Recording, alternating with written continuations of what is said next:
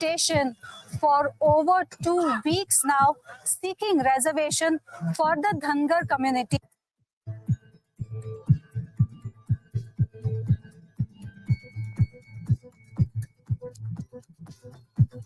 360 kilometers away from the financial capital of the country, Mumbai, I am in Pandharpur, where 6 men from different parts of Maharashtra have been sitting on an agitation for over 2 weeks now, seeking reservation for the Dhangar community under the ST category. At a time when the community says it holds sway over 92 of the 288 Vidhan Sabha constituencies in Maharashtra, and where the polls are just round the corner, all the eyes are on Maharashtra government on whether it will issue a GR announcing Dhangars to be read as Dhangar. Meanwhile, we take a look at the Dhangar reservation conundrum in Maharashtra, a struggle which has been continuing for decades. The demand for Dhangar reservation is not new here. The constitution gives reservation to Dhangars as a part of scheduled tribes reservation. But now, the Dhangar community claims they are these Dhangars. समाजाची 70 वर्षाची मागणी आहे आणि ही मागणी एवढीच आहे की आम्ही एसटीच्या कॅटेगरीमध्ये महाराष्ट्र वेगळा झाल्यापासून आहे 36 नंबरला. आमची धनगर समाजाची लोकसंख्या या महाराष्ट्रामध्ये 2 ते 2.5 कोटीपर्यंत आमचा धनगर समाज या महाराष्ट्रामध्ये आहे आणि आमचा हा धनगर समाज आरक्षण अंमलबजावणीचा जो लढा आहे हा साधारणतः गेले 65 ते 70 वर्षापासून आमचा समाज हा देशातल्या सगळ्यात जास्त जर आंदोलन कोणी केली असेल तर ती आरक्षणाच्या बाबतीत धनगर समाजाने आमची आंदोलन धनगर समाजाचे सगळ्यात जास्तीत जास्त आंदोलने झालेली आहेत. Several court judgments have ruled that Dhangars cannot be included in the ST category of the constitution as they do not fit the criteria. In 1965, B.N. Lokur committee had laid down strict criteria for deciding the tribes that can be brought under the ST ambit. Several committees have till now concluded that Dhangars are different from Dhangars, but the community says otherwise. नाही, मुळात आमचा लढा हा आदिवासींसोबत नाहीच आहे. आम्हाला जर धनगडात आम्ही म्हणतो धनगड आम्ही आहे तर धनगडांनी विरोध केला पाहिजे, पण आतापर्यंत या राज्यात सिंगल एका व्यक्तीने सुद्धा विरोध केलेला नाही. आदिवासींचा विरोध.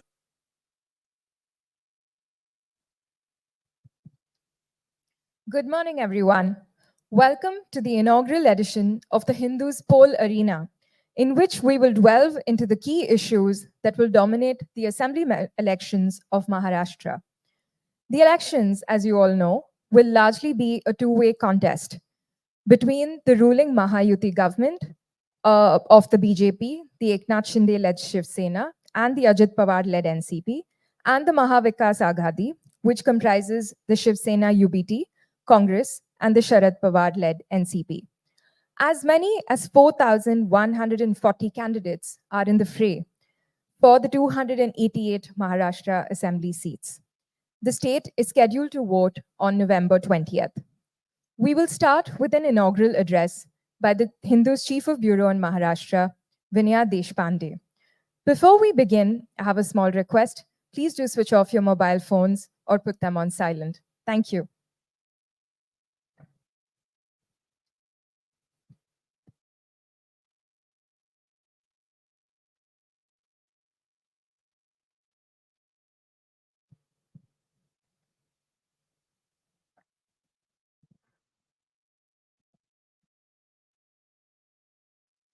Hello and good morning, everyone, and welcome to the Hindus Poll Arena on the Maharashtra Assembly Elections 2024.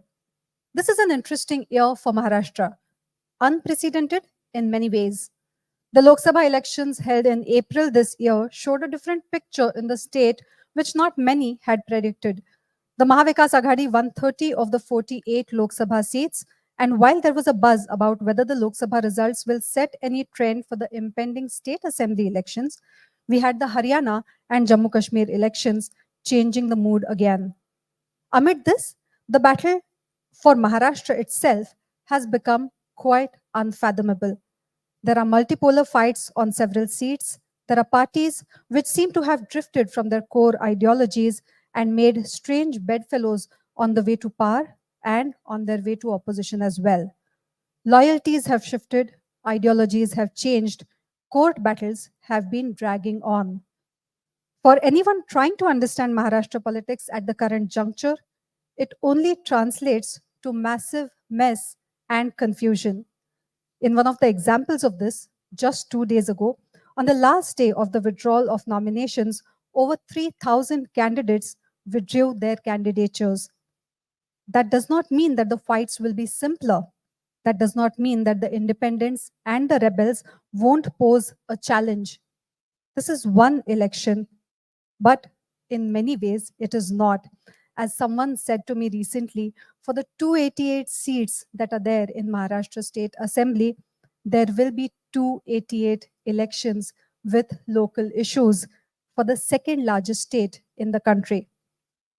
There is unpredictability, there are different undercurrents, there's a lack of narrative setting and a failure to set the discourse on the issues which matter for the development of the state. The Shiv Sena is fighting the Shiv Sena, the NCP is battling the NCP. Raj Thackeray has also fielded his candidates in the fray, staking claim to Hindutva. And while the Mahayuti and Mahavikas Aghadi fight each other, they also fight within. There is a Jarange factor in parts of Maharashtra as well. So what does one do then? How does one untangle this? And how does one make sense of it all? That is why we at The Hindu decided to put together this conclave. In our commitment to trustworthy and relevant journalism, we have always strived to give our readers that extra edge over others. The Hindu has been a beacon of good journalism and has been known for its strong ethics. For 146 years now, the readers have put unbreachable trust in the Hindu. So, during these times when we decode these elections for our readers and for our viewers, we thought we should bring together all the big newsmakers on one platform so our discerning viewers can hear from the main players themselves how they see these elections. We have painstakingly put together each segment to see it flourish in an interesting and enlightening conversation that will help us all decode Picture Maharashtra better. On behalf of our editor, Mr. Suresh Nambat, I thank you all for joining us for this maiden conclave in Mumbai and for your unflinching support to the Hindu. Thank you.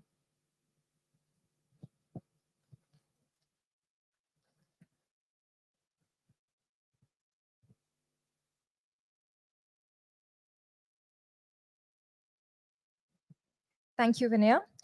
We will first begin with a video message from the Deputy Chief Minister, Mr. Devendra Fadnavis.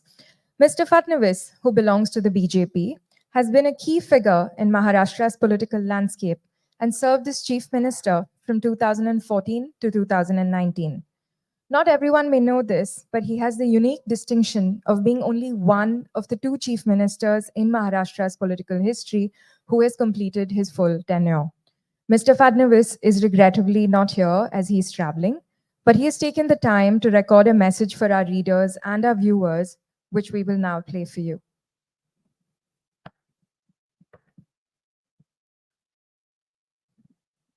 Namaskar, everyone. It is my delight to congratulate The Hindu on its first election special conclave in Mumbai. The newspaper has been trusted for 146 years for high standards of journalism. Today, Maharashtra stands at the cusp of its unprecedented election. We seek a mandate from the people at a time when our government has brought growth for the state in various fields, like highest investment in FDI, up to 52% of total investment that has come to the country, various infrastructure projects like Atal Setu, Chhatrapati Sambhaji Maharaj Coastal Road, Samruddhi Mahamarg, and many others. Our schemes like Ladki Bahen, Lake Ladki, 50% concession to women in the state transport, free higher education to all our sisters are bringing huge change in the lives of people. Schemes like Mukhyamantri Karya Prashikshan Yojana and various skill development programs are assisting our brothers to prosper. We go to the people on the agenda of development, of inclusive growth, not on divisive politics. We are bound by our commitment to Hindutva because Hindutva itself is a path of progressive development. Thank you for inviting me to this conclave, but due to hectic campaigning schedule, I could not remain present in Mumbai today. But my best wishes are there for a resounding success of this conclave. Jai Hind, Jai Maharashtra.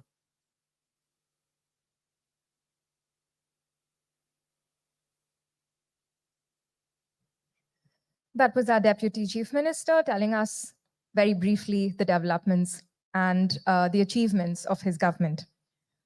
Our first session of the day, Congress in MVA, what's the dilemma? For that, we have Maharashtra Pradesh Congress Committee President, Mr. Nana Patole, who is joining us live from Nagpur. It is from Nagpur that, in a few hours from now, Congress leader Rahul Gandhi will start campaigning for the Mahavikas Aghadi. Vinaya Deshpande will be in conversation with Mr. Patole. Vinaya, please.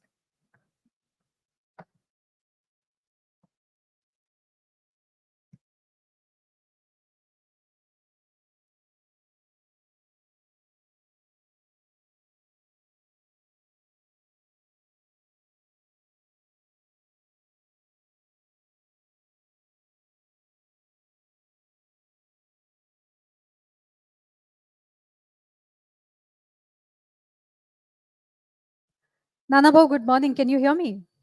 Yes, yes. Good morning, Vinaya.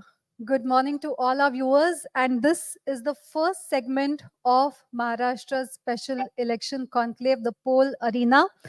We are talking with Nana Patole, who's the Maharashtra Pradesh Congress Committee President, on Congress in MVA. What's the dilemma? Nana Patole ji, thank you so much for your precious time and for joining us from Nagpur.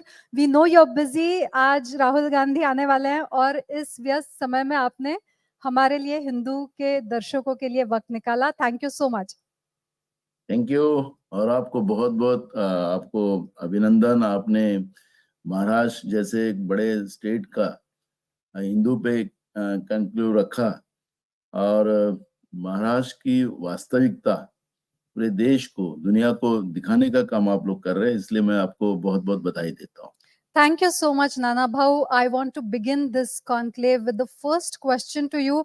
Today is an important day for the Mahavikas Aghadi as Rahul Gandhi is going to come to Maharashtra for the first time to kickstart the MVA campaign. आप story होने से पहले ही दर्शकों को बता दीजिए हमारे कि क्या होने वाला है. What is the agenda for Rahul Gandhi and for the Congress today? देखो, एक पूरे देश में जब से मोदी जी की सरकार आई तब से देश में एक डर लोगों में पैदा हुआ और देश की संवैधानिक ढांचे को जिस तरह से डैमेज करने का काम जो हुआ है उसका अलर्ट राहुल गांधी जी ने देश की जनता को बताया और कई मुद्दे हैं कि जिसे संवैधानिक ढांचे को इन लोगों ने डैमेज करने का काम शुरू किया और जनता ने देश की वो एक्सेप्ट कर लिया. महाराष्ट्र जैसे एक राज्य है जहां पर शाहू फुले अंबेडकर विचारधारा को बहुत ही ज्यादा माना जाता है. जब भी संवैधानिक व्यवस्था पे कोई भी डैमेज करने की कोशिश करेगा तो उसके विरोध में महाराष्ट्र एकजुट होता है, ये आपने कई बार देखा है. और मुझे लगता है कि राहुल जी की शुरुआत आज नागपुर के दीक्षा भूमि से शुरू हो रही है जहां पे डॉक्टर बाबा साहब अम्बेडकर ने धम्म परिवर्तन किया था. वहां से उनकी शुरुआत होने वाली है. कुछ एनजीओ के साथ वो इस बात का एक डिस्कशन करेंगे, अपनी भूमिका रखेंगे और शाम को बीकेसी में मुंबई में जो हम लोग महाराष्ट्र की जनता को जो गारंटी देनी है वो खुद हमारे राष्ट्रीय अध्यक्ष खड़गे जी, राहुल गांधी जी, शरद पवार जी, उद्धव ठाकरे जी, हम सब वहां पे रहेंगे और पूरे महाराष्ट्र की जनता के लिए हमारी महाविकास आघाड़ी सरकार क्या करेगी वो भूमिका हम रखेंगे. और राहुल गांधी जी की गारंटी को जैसे कर्नाटक में हो, तेलंगाना में हो, जो भी राज्यों में राहुल जी ने जो गारंटी दी है उसको इम्प्लीमेंट किया गया है। और मोदी जी ने जो गारंटी देश की जनता को दी थी, वो गारंटी पूरी जुमले रही है। और इसलिए राहुल जी के बारे में जो विश्वास है आज महाराष्ट्र की जनता में, वो आपने पार्लियामेंट में भी देखा कि राहुल जी के विश्वास कर महाराष्ट्र की जनता ने एमवीए को सबसे ज्यादा सांसद चुन के देने में राज्य की जनता का योगदान रहा है।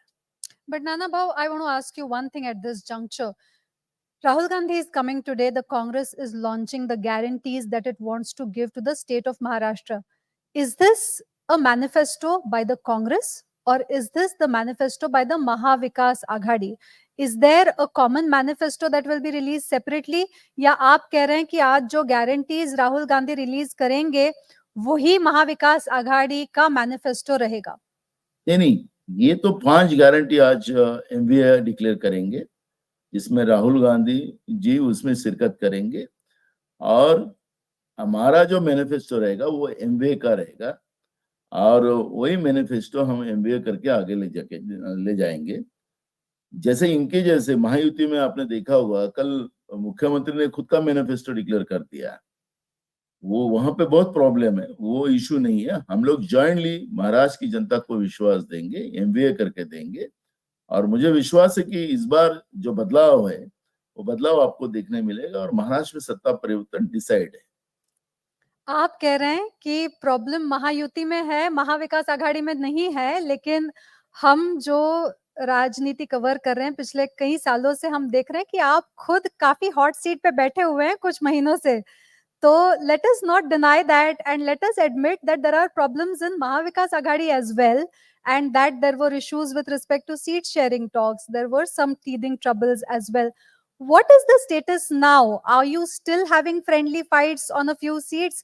If yes, on how many? And why is it that the Congress is fighting on fewer seats in these assembly elections than it had fought in 2019?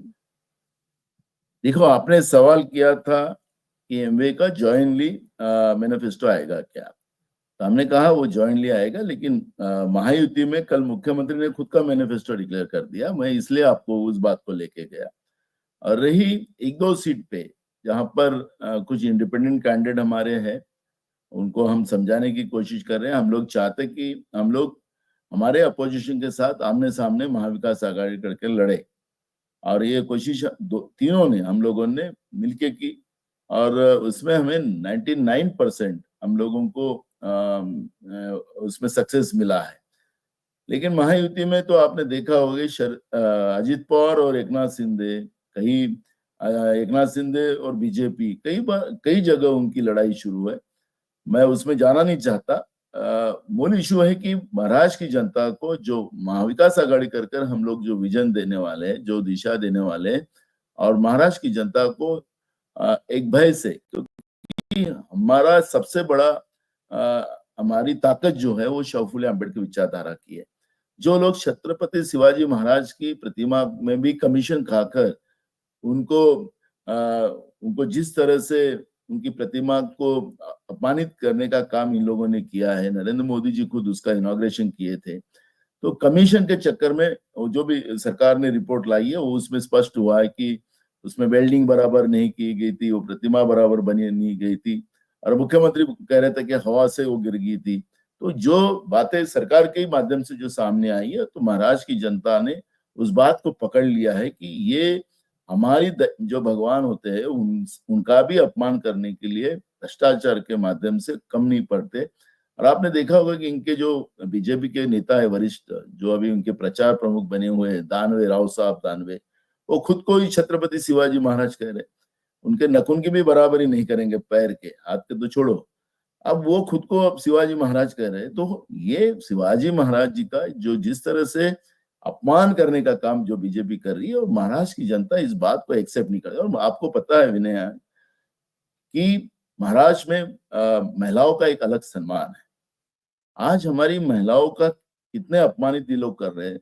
हमने कहा कि सरकार को, विधानसभा में भी हमने पूछा था कि 67,000 महिलाएं महाराष्ट्र से गायब हुई है। छोटी बच्चियां भी स्कूलों में सुरक्षित नहीं है। जो सावित्रीबाई फुले का जो महाराष्ट्र है, जो महिला की पहली शिक्षिका बनी और पूरे देश में जो भी आज आप हो, देश की प्रधानमंत्री हो, राष्ट्रपति हो, जो महिला बनी है, जो भी आज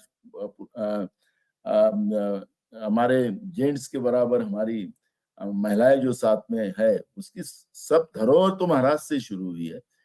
लेकिन महाराष्ट्र में महिला आज सुरक्षित नहीं है।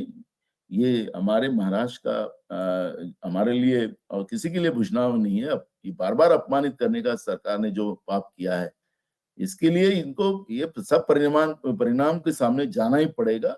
और महाराष्ट्र की महिलाएं हो या हमारे युवा साथी हो, जो पढ़े लिखे बच्चे बच्चियां हो, वो सब गुस्से में। किसान का तो इशू नहीं, बीजेपी किसान विरोधी है, इसके लिए अलग से अभी कोई पैरामीटर और सर्टिफिकेट देने की जरूरत नहीं है। किसानों ने भी ठान लिया है और इसलिए आपको परिवर्तन जो देखने मिलेगा वो एकदम क्लियर दिखने मिलेगा और महाविकास आघाड़ी बहुत में आके आपको इस बार देखने मिलेगी। Nana Bhau, you've laid down almost the entire agenda of the Mahavikas Aghadi, may it be with respect to constitution, with respect to safety of women, with respect to the dignity of Chhatrapati Shivaji Maharaj, the issues that Mahavikas Aghadi is going to rake this election. But my question, the other part of the question was, why is it that the Congress this time is fighting on fewer seats as compared to what it fought on in the 2019 elections? विनय जी, आपको पता है कि alliance है, 3 party का alliance है, फिर हमारे कुछ साथी दल भी हमारे साथ हैं। आखिरी कांग्रेस नेशनल पार्टी है और आपने देखा होगा कि पार्लियामेंट में भी हमें कम सीटें मिली, लेकिन अच्छा रिजल्ट हमने दिया। हम चाहते थे कि मेरिट के आधार पर सीट शेयरिंग हो, ठीक है। हमारे अलायंस को लगता था कि हम हर डिस्ट्रिक्ट में रहे, उसके आधार पर हम लोगों ने बातें रखी, लेकिन हमने कोशिश की उनको समझाने के लिए।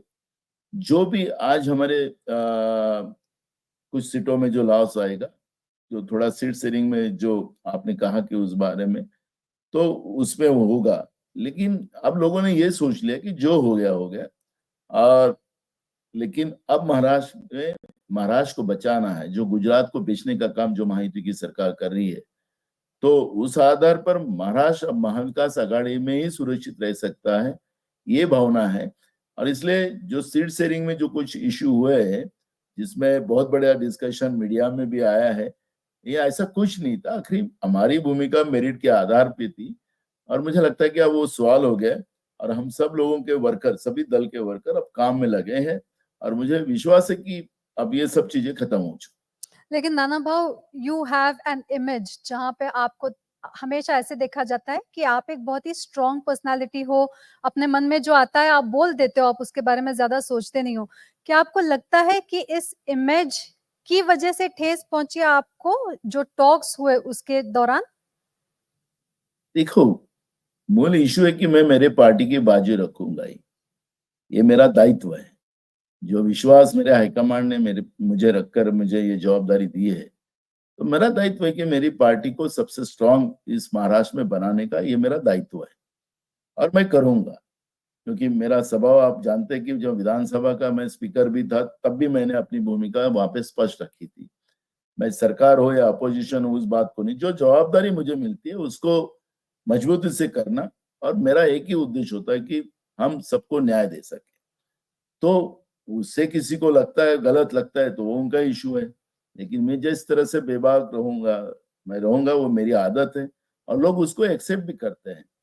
क्योंकि राजनीति में एक बोलने का एक और करने का एक, वो स्वभाव मेरा कभी नहीं रहा है। जो है वो आमने सामने बोल के लोगों के हित के लिए काम करना, ये मेरा स्वभाव है और मुझे अच्छा लगता है। Is it because of this image that you have support from within the party? Several rallies held in Vidarbha showcase you as the chief ministerial candidate of the Congress. Kya exactly hai? Is this the Congress's way of staking claim to the chief minister's position? You are clearly in the contending, aren't you? देखो, हम पहले महाविकास आघाड़ी करके महाराष्ट्र की जनता को विश्वास देना चाहते हैं और हम लोग जनता के आशीर्वाद से चुन के आने के बाद सीएम कैंडिडेट का हमारे हाईकमांड उसमें डिसीजन करेंगे। मैंने आपको पता है कि जब एमवे का भी मीटिंग हुआ था, उसमें जब उद्धव ठाकरे साहब ने जब अपनी बात रखी थी कि आज डिक्लेयर करे कि कौन चेहरा बनता है, तो हमने तब भी कहा था कि एमवीए का ही चेहरा लेके हम जाएंगे और आखिरी आप लोगों को डिसाइड करना है बाद में किसको सीएम बनाना। तो मुझे लगता है कि आज इशू सीएम पोस्ट का नहीं है, आज इशू महाराष्ट्र को बचाने का है। जिस तरह से हमारी इंडस्ट्रीज सबकी सब गुजरात को देने का काम जिस तरह से महाराष्ट्र की सरकार ने किया है, पानी भी देने का काम गुजरात को देने का काम इन लोगों ने, तापी का पानी दे दिया है। तो इस तरह का जो जिस तरह से भूमिका महाराष्ट्र की सरकार जो कर रही है, गुजरात को महाराष्ट्र को गिरवी रखने का काम जो किया जा रहा है, हमारा मकसद है कि महाराष्ट्र को पहले बचाए। अभी हमारे मित्र देवेंद्र फडणवीस ने कहा कि हमने बहुत बड़ा एफडीआई लाया है। अब ठीक है, वो उनका बात रखने का है। तो फिर महाराष्ट्र में उनको एक सवाल मेरा ऐसा है कि आज अनएम्प्लॉयमेंट महाराष्ट्र में जो बढ़ा हुआ है, तो उसका रीजन क्या है? महाराष्ट्र सबसे अनएम्प्लॉयमेंट स्टेट बन चुका है। तो ऐसे अगर तुम एफडीआई ज्यादा लाया है तो फिर पैसा गया कहाँ है, कहाँ इन्वेस्टमेंट किया है? जो इंडस्ट्री जो थी वो आपने गुजरात भेज दिया है, जिसमें नागपुर शहर में हूँ, एयर विस्टा जैसे कई यहाँ के प्रोजेक्ट उन लोगों ने गुजरात भेज दिए।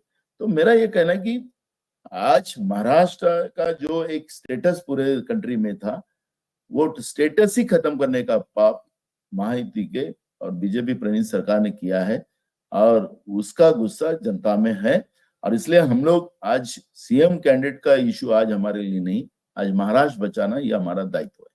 जी नाना भाऊ, थैंक यू ये बताने के लिए। आपने थोड़ी देर पहले कहा कि मेरिट के बेसिस पे सीट डिस्ट्रीब्यूशन हो, ऐसा कांग्रेस का कहना रहा है, उसी पे इंसिस्टेंस रहा है। तो जब हम सीट शेयरिंग टॉक्स के वक्त भी जब कवरेज करते थे, आपसे बात करते थे, तब भी आप कहते थे कि Congress is only insisting on merit based seat sharing. Will the same insistence continue here on as well? Is there an understanding from within the Mahavikas Aghadi that on merit, whoever gets the maximum number of seats will be the elder brother in the alliance? Because there seems to be some, the three alliance partners do not seem to be on the same page when it comes to that. देखो, हम छोटा भाई और बड़ा भाई की कोई भूमिका रखने वाले नहीं है, हम लोग सब साथ हैं। But you're fighting on 103 seats. When you say that of the 288 seats, when you are fighting on the majority of the seats, there is a clearly bada bhai chota bhai system here. No no, छोटा भाई बड़ा भाई नहीं। कल हम लोकसभा में भी सबसे बड़ा पार्टी बने। आज भी मैं आज से कहता हूँ, मैं जैसे पार्लियामेंट में भी कहता था कि सबसे बड़ी पार्टी महाराष्ट्र में कांग्रेस बनेगी, तब सब लोग हंसते थे कि एक सांसद की पार्टी ये सबसे बड़ी कैसी बन सकती है, और वो एकदम क्लियरिटी आ गई। आज भी मैं कहता हूँ कि महाराष्ट्र में सबसे बड़ी कांग्रेस ही पार्टी बनेगी, और लेकिन इसमें छोटा भाई बड़ा भाई नहीं होगा। जो सब लोग डिसाइड करेंगे उस आधार पर वो डिसीजन होगा। इससे आगे महाविकास आघाड़ी का प्रचार कैसा रहेगा? वो कौन से मुद्दे रहेंगे जो कोर मुद्दे रहेंगे? हमने देखा कि लोकसभा के वक्त कॉन्स्टिट्यूशन का मुद्दा छिड़ा, क्या वो मुद्दा अब भी रहेगा? और महाराष्ट्र के लिए बर्निंग इश्यूज क्या रहेंगे? देखो, वो तो इशू रहेगा ही, आज भी रहेगा। और सरकार, दिल्ली की सरकार आज भी सुधरी नहीं है। उन लोगों ने कई अलग अलग आयोग बनाकर आरक्षण की व्यवस्था खत्म करने का काम उन लोगों ने शुरू कर दिया है। लेकिन महाराष्ट्र में किसान हमारा सबसे बड़ा इशू है। उनके फसल को दाम न मिलना, जो नैसर्गिक आपत्तियां होती है But then उसमें। what will you do for them, Nana Bhau? Will you have any manifesto promise for the Kisan of Maharashtra who's missing in this entire election narrative? Because we've all been hearing कि उनके साथ problem क्या है, महिलाओं की सुरक्षा के साथ problem है, किसानों के साथ problem है, लेकिन उस पे कांग्रेस करेगी क्या? वही बता रहा हूँ कि किसान के लिए हम लोगों ने उनका कर्जा माफ करने का एक धोरण ले लिया, उनके फसल को दाम देने का काम किया, करने का हम मानस बना रहे हैं। उनको बिजली जो है, आज हम लोग 8 घंटा भी बिजली किसान को नहीं दे रहे, तो उनको एक लेवल तक जो किसान को फसल निकालने के लिए जितना बिजली चाहिए उतना देने का एक मानस हम लोग कर रहे हैं। उनको खेती में जाने के लिए रास्ते नहीं है, वो खेती के रास्ते पूरे बना के देंगे। और किसान की जो तकलीफ है, उनके फसल को दाम ही मिले और उनको सब सुविधाएं मिले, ये एक उनका मकसद है, क्योंकि मैं खुद किसान हूँ और मुझे पता है किसानों की तकलीफ, वो दूर करने में हम सक्सेस हो गए। महाराष्ट्र में सबसे बड़ी कानून व्यवस्था का प्रश्न है। जैसे आपने कहा कि जो पुलिस महासंचालक हमारी रश्मि शुक्ला जी थी, अब वो तो वो रिटायर, ट्रांसफर हो गई हैं, उस पे मैं रिएक्शन दीजिए, क्या लगता है आपको? उसी विषय पे आ रहा हूँ। तो वो रिटायर हो गई थी, लेकिन उसको 2 साल का एक्सटेंशन दिया गया। तो जितना भी सीनियर आईपीएस था, उनके मन में यही हुआ कि अरे महाराष्ट्र में हम लोग इतना साल काम कर रहे हैं, हमें महाराष्ट्र पता है, महाराष्ट्र की कानून व्यवस्था पता है, और रिटायर आईपीएस अधिकारी को उसको महाराष्ट्र की मुखिया बनाई जाती है। तो और वो मुखिया जो बनाई गई थी वो पूरी बीजेपी की काम करती थी। आपको पता है कि उस समय मेरा खुद का फोन उसने टेपिंग किया था अमजद खान के नाम से, ऐसे गलत नाम से उन लोगों ने जिस तरह से टेपिंग किया गया था, सरकार को गुमराह किया था। जब इंक्वायरी हुई तो उनके ऊपर एफआईआर दर्ज हुआ। तो महाराष्ट्र में जिस तरह से कानून व्यवस्था बर्बाद होने का कारण, क्योंकि मुंबई महाराष्ट्र की पुलिस का एक अलग, पूरे दुनिया में एक अलग छाप थी, लेकिन ये सरकार ने पुलिस महकमे में भी जिस तरह से राजनीति की, उसी की परिणाम महाराष्ट्र को भुगतना पड़ा। सबसे ज्यादा ड्रग, जैसे उड़ता पंजाब जैसा कहा जाता था, वैसा महाराष्ट्र को उड़ता महाराष्ट्र बनाने का पाप ड्रग के मामले में इन लोगों ने किया है।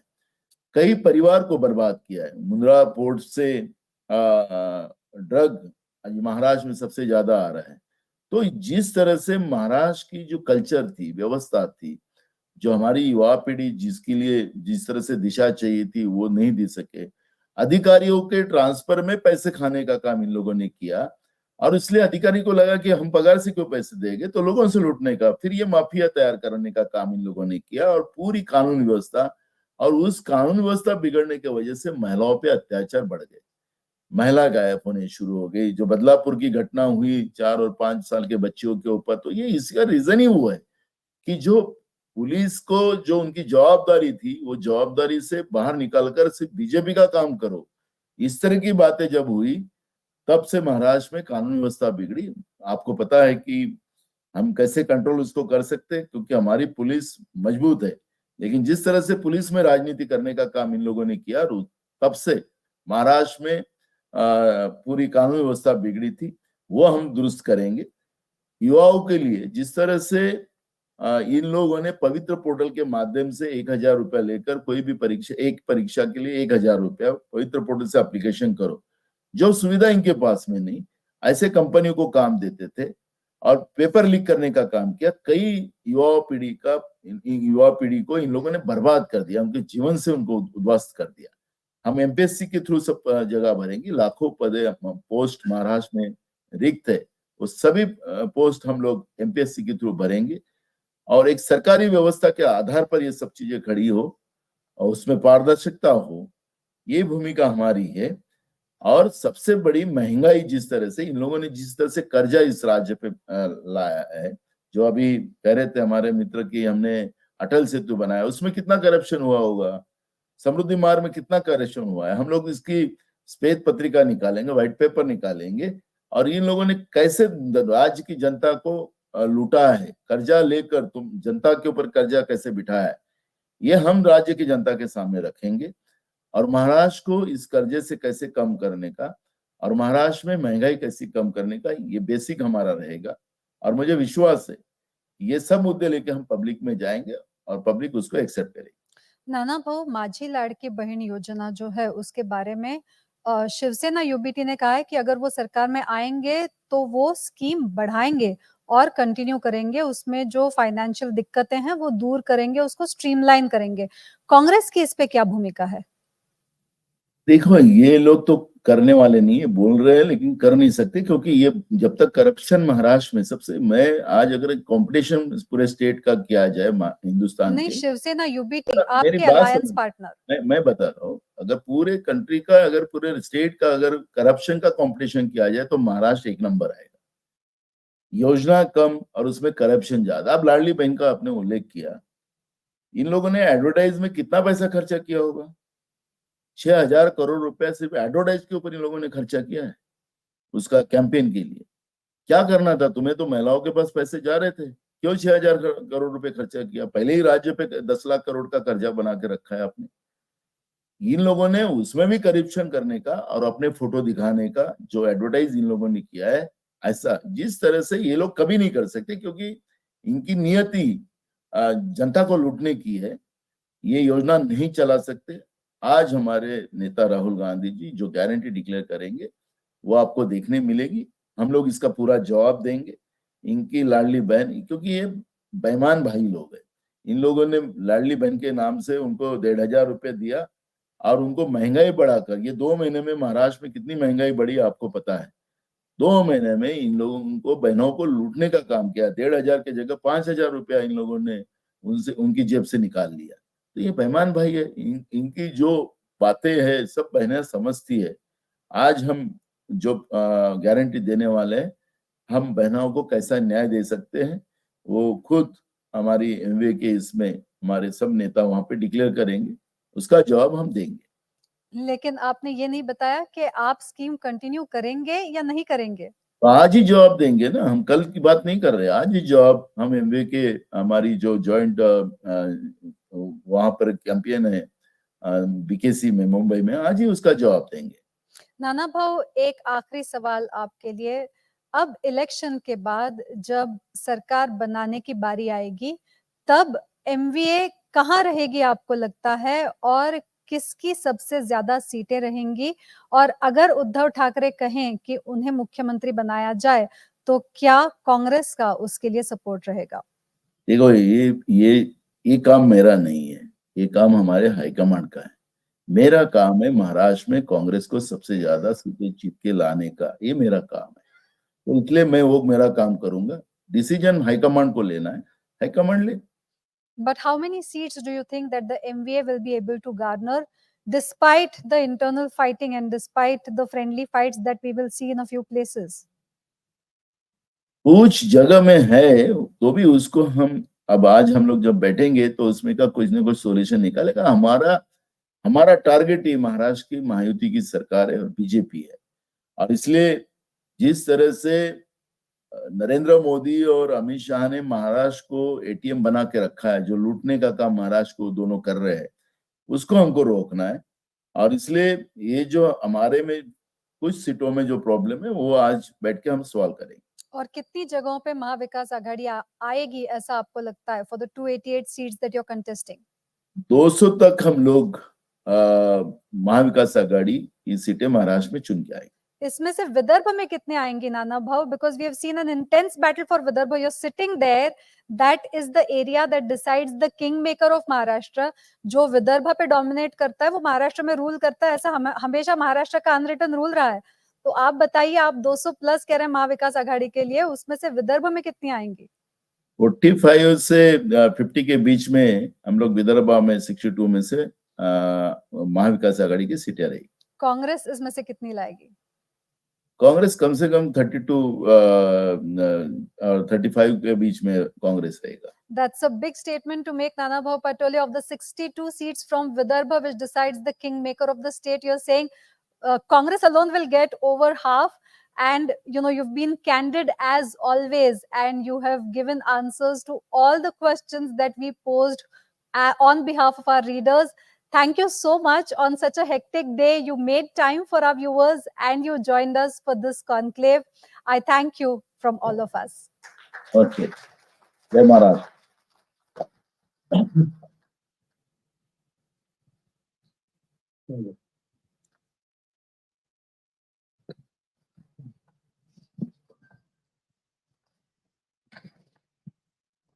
Thank you, Mr. Patole, for talking to us about the Congress's agenda, the Mahavikas Aghadi's agenda, seat sharing issues, issues of the state, the Ladki Behan Yojana, and leadership talks. Next, we have Mr. Praful Patel, leader of the Ajit Pawar-led NCP. Mr. Patel, the suave face of the NCP, is a former union minister. He is known for his negotiating skills on the national front, including with parties which at times seemed like strange bedfellows. Mr. Patel joins us from Gondia, where he'll be launching the NCP's manifesto soon after this conversation. This is a crucial region which often decides the kingmakers of Maharashtra. Vinaya will be in conversation with Mr. Patel on whether the NCP is in an uneasy alliance.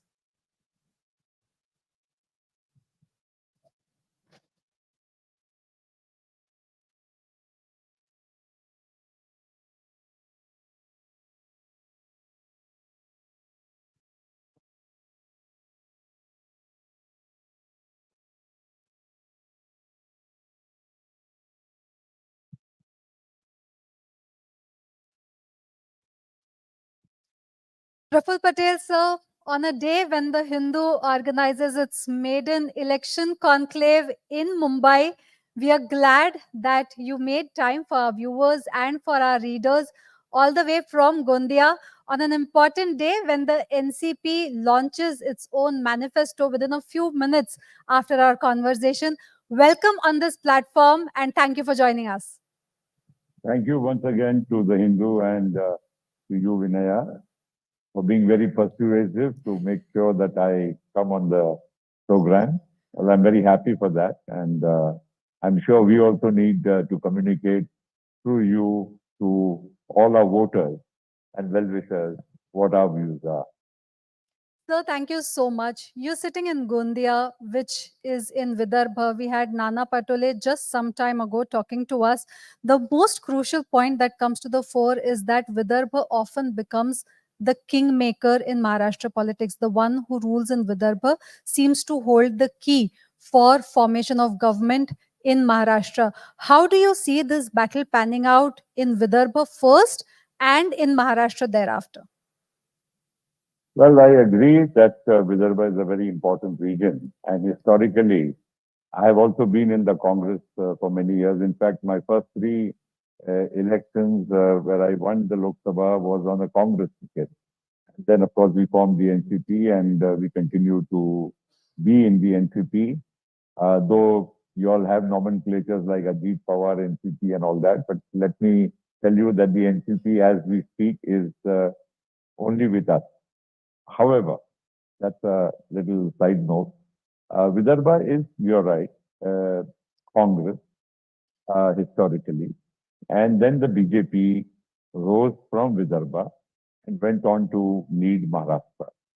And BJP also has a very strong leadership network in Vidarbha. Nitin Gadkari, Devendra Fadnavis, Bhavan Kule, Mungantiwar, and so many other leaders from Vidarbha. So I think there is merit in what you say that Vidarbha will be very crucial. Having said that, I'd also agree that the fight will be more concentrated. Maximum number of seats are being fought in Vidarbha directly between the Congress and the BJP. And some districts like mine, where we have historically been having a very strong base, we and other parties like Eknath Ji Sanjay's Sena will be contesting a fewer number of seats. My feeling is that over the years, BJP's network in Vidarbha has gone right to the grassroots, and they have been very inclusive in all their outreach. I think that scheduled caste, scheduled tribe, OBCs especially. You remember in this part of Maharashtra, the Maratha factor is virtually non-existent because most of the erstwhile Marathas, if they were closer to Marathwada region, have got Kundi certificate. And that's why the fight here is essentially an OBC, SC, ST versus, between the two major factions. So, let me come to the politics of Maharashtra. And you are a very suave national face who has outreach across party lines, who has friends across party lines. We've seen that while covering politics for years now. But at the same time, when it comes to NCP, and though you would not want me to say Ajit Pawar NCP and Sharad Pawar NCP, the legal battle also continues, though the Election Commission has said that the NCP belongs to you. I want to ask you, why is it that the NCP looks like an uneasy alliance partner in the Mahayuti? So I would not agree with you about the uneasy alliance. The fact is, yes, that over the years, the BJP and Shiv Sena had been in an alliance. And if you look at the Mahavikas Agadi, it is also an alliance between the Congress and the Shiv Sena. Now, Shiv Sena has historically been the real face of Hindutva in Maharashtra, not the BJP so much, as well as the fact that the militant Hindutva has been practiced by Balasaheb Thackeray and the Shiv Sainik. We were the ones who brought down the Babri Masjid. They were the ones who were in the forefront during the riots in Mumbai when a lot of our Muslim brothers and sisters were, persecuted. So in a way, that alliance is, if you call it uneasy, as or more uneasy than our alliance. As far as we are concerned, yes, it takes time to settle down. We have been only a year and a half, maybe less than that, in alliance with the BJP and Shiv Sena. And the other fact of the matter is that we have fought only one election together, that is the Lok Sabha. And in the Lok Sabha election, we fought very few seats. Not that we were not capable, but the BJP and Shiv Sena had a large number of sitting MPs, and it would have been unfair to, ask them to contest, lesser seats than what they already had. And that was something in an alliance, a give and take policy has to be adopted. We did so. And of course, the headwinds in the Lok Sabha due to the fake narrative of the constitution will be changed, the reservation for SC/STs will be abolished. This narrative actually took, caught the imagination of a large section of people. It was a fake narrative, which is now, I'm sure, not at all a factor during the Vidhan Sabha elections. For both reasons, people have understood that it was a election stunt. The other fact is, in the Vidhan Sabha, the issue of constitution is not at all relevant, number one. Number two, the people in Vidhan Sabha look at their candidates much more closely, and the political base of those candidates, along with the political base of the party also. You're saying that, sir, but in Lok Sabha, you said you barely fought on any seats, and we had a discussion at that time as well. You won one seat from Maharashtra. In Vidhan Sabha, was it anticipated that you would get more seats than what you have got right now? We have 56 seats, though your media reporting is a little wrong, because in the last few days, there was a lot of confusion between, this happened. It happened in the Mahavikas Agadi also, three parties. And for the first time coming together, there will be some local issues. So we've ended up with 56 seats. We were hoping to get about 60, and which is okay. It's not far from what we wanted. Number two, I would say that we have taken the seats where we have strong base. We have historically been winning those seats. We have strong candidates. And it's okay because, if the BJP had 106 plus 9 supporting independents and smaller parties, 115 people in the outgoing assembly. And that would definitely mean they would have to get the largest share in the pie. And that's something which is very understandable. At the end of the day, we have to all three work together. Wherever we have some standing, like I say, I'm just giving an example. In Gondia and Bhandara districts, there are 7 seats who are being fought by us, one by Eknath Shinde, and 4 are with the BJP. And I can be very sure that on the ground, each one is helping the other and working for victory. If this is actually going to happen all over the state, which is going to, I'm sure we are not far away from the 23rd, and you will see we'll have many reasons to celebrate. So you're giving examples of Gondia and saying that there will be on-ground collaboration. You also discarded my question about being an uneasy alliance partner, but we saw how you gave AB form to Nawab Malik, and how the BJP came out in the open saying that they will not campaign for it. That's just one example. Of the 56, are there going to be any friendly fights as well? No, I think Nawab Malik is the only case where there has been a approach which is different from each other. We believe that Nawab Malik has not had any case yet proven against him. I'm not saying that we are the last judge of things, but ultimately there's a rule of law. Courts are there; they will take a call, and it's a known idiom that you're not guilty until not guilty until You're it's innocent until proven. proven guilty. Yeah. So I think we should go by that and accept that one seat where there would be some issue in terms of a public perception. I really don't have any other reason to say that in a particular seat or in some of the seats we have any difference. So I then, think it's working well. It's working well.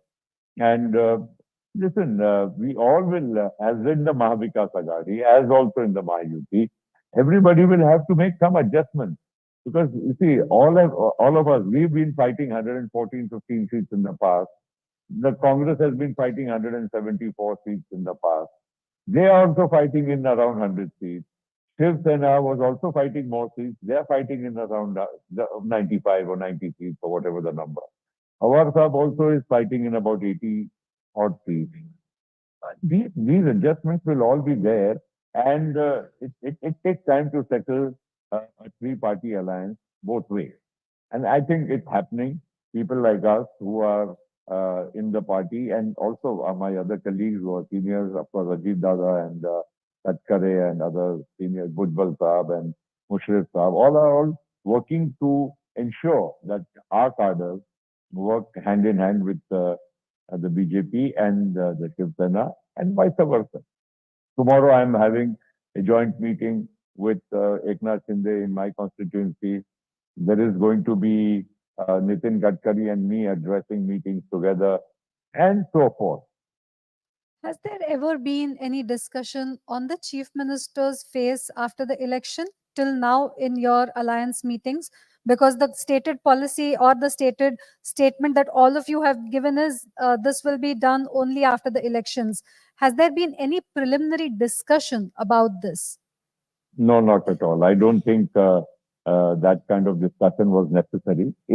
Because we are already in government. We already have a chief minister. We have two deputy chief ministers. And it's an alliance where we don't discuss all these things in advance. When we came to an understanding with the BJP Shiv Sena on the alliance in the Mahayuti, I don't think there were too many conditions put there. General broad understanding of, yes, we will get our respect, due respect, and accommodation as equal. And if you saw, it was very much so. Mr. Shinde's party and himself as PM had 10 ministers. BJP had 10 ministers, and we, with a number also much lesser than the BJP, had also 10 ministers. We didn't swear in the 10th person at that time, but if you see the numbers and the distribution of power, I don't think, in fact, must give credit to the BJP for being very fair. What will be the party's expectations after the elections? Because every party has its own what do you say, has its own interest in its mind. We have seen how Eknath Shinde has also negotiated for seats both in Lok Sabha as well as in Vidhan Sabha, and how that self-interest is being preserved. For the NCP, what is that point of self-interest, and what are the things that are on priority for you? Well, the priority and the interest is the people of Maharashtra and the development of Maharashtra. Obviously, that goes without saying. And in the process, a political party needs that space. Say tomorrow there's a government, we also will expect, like as we have today, a fair share of power, not to enhance or do good only for the party, but that power is used eventually to, for the welfare of Maharashtra. Look at the fantastic schemes our government has given to the people of Maharashtra. Look at the women's empowerment scheme. The Ladki Bahin Yojana is not just about being a political success or a super hit. It is empowering women, giving them the confidence. And I tell you on the ground, when I meet, the beneficiaries, they are so, it's not just about a dole or something which is coming into their pocket. They feel empowered. They feel happy. The small things which they could not do and had to depend on either the income of the husband or the shortfall of income to support the family. All that is now, changing. I'm not saying everything 1,500 rupees changes the life of people all the time, but it gives them a sense of empowerment. Look at the farmers. They were so unhappy during the Lok Sabha election, not because there was any shortcoming of the government. There were some natural circumstances. There were also market conditions like the onions, uh, if you export onions, the price in the domestic market goes up. It's a dilemma for any government. I remember when Mr. Pawar was the food minister, it used to happen that you export onions, the domestic prices go up. Then the people in the urban areas especially complain about, inflation or high prices. It's an essential item after all. So it's a balance. But during the Lok Sabha, a couple of things went wrong. As also the Maratha agitation, it was at its peak. There was so much confusion. I'm sure it's settling down. I'm not saying it's completely behind us, but it's settling down. People of Maharashtra are realizing that they need to be, a little bit more understanding. The government can do so much and not beyond that. There are legal complications, as well as the fact that the government has already given a 10% reservation, has extended all the benefits which are available to the OBCs to the Maratha community. I feel that all these are factors which need to be, seen in that perspective. The Lok Sabha was a different animal, and the Vidhan Sabha today, there's much more settled politics. There's lesser, chances of people getting swayed or misled, like it happened in the earlier election. What are the issues that will dominate the Vidhan Sabha politics? Will Jarange factor play any role, and how big? How will it impact you? I'm happy that he has at least taken a line that he's not going to support anybody, and he's not contesting. It, social fabric of Maharashtra has been very strong. This is a land of Shiv Sahu Phule Ambedkar. We always take pride. Maharashtra has, been the forefront of social reform, education, and inclusiveness. And that's why even in Maharashtra, you find so many people from all over the country coming and making Mumbai, Pune, Thane, Nashik, and other places their home. It's welcome. It's not a question. We live as part of a big unified India. But at the same time, you can see that the social reformers of Maharashtra is deeply ingrained in the ethos. And that is something which we should take pride in. And I feel that in the past few years, because of, I would say, whatever the reason, Marathas do feel that they need to have reservations. And that's why I feel every party, whether it's this side of the fence or the other side, have come together. We all want Marathas to get their due share in every sector, whether it's education, jobs, and so on. And we feel that whatever steps the government has done, and keeping the legal process in mind, the government is working very hard to ensure that it stands legal scrutiny. Maratha factor, yes, it is there, but the OBCs also, they also feel, very strongly not to allow any new entrant into the OBC kitty. And that is also very understandable. And OBC is not one community. OBC is I would say, a vast pool of various communities spread across the state. So you've highlighted the issues that will dominate the Maharashtra elections this time, but I know you're also, you are in a hurry to go for the manifesto launch. But I have just two last questions for you. One is with respect to the fact that you spoke about Shahu Phule Ambedkar right now. How does that fit in with the Hindutvavadi ideology that you have fought against for all these years? And secondly, with respect to any understanding from within Mahayuti on whether the distribution, or in case you come to power, the understanding will be on the basis of merit alone?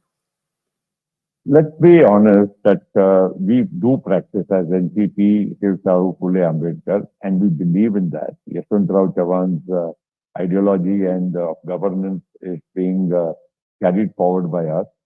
As well as the fact, you must remember that 10 years of Modi ji, first time you have an OBC as a prime minister from the BJP. The inclusiveness. Today, any scheme of the central government, does it not include minorities, OBCs, SCs, STs? I think there is, a misunderstanding which has crept in. Yes, BJP has its Hindutva ideology, but at the same time, it is getting much more inclusive. It is not the Hindutva ideology which was practiced 30 years or 20 years ago. Also, it's good to see the Ram Mandir and the Babri Masjid issue being settled once and for all. Everybody in the right spirit, and it went through a process of the courts of law, the judicial scrutiny. It also has ensured that in the last 10 years, we have not found major disturbances on the social front in the country. Otherwise, in the past, we would see so many things happening, riots happening here and there. All that is, way beyond, happening anymore. And we must understand that this is a new BJP. They do have RSS roots and background, but even Mohan Bhagwatji's statements in the past have been very encouraging. So to look at the new India and the new paradigm, I think what we want in this country, and it should be the only mantra of all political parties, is development and economic development. The reason is, without that, even if you talk of any scheme which is given to the people, the country's economy or the state's economy must be able to earn to be able to spend. And that is why we need economic development. There's no other solution. The day India's economic development continues to take place and faster than what it is today, we must give credit to Modi ji's government that in 10 years, the economy has been just going one way, and that is towards the better north. And that has changed India's even image globally. Why? Because India is now an economic power. We are the fifth largest economy, will become the third largest economy. That money translates into more money in the hands of the people, more economic activity, more jobs. And people may think that, yes, you need jobs, and I fully agree with all the guys who ask for more jobs. There is also, you must understand, there's so much self-employment which is being created in the country. Today, you can get a Mudra loan of 10 lakhs of rupees and start any kind of business. If you're skilled enough to have a electrician job or a plumber shop, or you want a bicycle repair or a motorcycle repair, all this is self-employment, which actually we don't count. And that is also supported very, strongly by the government through all its schemes. So you're basically, I'm sorry, but you are in a hurry. That is why, I need to make sure that you answer some of the most important questions. You are saying that Phule Shahu Ambedkar's ideology and what they wanted are the goals that are being fulfilled in the current government, and that is why they are in synchronization, if I'm not wrong. Is that what you said? I said that because if you see even schemes for the minorities, what our Mahayuti government has done in Maharashtra, Madrasas, 6,000 to 16,000 is a salary hike for the teachers, 8,000 to 18,000. For Maulana Azad Corporation, we have given 1,000 crores, which was never done in the past. We have started MARTI, it's an institution which has now been started for the welfare of the minorities. There are so many things which we have done, which were never done by the past government. And if you want to ask why we are able to do it, after all, the BJP and the Shiv Sena and all of us have agreed to do it. So there is more inclusiveness, there is more openness. And I'm sure being, looking at a progressive India, I don't think the BJP also would like to see a social divide and a fabric of the nation, which is very important for the future development. So we have to all work in that one direction. And I'm happy that a lot of the ideas and thoughts and suggestions which we give to the Mahayuti government, to the BJP or the Shiv Sena, they are being accepted and happily accept it. That is the change. That's an important statement you make, sir. I have one last question for you, and this conclave cannot be completed without that answer. And that is, after 2019 election, this is the first assembly election where the NCP is fighting the NCP. Of the 56 seats, there are over 30 seats on which you're fighting against the NCP Sharad Pawar group. How is that fight coming up, and how is this a battle for legacy? How is Baramati looking like, where we have a Pawar versus Pawar fighting for state domination? Well, let me just conclude by saying that Baramati would not be an issue in this assembly election. The previous election was an emotional election. Supriya was contesting and she was the sitting MP. So for Delhi, people chose Supriya, but for Mumbai, I'm sure Dada will have the support of the people of Baramati, as always. It's not going to be some close fight or something. And besides that, I would say that in Maharashtra, out of the seats which we are fighting against Pawar Saab party, there would be some close contest, I'm sure. But again, it is not so much driven because of the party. This could be good candidates on both sides, and they could be some closer contest. But let me assure you that the Mahayuti government will make it without the support of anybody.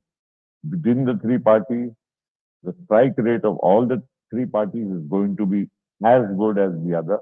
And therefore, this speculation that they will do better and somebody else will do less, I think across Maharashtra, across regions, all the three constituents of the Mahayuti are going to have a similar strike rate, which is going to ensure that we are able to form the government very comfortably. So full-blown battle without any possibility of Gharwapsi, you're saying? No. I don't think there is any issue like that. And please don't, you all only speculate, you all put words in our mouth and you expect us to, respond to that. But thank you, I would say, very much. I think I have to move forward. Thank you so much for your precious time, sir. We really appreciate. And on behalf of the Hindu, on behalf of our readers and viewers, we thank you for your precious time. Your interview was live streamed across our social media platforms. All the very best for the manifesto launch today. Thank you. Thank you.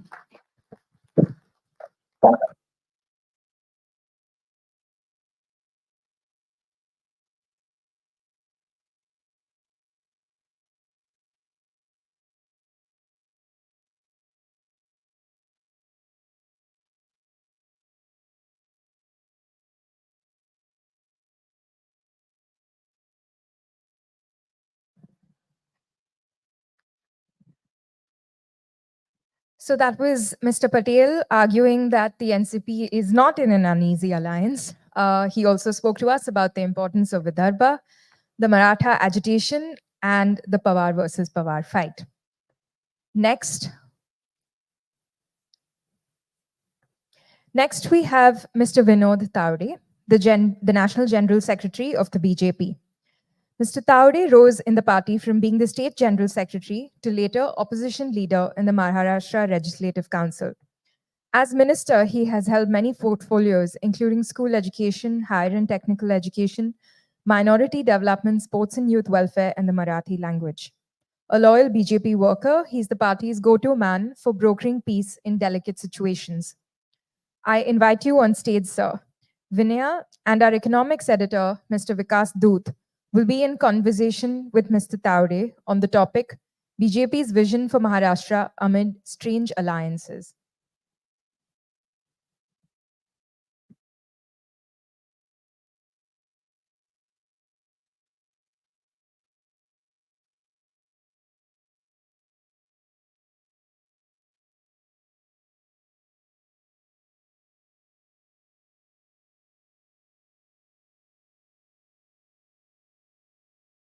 एकट्याला कोपऱ्यात घेणार तुम्ही हा तेच म्हटलं आहे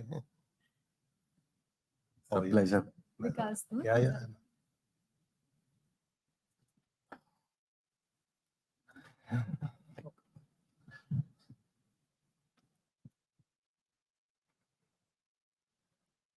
check the mic. Sir sir हवा का रुख किस तरफ है सर? हवा का रुख किस तरफ चल रहा है?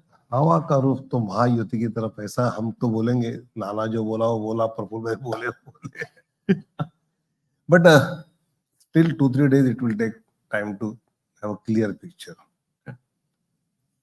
Before Haryana, post it was different, post Haryana it is different, post Diwali it is different now. What do you think are the key factors to watch in the 2-3 days? I think in these elections, instead of narrative, micro planning at assembly level will work, because there are so many parties, so many candidates from here, there, each. So if you plan for each 500 votes at ground level, you'll make it.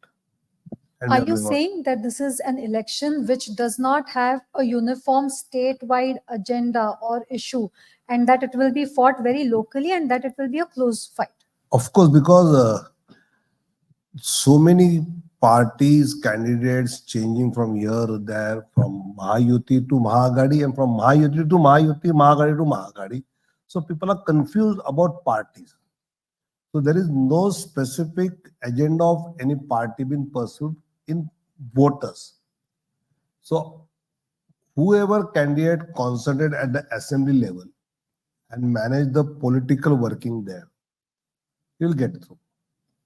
So you are talking about this, and it's interesting that you talk about it just 2 days after the last date for the withdrawal of nominations. We saw that you acted like a Sankat Mochak in that scenario as well. Gopal Shetty breach was controlled after you intervened in the I situation. think not a Sankat Mochak. Gopal Bhai is working for party for 40 years.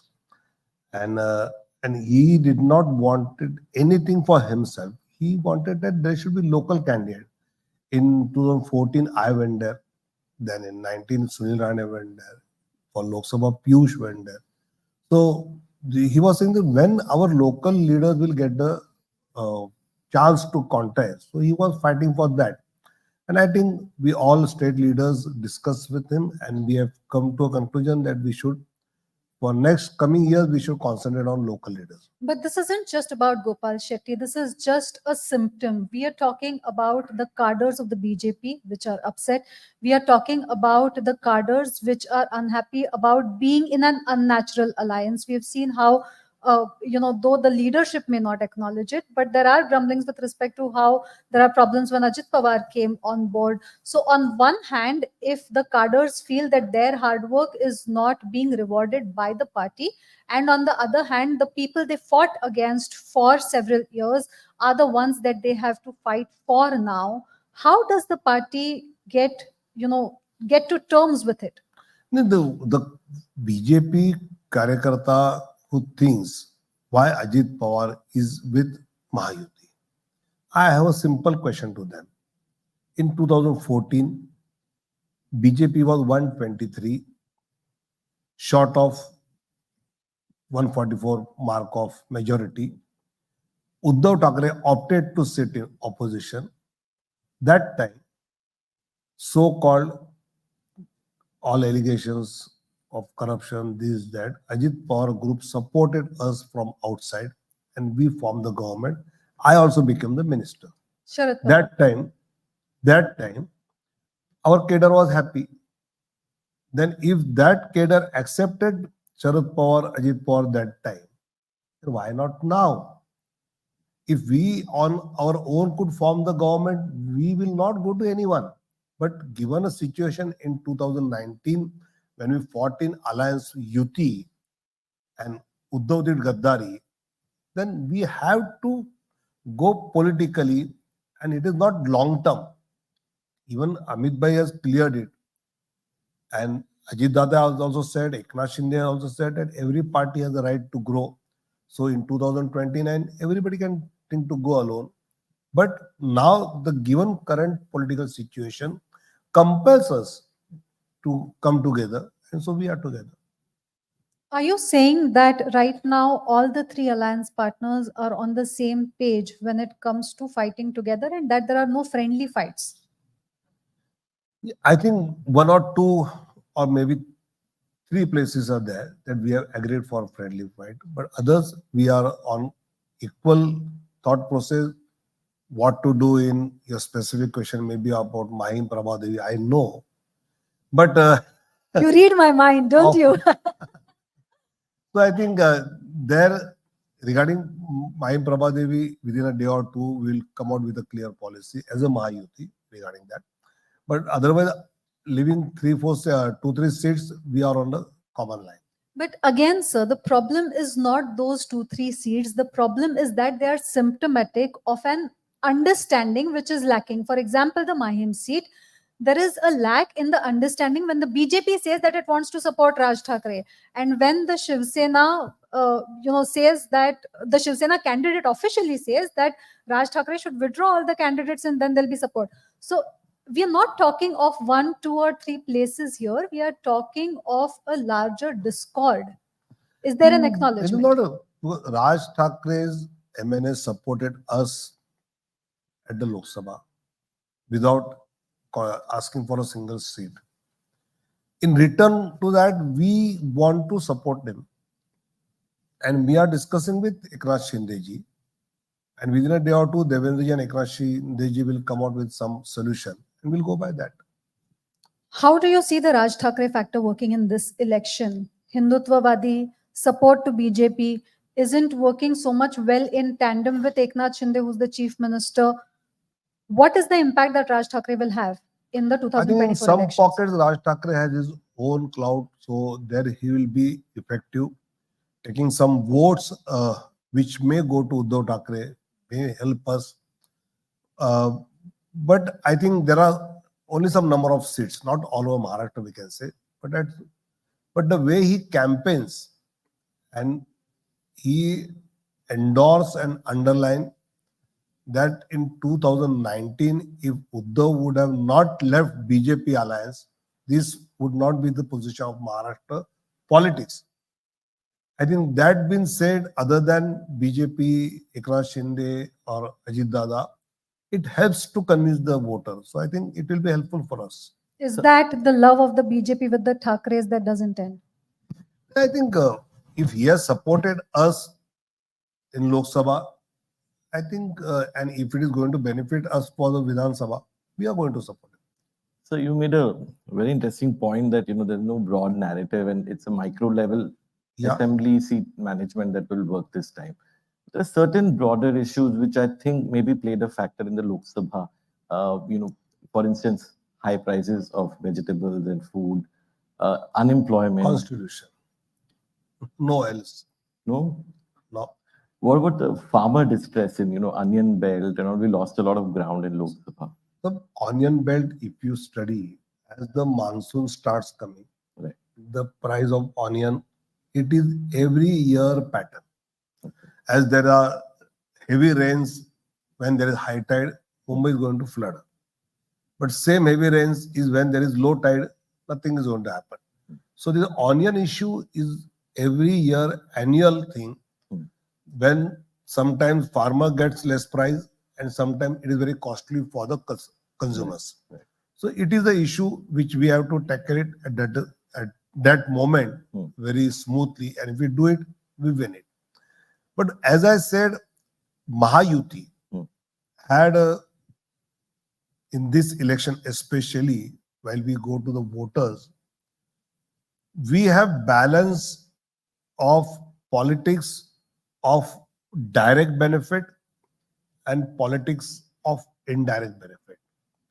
What is politics of indirect benefit? Roads, irrigation, infrastructure, health services, etc., etc. This is the politics of indirect benefit. Because when Atal Bihari Vajpayee ji was Prime Minister, he started Pradhan Mantri Gram Sadak Yojana. So at that time, whatever I experienced, I thought only roads will go to the villages, but only roads have not gone to the villages. Because of that road, students started going to schools. Because of that road, any person serious is been taken easily to the hospital. Farmers' products have been taken to the market. So going road to the village is not only that cement and stones. It is this thing happening. So infrastructure development is an indirect benefit, and direct benefit, Ladki Bahin, youth getting 10,000 rupees as a stipend, Mahatma Phule Yojana, Kisan Samman Yojana. By this, they are getting straight away 12,000 rupees in their pocket. Farmers are getting. Ladli Bahin is getting 1,500, and after elections, Eknath Shinde declared it will be 2,000 and more. So I think this politics of direct benefit, which we were not that keen in last 6-7 months, we have reached there. So a good balance of indirect benefit and direct benefit. This will be benefiting for Mahayuti in these elections. But what will be the issues that will dominate? Will it be the farmers' distress? Will it be unemployment? Will the Maratha reservation factor, particularly the Manoj Jarange factor in parts of Maharashtra, have an impact? What are the issues that you think will dominate? I think issues, basic one issue, I think voter while going to vote will think कि भरोसा किस पर रखे? Whom should I believe? Should I believe Uddhav Thackeray, who took votes on the name of Modi and then went with the Congress? Should I vote Congress, who had promised something in Himachal Pradesh, Karnataka, but have not delivered at all? Or should I believe in Sharad Pawar Saab, who is never believable? So, one side this, and on the other side, Eknath Shinde, Devendra Fadnavis, Ajit Dada and all. Whatever they said, they have done it. But so on the other side, let us also complete the picture. Then you have a BJP which had said chakki piecing and piecing for Ajit Dada, who's now the deputy chief minister with you. Yes, but for chakki piecing, they have to go to the proper interrogation, proper report, which we have done it. Now it is the court to do. If we dictate the court, that you say, Dekho bhai, Chief Justice come call PM for Ganpati and all. If he goes against us, then he is judicially right. So, and today, Honorable Chief Justice has said, verdict against government doesn't mean that judiciary is impartial. Whatever it is, what is it? So I think we have done our full process. I was really surprised when Sharad Pawar sir, Congress leaders and Uddhavji came out with Gaddarancha Panchanama. Who is Gaddar? The person who left alliance after taking the benefit of votes and joined that alliance, which never Balasaheb Thackeray had thought of, which parties are anti-Hindutva and which is the base of Shiv Sena. How they can do this Gaddari, and instead of that, you say Gaddar to others. In my mind, Eknath Shinde has been loyal to the thought of Balasaheb Thackeray. Yesterday, Raj Thackeray said that Eknath Shinde has stolen the symbol of Balasaheb Thackeray. I will say he has not stolen. He has been with that symbol's thought. So he has bought that symbol to the right thought, which Balasaheb Thackeray was thinking. So we can't say that it is been stolen by Eknath Shinde. No, can't. So just to come back to the thought on direct benefits that you said you've adopted a lot in the last 6-7 months. One sense is that this is indeed an acknowledgement that employment is an issue, family incomes are an issue. And, the opposition is making a hue and cry about, all these big ticket projects going to Gujarat. Even the Gift City project was originally, there was a report by an expert committee to make Mumbai an international financial center. So, वहाँ पे जो development हो रहा है, there is a feeling which obviously opposition is exploiting, that Maharashtra is losing out. And now you're bringing this Let's go by the figures now. Maharashtra is number 1 in foreign direct investment, in industrial development. We are number 1. So you mean, and Gujarat is much behind us. If Gujarat had crossed Maharashtra, would have agreed. And on the other hand, when Mahavikas Agadi was in power, semiconductor unit went to Gujarat. They are opposing refineries. Who is opposing the projects? Metro, refineries, everything is being opposed by Vadhavan. Vadhavan is the world's biggest port we are getting. That is also been opposed by Uddhav Thackeray. And when he goes to power, then it doesn't oppose. So I think people know how double standard these people are. And of course, this will be the thought while pressing the button. And that will surely help Mahayuti. So, in the next few days, Maharashtra is going to vote. 20th November is the voting, 23rd is the counting when the results will be declared.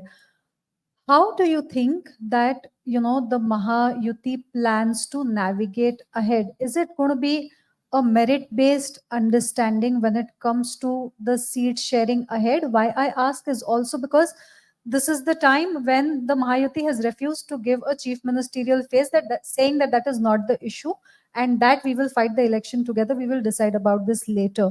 What is the basic understanding there? I think we have never given CM face in Rajasthan, in Madhya Pradesh, in Orissa, in Chhattisgarh. But you haven't And had now- so many such alliance And partners now, as well. and now, clear-cut BJP has said, Devenaji has said that we are fighting this election under the leadership of Eknath Shinde. And after the elections, we'll sit together and decide about the next CM candidate. Do you think that, it will be on the basis of merit? Because generally the understanding is the one who has the maximum number of seats gets an upper hand. But the BJP seems to have not agreed to that narrative. We saw even when Eknath Shinde was made the chief minister, the BJP had the majority. It chose to not put a BJP chief minister there. Will the same trend continue? I think we will decide on the political situation at that time. Even in Bihar, where I am the in charge of Bihar, we were much ahead of Nitish Kumarji. But we made Nitish ji as a CM. Again, when we came to power, we have made him the CM. So we go by the political situation's demand at that time what? In long-term benefit of the party and of the state. So we'll go by that. So you're not discarding the Nitish Kumar pattern, because in between in Maharashtra politics, there was a discourse saying that the Nitish Kumar pattern will probably continue after the 2024 elections as well. I think this all discussions run by the journalist and media, which always, whatever has been discussed in media, at least in BJP, that doesn't happen. Do we take it as something that is not discussed in the media is something that happens in the BJP? Have you discussed Bhajan Lal for Rajasthan? Have you ever discussed Mohan Yadav for Madhya Pradesh, Orissa, or Chhattisgarh? Are you giving us a hint that, in Maharashtra, it will be an unexpected pattern, which the media has not been able to discuss What till media now? doesn't expect can happen. So you said this very well yesterday. तुम्ही सांगितलं की ज्यांचं नाव चर्चेत येतो तो कधीच नाही मुख्यमंत्री किंवा लीडर बनणार भाजपाच्या या करंट मॉडेलमध्ये. तर one of the things you clearly said is कि मेरा नाम आ गया तो मैं obviously रेस में नहीं हूँ. पक्का. बट एक आपका लीडर है जो बोलता रहता है मी पुन्हा येईन, तो उनका भी तो पत्ता उसी मायने से कटना चाहिए सर. नाही, एक तो regarding me yesterday's question was तुमचं नाव चर्चेत आहे तर तुम्ही होणार का? म्हटलं आमच्या चर्चेत आहे ते कधी होत नाही. That was for that question, right. आणि मी पुन्हा येईन वॉज 2019, नॉट 2024. आम्ही पुन्हा येऊ is 2024. That's very well answered, sir. So, sir, right now the BJP is fighting on fewer seats as compared to what it had fought in 2019. Why is that so? No, because alliance of three partners, and all three are sizably big parties, especially Eknath Shinde, Ajit Dada. They come out with good number of MLAs, and if we at this time, if we say युती नाही झाली चालेल, तुम्ही तुमचं जा, that is not good in politics. So we thought that we should be considered. Yes, but if BJP would have got 170, 175 seats, it would have been good for the Mahayuti, which I think. But finally, when the alliance discussions are there, we have to leave some seats, we have to take some seats. That happens. But whatever is been done, we'll do it well. I think we'll get good number of seats. Of the 148 seats that you're fighting right now, what do you think the BJP's tally will be, and where do you think the Mahayuti will stand? I think BJP will be 100 plus and Mahayuti will be 170, 175. So you are saying that there will be a clear, smooth majority for the Mahayuti. Yeah, sure. There will be a clear majority. So will we have to go early morning to the governor's house? Not this time. So the And one that, thing, that time also was by the prompting of senior power. no, but that You're time, putting that on record. Devendraji has said it long before. Sorry, Vinay.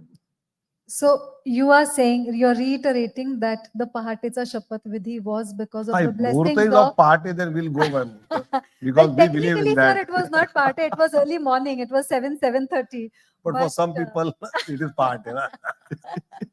But, thereafter, when Ajit Pawar entered, it was not a time when the BJP did not have comfortable majority. It was not a time when, there was any political compulsion. Not a time when, unlike 2014, where you thought that the party would not come to power without an external support, you needed somebody to be on your side. Why did that happen then? When Eknath Shinde factor joined BJP and we came to power, what was the number? 150, 151. So it is not a comfortable majority. It was a majority to form the government. Was there any fear that you would lose a few No, numbers? not a fear, but whenever you want to do some good things, you should have a comfortable majority. And if anybody wants to come and we are not losing much, I think we should go with it. And we have gone with it. And this time also in this assembly election, we will benefit because of that. So assembly elections, 36 seats in Mumbai. Mumbai technically has, most of the time seen the fight between Shiv Sena and Congress majorly. That was also the policy that BJP had till a few years ago. This is the first time when the picture will be different. Sena will be fighting Sena. You will have the BJP also in the fray. Congress, which is fighting on only 11 of the 36 seats. How do you see this battle for the financial capital? I think financial capital by that angle, if I go by that angle, I think people of Mumbai have a proper thought process to choose the representatives who will benefit for them. Now in Mumbai, there is a Marathi factor. But Congress hardly has given any Marathi candidate. But Sena, Uddhav Thackeray is supporting that. So whereas Uddhav Sena's Marathi factor gone. Looking at Lok Sabha polls, wherever Uddhav Thackeray Sena has got the lead in their assembly, in those assemblies, they have decreased Marathi booth votes and Muslim booth votes have increased for Uddhav Thackeray Sena. This has been very loud and clear for all Marathi voters in Mumbai. Right. So they know what is their option now. And for this, I think people of Mumbai will choose the perfect people representative which they need in coming BMC elections. So that is what I was going to ask you next, that, just like Maharashtra and Bombay is important for the BJP in the national framework, BMC elections is something that... So do you expect some recalibration of your partnership and alliances based on the Vidhan Sabha election performance? I think once Ajit Pawar has declared somewhere in Pune, for local self-government elections, we will not go in alliance. Because that reassures our cadre and grassroots level that we will get chance to contest and fight. So that is one good thought which should be perceived by Mahayuti. That all our cadre should be confident that we are able to contest at grassroots level and we'll go with that. So that will help for this election and for BMC also. So this discussion could go on unendingly for the kind of perspective that you have with respect to state politics, with your experience at the national level as well, and the way you have been intervening quite successfully in Maharashtra politics as and when needed. We thank you so much for your precious So, time if and you for could take joining the one, Hindus so poll. just one audience question, if you're free Sure, to sure. take, sir. Yeah. If there's someone. Yeah, please. Sir, could we get the mic Hello? there? Yeah. Ladies first now also, not Yes. after 29. So the main issue which BJP has been facing in Maharashtra, especially in the Lok Sabha polls, was that it contested the highest number of seats from your alliance, but it got just 9 seats, and that was like a huge factor which nobody actually expected. And there was a course correction in Haryana, which was seen. The RSS factor was a huge boost for the BJP. So how is that correction happened in Maharashtra this time for the BJP? If you go by statistics, number of states, you are right. But if you go same statistics by the what number of votes BJP got, 0.03 less than Mahagadi. Other question regarding RSS. RSS always work in elections that people should vote, come and vote. In democratic system, don't go for nota. Whatever you want, you do choose. We have good coordination with RSS and we are working together. So we would love to ask more questions, but I know you have So we have one more question. one last question. So sorry. Namaste, Viroji. This is a very unprecedented election.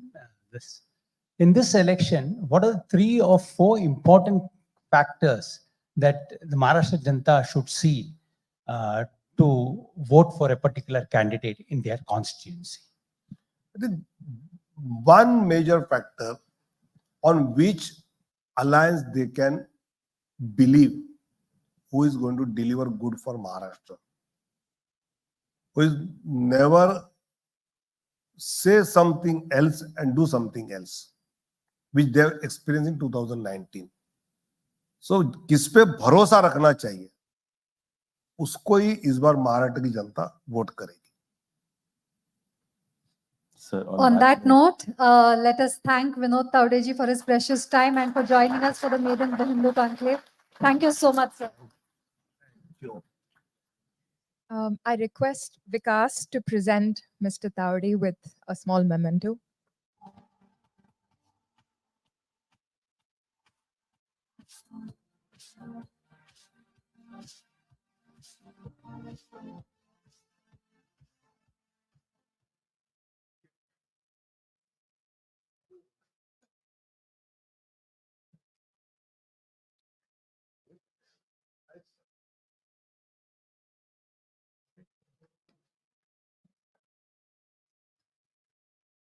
So that was Mr. Taure speaking to us about the balance of indirect and direct benefits, why the BJP is not in a strange alliance, and also the BMC elections.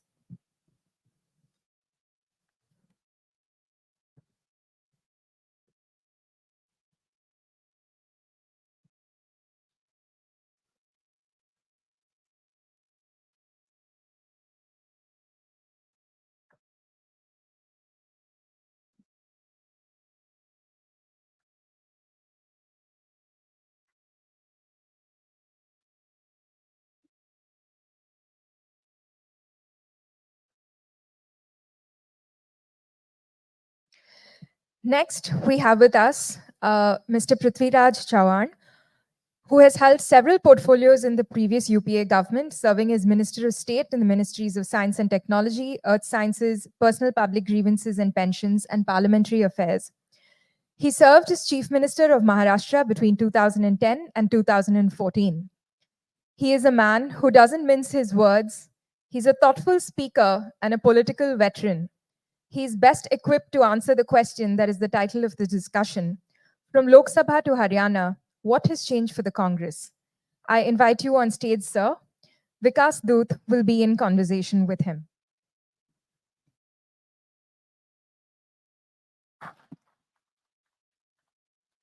हा इकडे या.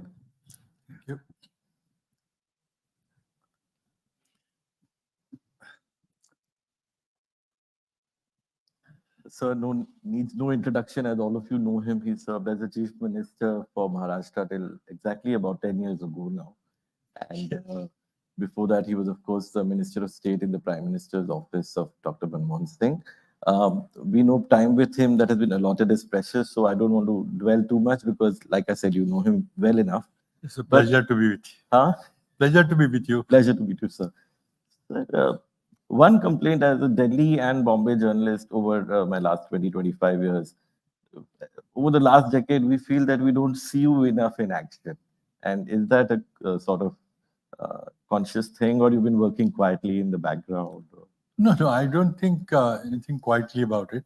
I have been in my constituency mostly as a opposition party legislator, Right. except for 2 years, 2.5 years when MV was in power. Right. We attend legislative assembly sessions and whatever work related to work as member of the legislative assembly. And then spending a lot of time in the constituency. You see, I got into Lok Sabha in 1991 as my first political sort of elected political assignment. I was in Delhi for about 20 years. People from Karad Lok Sabha constituency kept on electing me. But the connect was not as close as a legislator can have. And so, plus when I became a minister, it was still less. Then when I came here as the chief minister, I could look after the interest of the constituency, but physical presence was limited. So I think I'm not an office bearer the last few years. So therefore visibility may be less, but I'm very active. I interact with media very frequently. I address political rallies whenever required.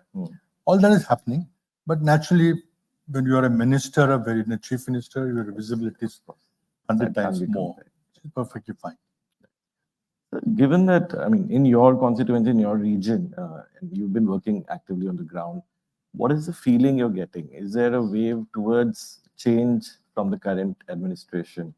Well, the Mahayuti or the BJP-led alliance has been in power in the state first 5 years under Mr. Fadnis from 2014 to 19 clearly. It was a BJP government.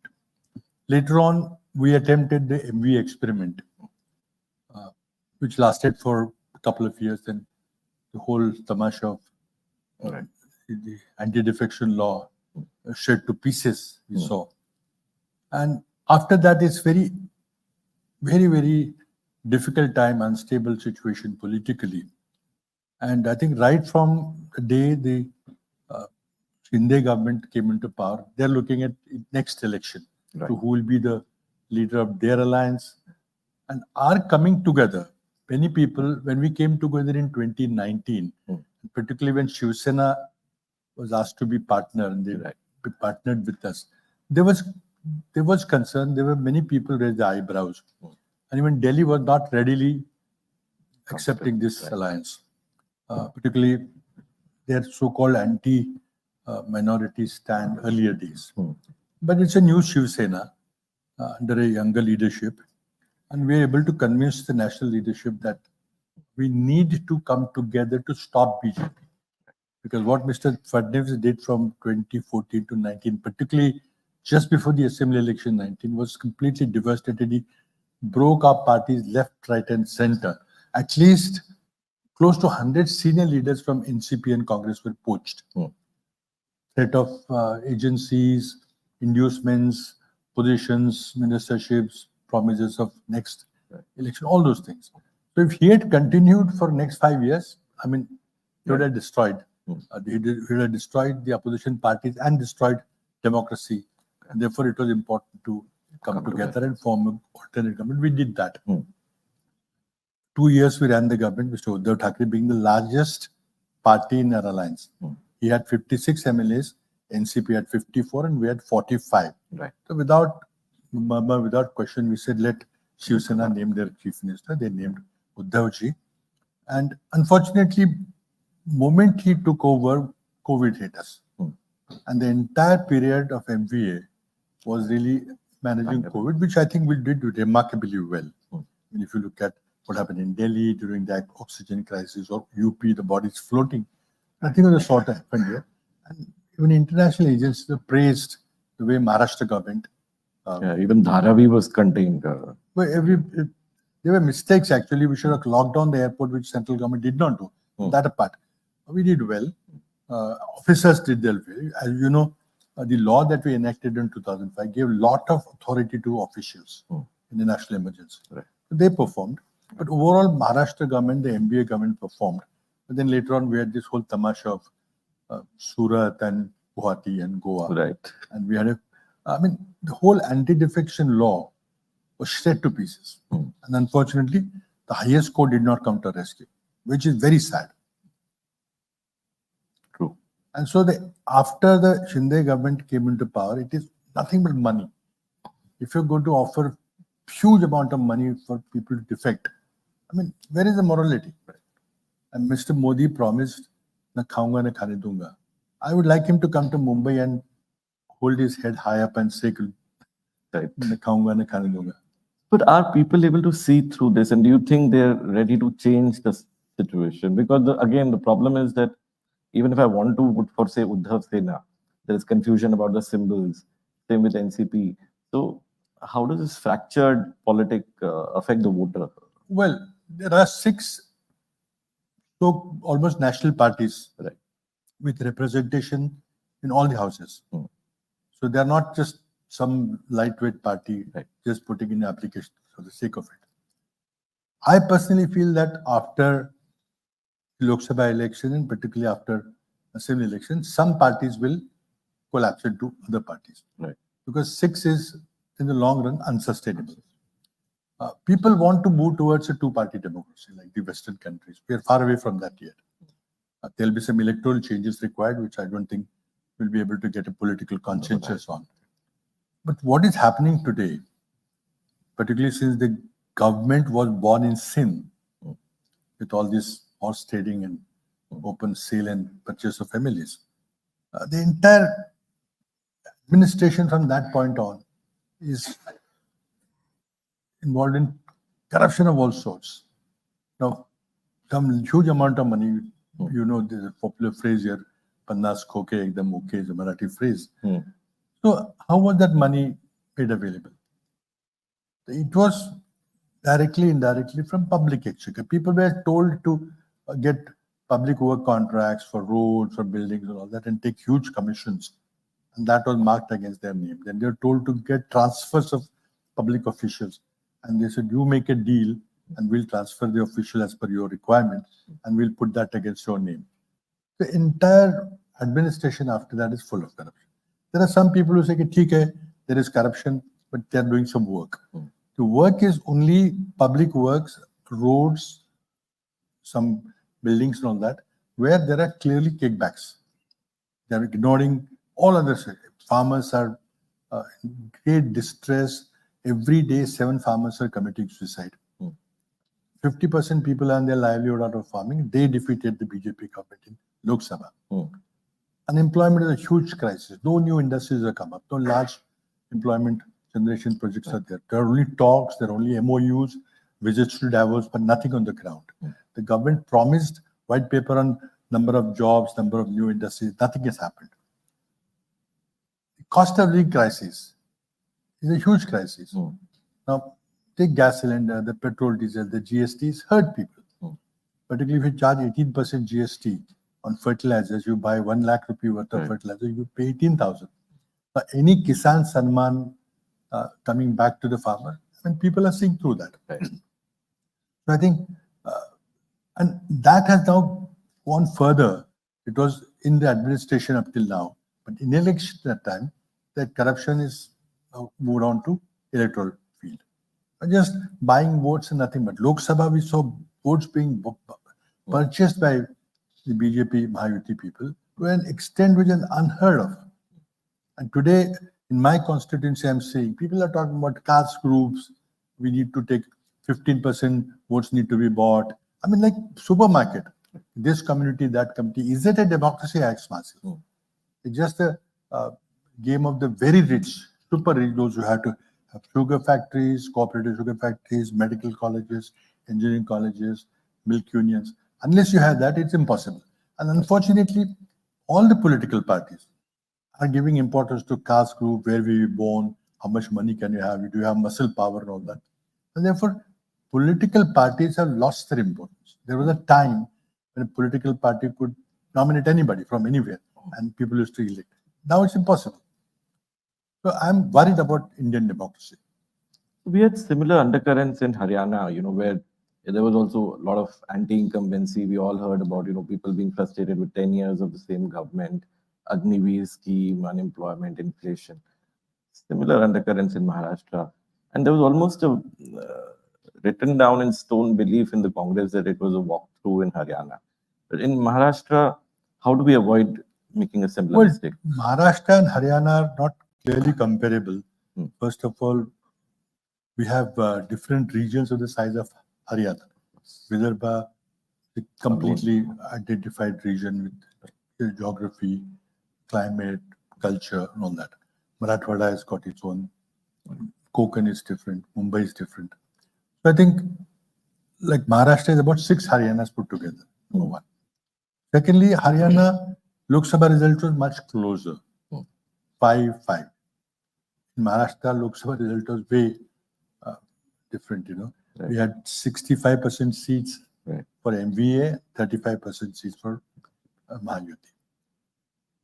So we started out on a note that MVA would win. The anger of, as I said, farmers were angry, particularly in Vidarbha and Marathwada region. The young were upset because there were no lack job opportunities. The housewives were upset with the cost of living crisis. And then Mr. Modi and the leaders gave us the Samvidhan Bachao issue on a platter. Mr. Fadnis calls it a fake narrative. I don't know how is it fake, because it was Mr. Modi who said 400 par. You need 270 to rule. Why do you need 400 par? To change the constitution. Then MP said that, it became an issue. And it really penetrated down below. All those issues remain. Nothing has been addressed. But opposition is saying, look, you punished us for Samvidhan Bachao. It was a fake narrative. Now that is not there because this is assembly election. I don't see it that way. When I tour in the constituency and particularly visit the downtrodden people, the Dalits, they're angry. And they know that this is not about one election or 2 elections. It's about Vichardhara. It's about ideology. It's about the moment they get a chance, they'll go back to it. And we have example of Mr. Bajpayee. When he became the Prime Minister, he had a committee to review. We know that RSS did not want a new constitution in 1947. So they're basically anti-constitution. That comes through, whether they talk, Mr. Fadnis has talked about some color of constitution book and all that thing, is all an eyewash. They are not inherently for democracy, equality, justice, brotherhood, the cherished ideals of the constitution. That's where BJP and RSS stand. The people are not going to forgive them for that. And of course, corruption would be an issue, particularly in the constituency of the MLAs who had crossed over. May not be throughout the state. In constituencies where people have taken money, and voters are asking them that we trusted you, we gave a vote in trust, and you sold that trust. Since some of the issues that possibly hurt them in the Lok Sabha, there has been some corrective action from the BJP. So, for instance, onion exports were banned. Then last few months, they've relaxed some of the curbs on the exports of onions and other important crops from Maharashtra.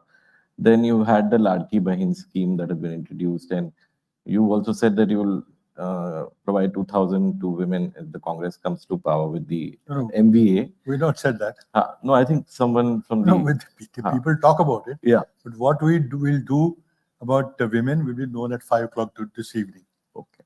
But do you think some of these soothing measures from the... how do you escape your responsibility from ban of onion export? I mean, even if you give them lots of money and say, okay, now you can do it, will farmers ever forgive Mr. Modi for onion export? Everything export is banned. Sugar, molasses, wheat, rice. Now look at the soybean situation. The minimum support price is 4,900 people are not getting 3,600, 3,700, 4,000 rupees. I mean, which industry will survive when you sell your produce below the cost of production? Right. And that's why farmers are committing suicide. You think they will support the government? Even if you tailor some policies, all that. Why did you do those policies in the first place? You were part of the PMO, if you remember. I mean, when the Vidarbha farmer suicide crisis started in Yes. 2005-6. And I remember Dr. Manmohan Singh appointed a committee under Dr. Radhakrishnan who looked at the issue of farm indebtedness. And there were these farm loan waivers that you unveiled. And it paid off to some extent in the 2009 elections. But do you find that, this government, for instance, we've had 10 years, this promise of doubling farmer income, which has not gone too far. But farmers remain sort of, they become important around elections, but then you forget about them, then you prefer the consumers. No, they become important now, but farmers will never forgive for what happened in the previous 5 years. One day, if you change a policy and offer some sops, they'll not forgive you. The fact is, with Dr. Manmohan Singh, we toured Vidarbha region. We went to a lot of farm households where suicides had happened. And from that, the famous loan waiver scheme of over 75,000 came out. Right. We saw it for firsthand, the crisis and distress there. In Modi government, I think Modi government is completely partial to the traders in various parts, Gujarat, Madhya Pradesh. Now, what is the rationale of importing soybean oil? What is the rationale of importing the oil cake of sunflower and soybean? Prices are going to crash. It is the responsibility of the central government to make sure their import-export policies do not bring down the market prices to below MSP. See, opening up shop, there is a demand in Maharashtra to open up state purchase of soybean. Not even one single shop has been opened, right? Or purchase center has been opened. The problem lies in the national policies, import-export policies. If you allow the prices to fall, you can't hold traders responsible because trader after all is going to resell it to somebody else. Right. If there is no market. So I think Mr. Modi and the state government is completely responsible for the farming crisis. And farmers will not forgive them for that. So hopefully the MVA, if it comes back to office, will have some plans to, at least at the state level, to ameliorate this. Well, it's difficult challenge. It's not very easy. Maharashtra, only 18% of Maharashtra is irrigated. Right. So we depend on rain a lot. If there is excess rain, there's less rain, there is crisis. And but point is, if you got a government which is sensitive to the issues of farmer, BJP unfortunately does not come from, the leadership does not come from farming community. They don't feel their pain. As people like Rashtrapati, that NCP or Congress and all that thing, we are from that stock. Right. There is a difference there. So one sense I wanted to get from you was, the Congress president recently said that we should be careful about the promises we make. Look at what Karnataka is continuing with the free bus ride scheme for women, but that has expressed some concern about the sustainability. Do you think there's India is still socialist in many ways, but is there a competitive populism? वो लाड़की बहन 2000 देगी तो मैं भी कुछ नया scheme में दूं. So on लाड़की बहन, I like to. Okay, people call it a freebie, fine. You're free to call that. But in Karnataka elections, we announced that we'll give 2,000 rupees a month to women. We won the election, we're given. Telangana, we promised, we won the election, we're implementing that scheme. Even if they're not implemented this 1,500 rupee Ladki Behan, we probably would have gone ahead with the Karnataka, Telangana pattern and gone. I particularly feel that it's not Bichari Behna, the elder brother, the big brother will, take pity on the business and then give something to her, like Bhaiya Dooj present. No, I think this is a compensation for unpaid labor that a mother does in the house. Cooking, sewing, looking after children, looking after the next generation. We pay teachers to teach our children. Why should there be no compensation for a mother? That's our concept. Therefore, like in the UPA government, will create a right, like the rights-based legislation on jobs, on education, on so many things we created in Manmohan Singh, Sonia Gandhi period. We'll create a right so that nobody can stop it, and we'll give it. I think the return will be little delayed, but it will come back because there'll be purchasing power in the hands of women. There'll be taxes paid. The economy will grow. Virtuous cycle. Yeah. So I think there is a lot of literature in the international economics about empowering women financially and economically. But I think that's a stand. Yeah. It is partly competitive populism, but we would have done it anyway, even if Mr. Shinde had not thought of it. Now, No, you're today, right. Mr. Shinde has gone out he heard some people talk about 2,000 rupees. He heard about Karnataka, Telangana. So he's announced 2,100 rupees. Correct. So is that not competitive populism? Absolutely. But what we will do about Maharashtra, about empowering women, will be known exactly at 5 p.m. tonight when Mr. Rahul Gandhi and Kharge is coming to launch our guarantee program. No, you're absolutely right. History teaches us that no country in the world has developed until their women have become more educated and been more empowered. If you don't mind, sir, if you have a couple of minutes more, we would like to take a question from the audience. If there are any questions, Radhika, would you want to check?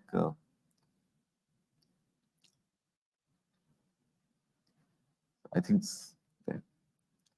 Somebody wanted it? Yeah. Hello, sir. My question is that this is an unprecedented fight, and NCP is facing NCP and Shiv Sena is facing Shiv Sena. Because of that, their vote share has been cut. So is it an advantage for the Congress? Because in the Lok Sabha too, though you fought for just 17 seats and you won 13 seats, is it at the cost of regional parties? Is that what Congress is? No, I won't venture a guess on what exactly happened. Analysis for Lok Sabha election will take time. But I think I attribute success of Congress party a better strike rate to the farm crisis in Vidarbha, Marathwada. Marathwada, there was this Maratha agitation. And the BJP leadership very cleverly divided the Marathas and OBCs. And today created a social tension. They have divided Dalits in Hindu Dalits and Buddhist Dalits. They have pitched the Dhangar community against the Adivasi community. They're good at doing that. But I think the Maratha community contributed to the anger of Dalits and minorities in Marathwada region. So we've swept Marathwada virtually. And Vidarbha, there was a farm crisis. So these three regions, 3 divisions out of 6, there's a one-way traffic from Congress / MVA. In other 3 regions, there'll be a 6-way fight. I mean, we may get a few more here. But where will they compensate the lead that Congress / MVA will get in 2 divisions of Marathwada, 2 divisions of Vidarbha, Amravati and Nagpur, and the Amravati region? So I think that's where I saw the vote division share, who benefited, who. That's very complex, and let's leave it to the sophologists to analyze this election. They'll have to justify their living as well. So just one last question, before we sign off, I know we can pick your brains a lot given your vast experience in public life. But given that if we assume that the Lok Sabha pattern continues in the assembly election and the MVA comes back to office with the Congress along with, can we expect you back here? No. See, I want to win my assembly election. That's my priority first. But you see, if you look at the numbers in Lok Sabha, we got 65% seats for MVA, 35% for the Mahayuti. And those 35 seats, Congress was the largest partner. We had, out of 17, we got 13 seats officially. If we add one more seat, the Sangli seat, we got 14 seats. Other 5 parties could not reach double figures. So Congress ended up being the largest party in the Lok Sabha among the 6 parties there. I don't see why that should not be repeated in the Vidhan Sabha region. And as the parampara, the practice in the past, ever since we got into a coalition with NCP in 1999, the larger party gets to name the chief minister. We can always change that. We can do whatever. The leaders can sit together and decide somebody else, outsider, not a legislator, anything can be done. But therefore, pretty good chance that Congress party will emerge as the largest party, that MVA would be a majority party, although many people are predicting hung assembly. I don't think that. And then after that, the Congress party leadership will, time-honored tradition, they ask the MLAs, the Central High Command sits observers, they'll decide. I think it's not important who heads the state. It's important that we stop the MVA nonsense and this corrupt government as well. The Mahayuti. Sorry, not MVA, Mahayuti government. And I think we I think we'll do that. People of Maharashtra will do that. Not us, but people of Maharashtra will do that. So on that high note, let me thank you so much for Thank you so spending time much. with us and appreciate your Thank you. kind generosity and honesty.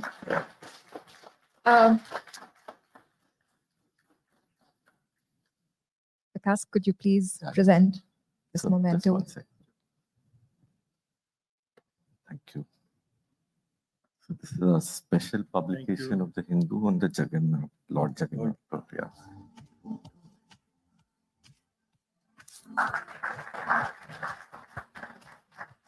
Thank you, sir. Thank you, Mr. Chavan, on Pleasure why meeting you, sir. you're not in the limelight too much, your worries about democracy, why Maharashtra is not Haryana, and the issues of this election. Thank you very much. Thank you, sir. Thank you so much.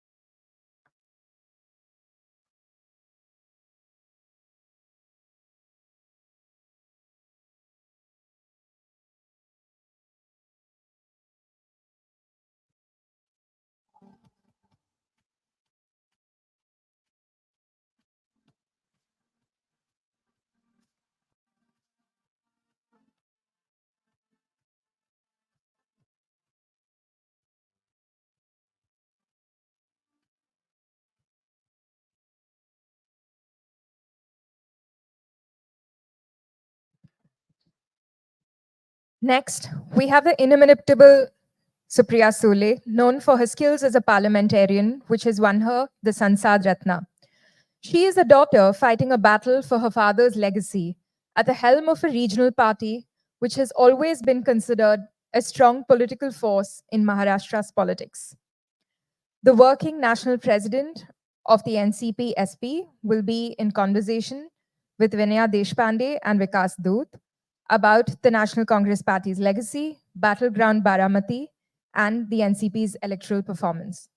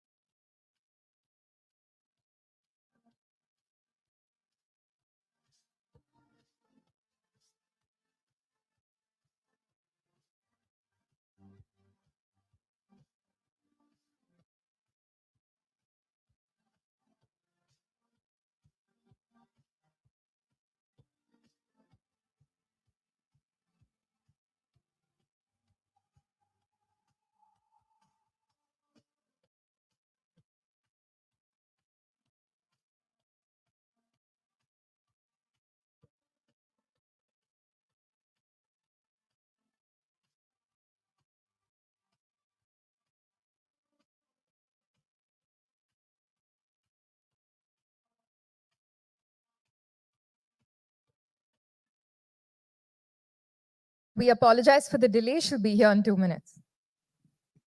मैं तो थोड़ा था mistake को सही करने के लिए। अच्छा मतलब कौन से पेपर में? बर्थ सर्टिफिकेट में स्पेलिंग और शेक कही है, मुझे सब मिस्टेक किया है।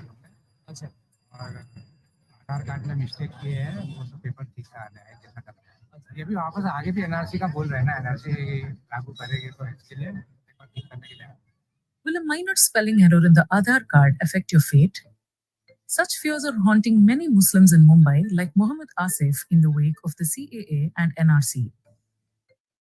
After the notification of the Citizenship Amendment Act rules last month, many are rushing to get their documentation in order. Even on the night of Ramzan, Advocate Nadeem Siddiqui's office in Mumbai Central is bustling with activity. 43-year-old Siddiqui, a lawyer, helps people with free legal advice to ensure that their identity documents are free from discrepancies. हम लोग immigration election का मैंने camp लगाने हैं.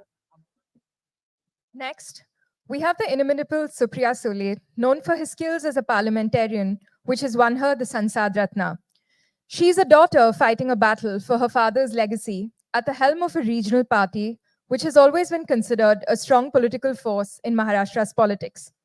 The working national president of the NCP-SP will be in conversation with Vinaya and Vikas about the party's legacy, battleground Baramati, and the NCP's electoral performance. Thank you, ma'am.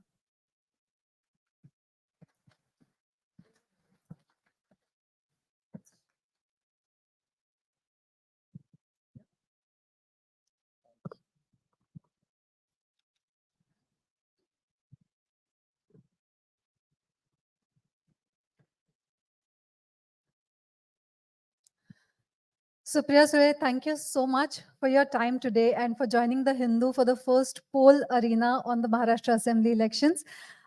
It's an honor and a pleasure to host you today for this discussion. And I'm joined by Vikas Dut, who's our economics editor. As the topic says, this is about party legacy, battleground Baramati, and electoral performance. We are talking at a time when the last election was the Lok Sabha election, where the party won 8 of the 10 Lok Sabha seats it contested on. Do you think that that has changed the environment in which the cadres are fighting this election? First of all, I'd like to thank you, Hindu, for inviting me here today. Hindu is one newspaper I read at length every day of my life. Because, you know, I'm slightly old-fashioned about this. We grew up in a home where the first thing you did, it's like brushing your teeth, having your first cup of tea. The newspaper is not an optional thing. So it is immediately brush your teeth, have your tea, and immediately, where's the newspaper? You know, we are that kind of a family. And every day around 7:45 and 8, if my parents and me are in the same city, I do go and see them. And the first thing is we discuss 2-3 editorials. Of course, Marathi newspaper, one of our Mr. Pawar's and my favorite editor. So we discuss what he has written and what he's thinking. Then we move on, and then we have a long discussion about what Hindu has reported today. Because journalism is something very, very seriously, which I even take even today. Politics, unfortunately, like all you said, is battleground, legacy, very big English words. But I take my work beyond all these words into serious policy making. And that's why I like Hindu, because A, there are very less ads in it, so I'm not distracted. I don't take too much time to be distracted. So I stay focused in the newspaper, in the news item. I don't always agree with a lot of your issues, but I love the way Hindu writes. And what I'd urge people, I think the larger thing is, please read, read, and read. We have all lost the flair. And what's still beautiful about Hindu is you still have those long articles of 1,000 words just flowing. It's like romancing with the language. So I just request the Hindu to please continue this legacy. And thank you for not having those half papers, because I don't know whether to hold a cup of tea, hold the newspaper, that half flap is flying away. And you know, we grew up reading. I mean, whatever little English that I know, I give entire credit to Times of India, Indian Express, and to the Hindu, because we grew up reading these newspapers every day of our lives. I mean, Diwali, Dasara, the day there's no newspaper, my whole family doesn't know what to do for 1 hour of that day. We're all lost. Yeah. You know, it's like 1 hour of our time. So I really congratulate you. I like the balanced, and I like, because I learn from you. I learn from the Hindu something every day of my life. So please make sure you don't lose the academic quotient and soul of your newspaper. That's my ask for this interview today. Excellent Tahi, feedback thank you coming so from much. you, ma'am. And of course, we'll try. I mean, we would also like to understand some of the issues that you don't agree with us when we write. No. But See, it's fine. it's a democracy. So there are some things we can't, we must agree to disagree. Yeah, of course. And But talking about the Maharashtra's election, of course, Maharashtra's election, it's a hot potato. So every state is actually interesting. For me, we are all like political animals. So we love every election. It brings out something new, something to learn with success and failure. And after like you rightly asked, that when we fought our election exactly a year ago, if I remember, where was I standing? There was no party, there was no symbol. So Amol Kole, my colleague, and me would ask each other, so what do you think? What symbol should we take? And in Maharashtra, it's a very common symbol. Kabbashi means a cup and a saucer, which is used for all Gram Panchayat elections. So he told me it's a very popular song. You take that. I said, okay, what will you take? He said, I think should I take an auto rickshaw? Should I take a fan? And we used to sort of actually joke about it at some point because we were done with it because everything was taken away from us. We had nothing more to lose. So the fight was a lot easier last time because इससे ज़्यादा क्या लेके जाएंगे? और लड़ेंगे तो जरूर. We had decided that we are going to win. We are going to fight. The outcome was not important for us last time. The fight was far more important for us the last time. And overwhelmed. I won't even say I'm being candid about it, but I'm being very honest. I wasn't even sure if I was going to make it. A lot of people used to come and give feedback. Some would say, no, it's going well. Some would say there's a silent wave. Some would say it looks impossible. So, when you're a candidate, I just met Prithviraj ji outside and he was looking quite run down compared to what I'm looking. So I'm like, 3 months ago, I looked like this and you look like me. Now the roles. So, I think some banter, you have to enjoy the process because eventually it's the larger goal that you've done. I feel right now disappointed with whatever is going around us. There is no great policy discussion in this election, which I'm missing out. Challenge me of what you're going to do. I will challenge you of what have you achieved. Nobody's talking about the economy. Nobody's talking about data-based evidence, women's safety. None of that is going on. As a matter of fact, day before yesterday, somebody had come to interview me. And after the long interview, I said, now it's my time to ask you rapid fire. It's the most popular thing happening right now. He said, yes. I said, I'll take names of 5 candidates. Tell me which symbol they're contesting on. He said, I can't do that. It's a fact. It's very, very unfortunate from both sides. I'm not just criticizing people in power. It works both ways. But it's very unfortunate that Maharashtra has seen such a lot of churning. And I really am waiting for the dust to settle down. There's some clarity, even for the voter, that which way are we really headed? And I take, as you asked me about several questions about where we were last year, where are we today, what is the outcome, is the cadre feeling better? Clearly, yeah, there's so many fathers, as we all know. So obviously this time we were going to fight tickets. We sort of, made a small little note on our website and I said, whoever wants to apply can apply. And over 1,500, I think 1,650 or something applications came. And we're like, oh my God, we're in the game kind of a thing. So it was very reassuring that it was a mixed bag. We saw a lot of new people wanting to come, a lot of youngsters. See, there is no dearth of talent in this country. I'm convinced nobody is dispensable. We are all indispensable. And there is no dearth of talent. I feel so good about it that sometimes the good part of this churning is that we are seeing a lot of new faces, even in our organization. Why should I speak about others? Why? It's better to start That from is something yourself. that we saw for Lok Sabha as well, where Completely. one of your candidates, I think Dindori, was a school teacher. Absolutely. Who campaigned without any resources whatsoever. Is the same trend something that we are seeing right now for Vidhan Sabha as well? It's a much mixed bag compared, because when we started for Lok Sabha, there were zero expectations. So even if we didn't win a single seat, we were okay by it because people were sort of just running us down. Inka to is game over. What are we wasting time? They've just barely found. Then that Tutari, but the symbol issue. We only had problems every day of our life. And if there was no problem that day, we'd like, really? How did today go like this? So it was like a flat day. But not that it was bringing any good news. There was no good news coming except on the day of the result. Even now, the battle in the court of law continues. So it isn't. That's become a new normal now. Now first, every time if your car has an accident the first time, you're devastated. The second time you said, then you've learned something. So I think this has become our new normal. That we have to go to court, you have to go to election commission, you have to go to collector, you have to go to you have to do 100 things all the time. And that's how unfortunately the central government's dispensation is. he's fighting now. He's some income tax cases started. He's come on our side. Some ED notice has come. This has become a new normal for us, which keeps us entertained and our lawyers most happy because we are entertaining But- them as well. But Tai, when this happened with NCP, it was unthinkable because Oh, yeah. it wasn't something that we had seen parallelly happening anywhere else. People talked of Shiv Sena, but that was a completely different case. People talked of Babasaheb's legacy. Babasaheb Thackeray is no more.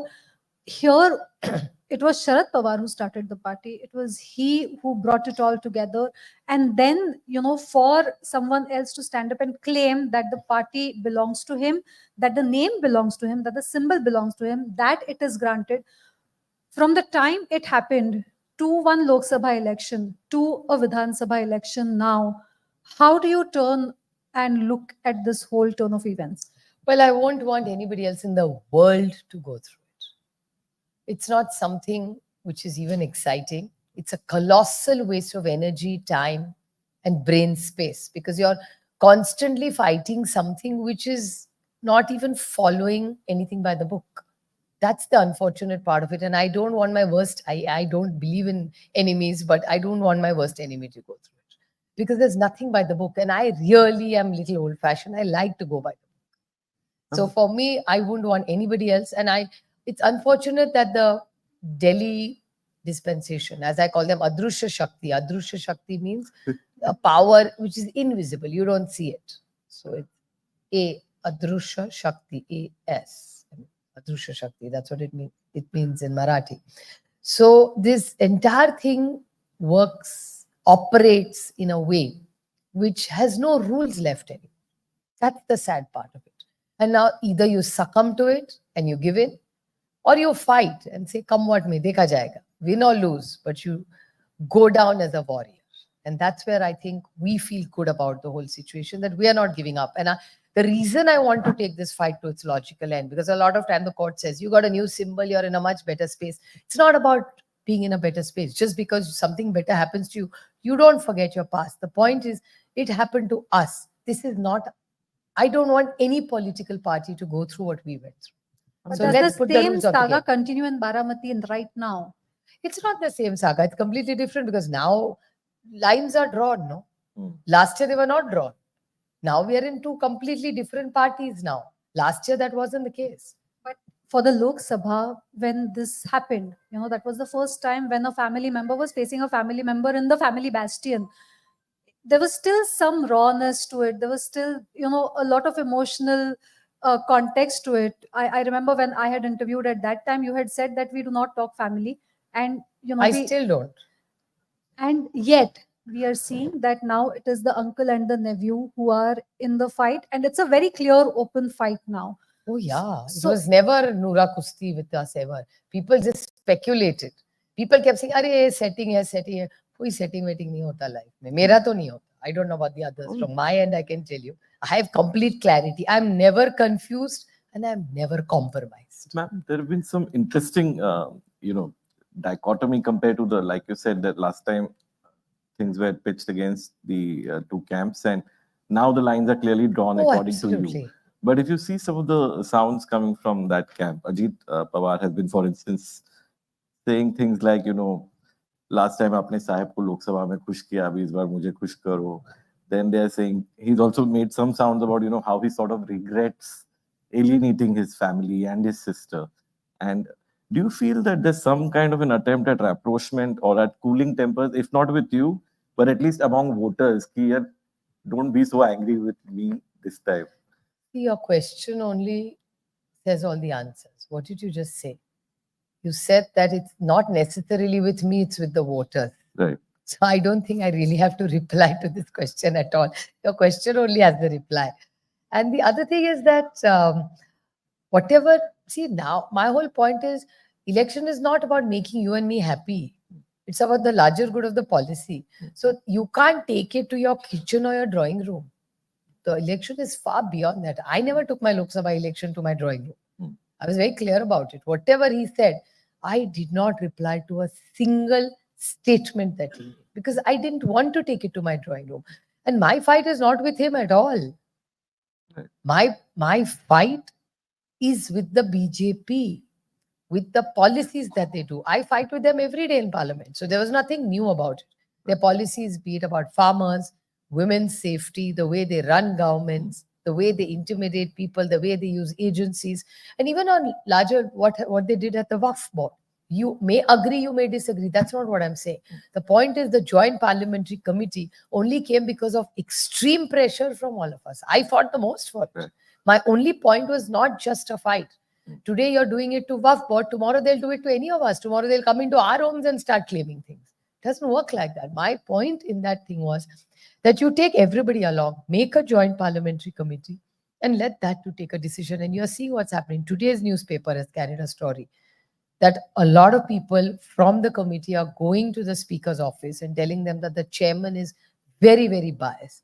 The committee is, what is the idea of a joint parliamentary committee? Is to have, in a vibrant democracy, every voice has to be heard. Can't work the way you want it to work. So it's very unfortunate. And my fight is about this. Like the day this Waqf board thing happened, Ajit Pawar's party was not even represented. They have one member who was absent. They did not say what they wanted in parliament. Either way, this way or that way, why are you elected to parliament? To make a statement, right? So there are issues on GST. I mean, yesterday I was in Baramati and we had a meeting with all the businessmen and the Vyaparis of the entire Baramati city, and we were discussing issues related to GST. The point is, why is the GST voice of Maharashtra not heard in Delhi, in the GST Council? It's very, very worrying. And I'm not criticizing somebody. This is a fact. Why are we not debating these issues?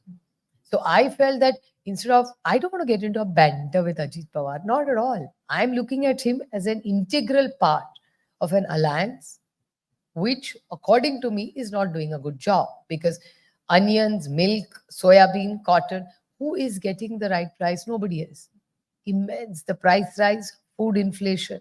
These are serious issues. Why can't we? I'm happy to debate them with anybody over there. There is some sense in the current Mahayuti equations, they're always evolving, obviously. In the current equation, there's some sense that the Ajit Pawar NCP is being sidelined to some extent. And does that sort of create room for a post-poll reconciliation in the family and the party? Well, it's not my business how who's treated in their alliance. Because it's an alliance they've all done with a free will. So what challenges or successes they have is for them to worry about or to celebrate about. But we are open to consider. No, I don't think so. Why would we worry? Because we are very comfortably.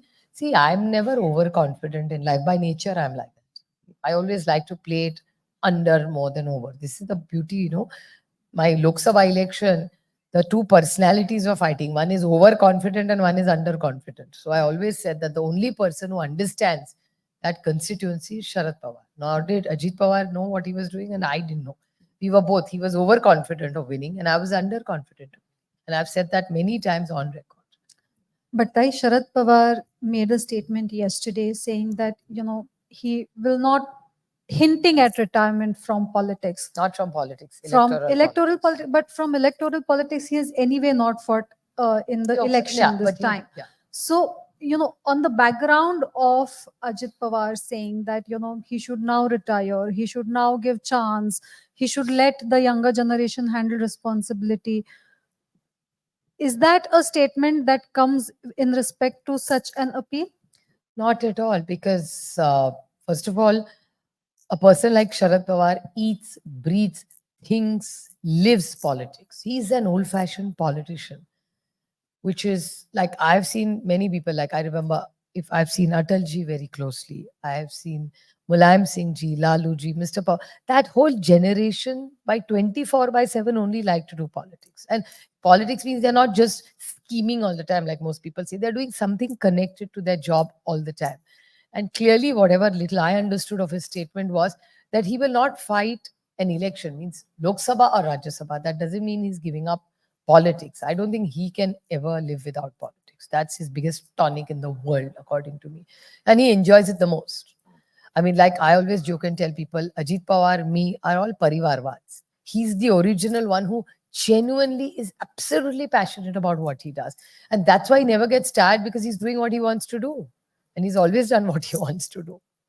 So I think that's what it, he is, I mean, what Ajit Pawar wanted was something completely, he wanted him to retire because he wanted an alliance, which Mr. Pawar was not willing to do.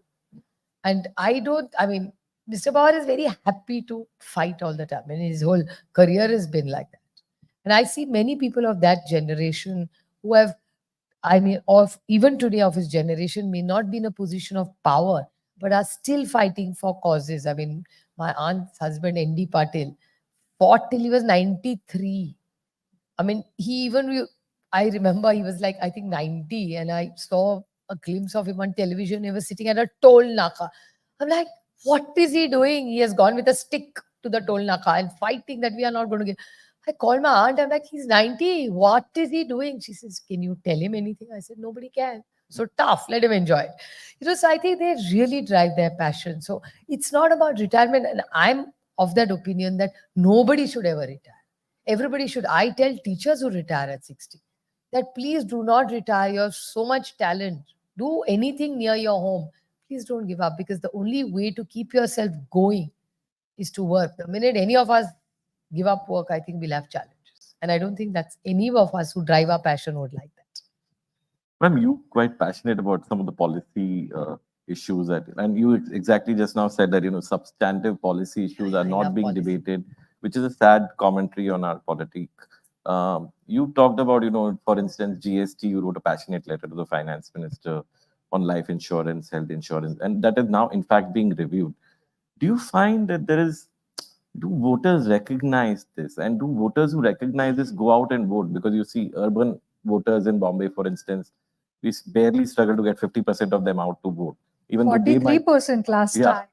So, maybe we are also to be blamed for it sometimes. I feel that they also don't like this banter. I mean, why go far? Why talk about other people? I always prefer to give myself as an example, or my own family as an example. My mother's a classic example who stopped watching any television news channels anymore. She says, I just get fatigued by seeing it. This is because I don't see any serious discussion. It's not about the channel, it's how society is involved doing. I'm not particularly talking about a medium. She thinks it's too fast, it's too non-serious. And she says, why are we not discussing the core issues which we want to hear about? So there are a lot of people in the society who take a lot of things seriously, but probably choose to walk away because the seriousness lacks. Like, you see the speeches that people are making, or sometimes, there are mistakes that are shown that people are making. My mother finds it very offensive. She said, and I remember, I always connect my mother's comment to Arunji.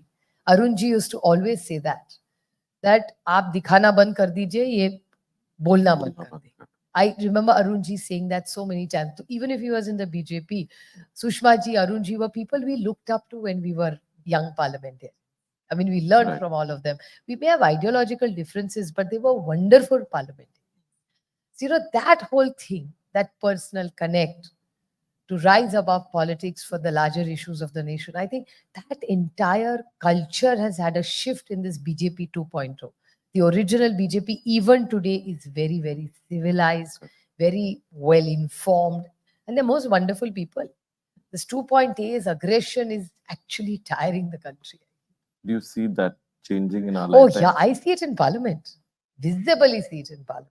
Because, whenever somebody from BJP spoke, we used to rush to see them speak because we learned so much from them. I mean, I remember they had 3 rows when UPA was in power. I remember UPA 2 was my first year in Lok Sabha. And we used to see, oh my God, I mean, there used to be leaders and like, oh my God, how well they speak. It was sort of enamored. Even when Sushma ji used to speak as LOP, we would actually take notes that, oh my God, look at this point, how she has reached it. And then the banter between her and say Manmohan Singh ji, her and Pranab Da. My God, it was like a treat to watch Parliament. And today it gets so personal. I'm like, this is not why we are here. And then, sometimes it happens to us because we are a 2009 batch, which has tried to maintain that sanity of friendship and outside. So sometimes when we have a banter, people say, "Arey, bahar jaake aap dono chai piyoge, go there." It's not like that. You have to what your ideological differences are, have nothing to do with your personal decision. And the beauty of democracy is that you should be able to navigate through for a larger policy from both sides. And to run parliament is not our duty in the opposition. It's for people in power to make sure. And Kiran Rijiju is a breath of fresh air, I must admit, because Kiran's been an old friend to all of us. So he walks across the aisle, he discusses things. See, what else does the opposition want? We also want the House to work. No? So slowly they're building, but he's again not that strong BJP who are screaming and shouting and bantering all the time. That's not parliament. So I miss the good parliament. I miss the good speeches. Like coming back to Maharashtra politics, and this Yeah, is we a had gone far cliched away to question. Delhi. You know, it is a cliched question, but we would like to know your views because, as you rightly said, there's a lot of confusion among the voters. This is after 2019, this is the first assembly election where we will see that the two biggest regional forces that Maharashtra had are split, Absolutely. fighting against each other, fighting in an alliance which is akin to having strange bedfellows, also having fights within in an environment where there are other factors, maybe in the form of a Jarange Patil, maybe in the form of, say, a Raj Thackeray bringing out over 100+ candidates in whichever areas it might affect. How do you see this whole battle, and how do you see your party jostling through it for the first time in the state assembly elections? Well, I have complete clarity on my ideology, so I'm never confused or anything. So I'm very, very clear that our Aghadi is 3 of us. We are all campaigning for all of each other's candidates. There is no selectiveness in candidates. So we are completely aligned about our policies. We have worked together. We have delivered superior results when we were together. So we are. What confuses me sometimes is I see people from the BJP say that we, out of our other friends, we are selectively friends. You can't be, it's like saying slightly pregnant. You're either pregnant or you're not. You can't be slightly pregnant. I mean, it's ridiculous for them to say, oh, he's our ally, but for this one candidate, I'm not going to campaign. How does it work like that? Or then they'll say, in that party, we are supporting these 2 candidates, the other 8 we are not. I mean, this is like a joke. I mean, I just feel that we're cheating this entire alliance, which is so selective. I feel you're cheating the people of Maharashtra. It is so full of so many contradictions. Then you're much better off with us. At least we are all aligned with each other. We have complete clarity. We may have few ambitious people who may have felt left out, which I respect because everybody wants to become an MLA. Nothing wrong in it. So it may be his aspirations have probably got crushed because of a larger alliance.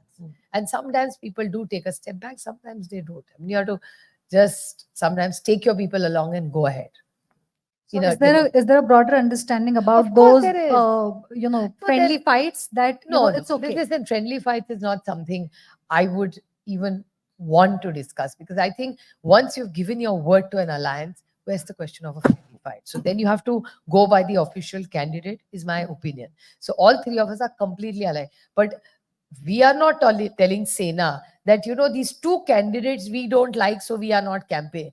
Come on, it's like a baby. It's like nursery, yeah.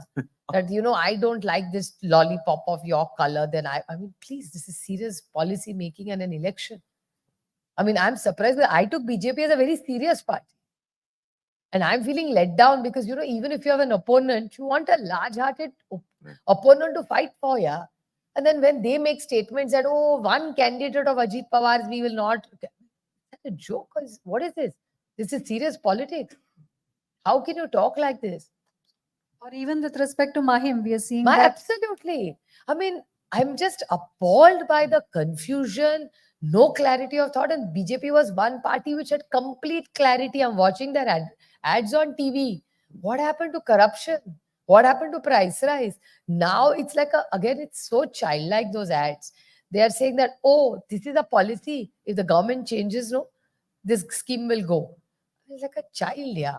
It's like, if you don't have this glass of milk, you're going to be punished. It doesn't work like that. This is policy making.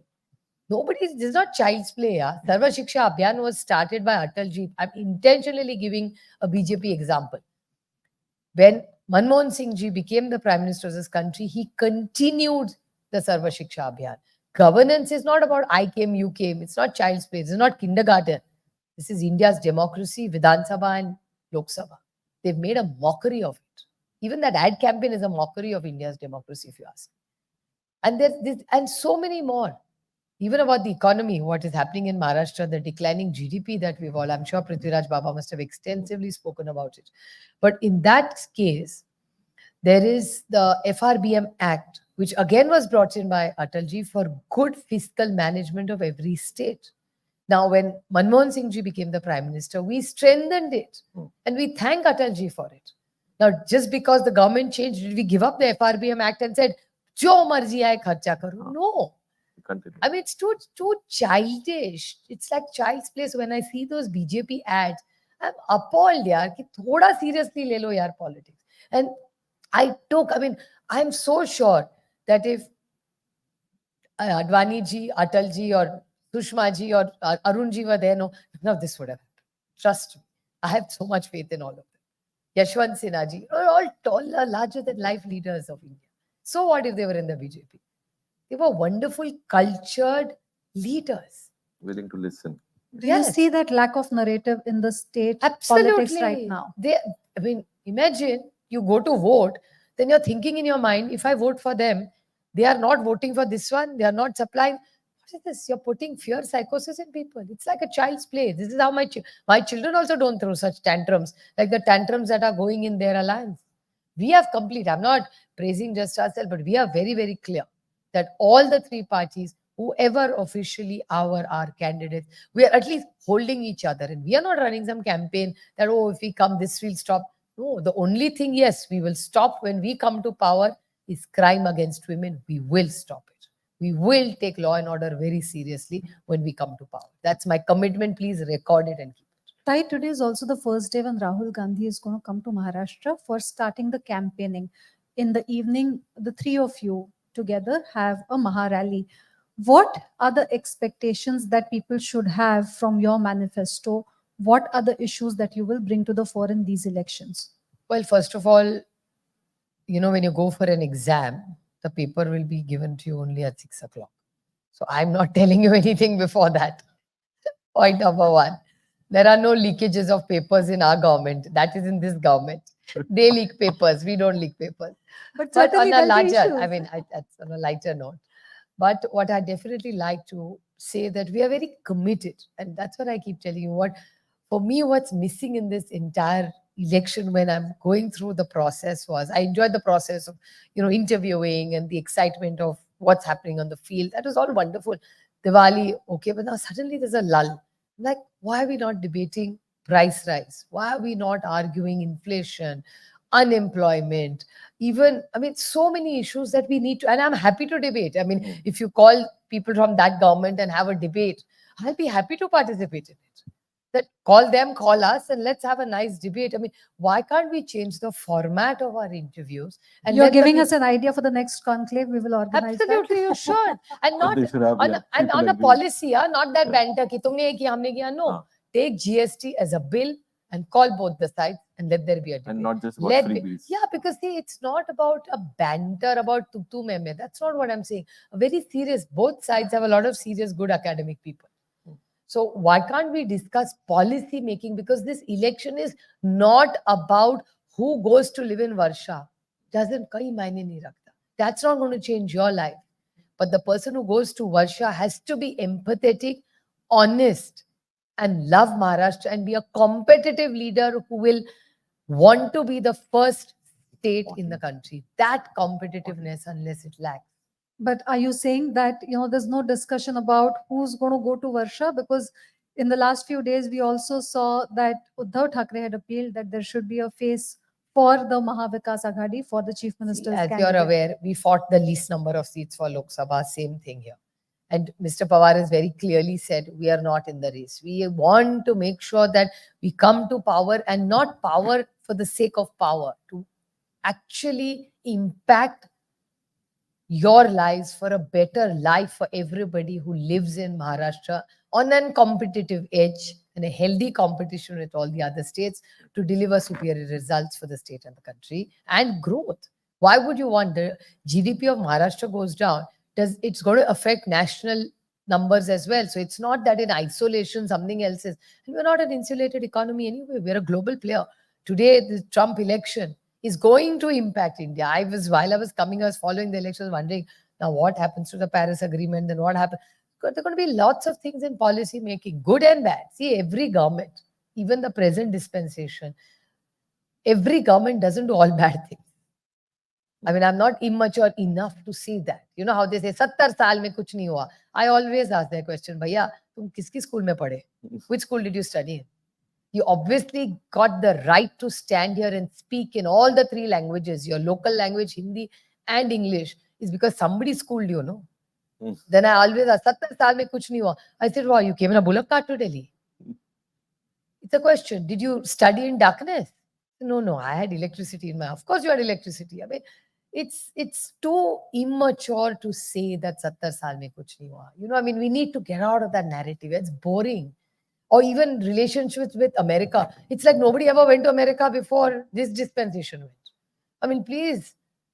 President Omaba's relationship with Prime Minister Manmohan Singh was a story for the globe. That was the first time when India actually got close to America. And President Obama to say that one of the finest economists in the world is my guru, Manmohan Singh ji. So, you know, stories are built. It's nice sometimes to be a little humble, you know. Tai, you're giving us so much of perspective. You know, there's so much of audience as well who's interested in asking questions. There's one question, I'm afraid we don't have the time, but there's one question that, you know, Suchitra would like to take.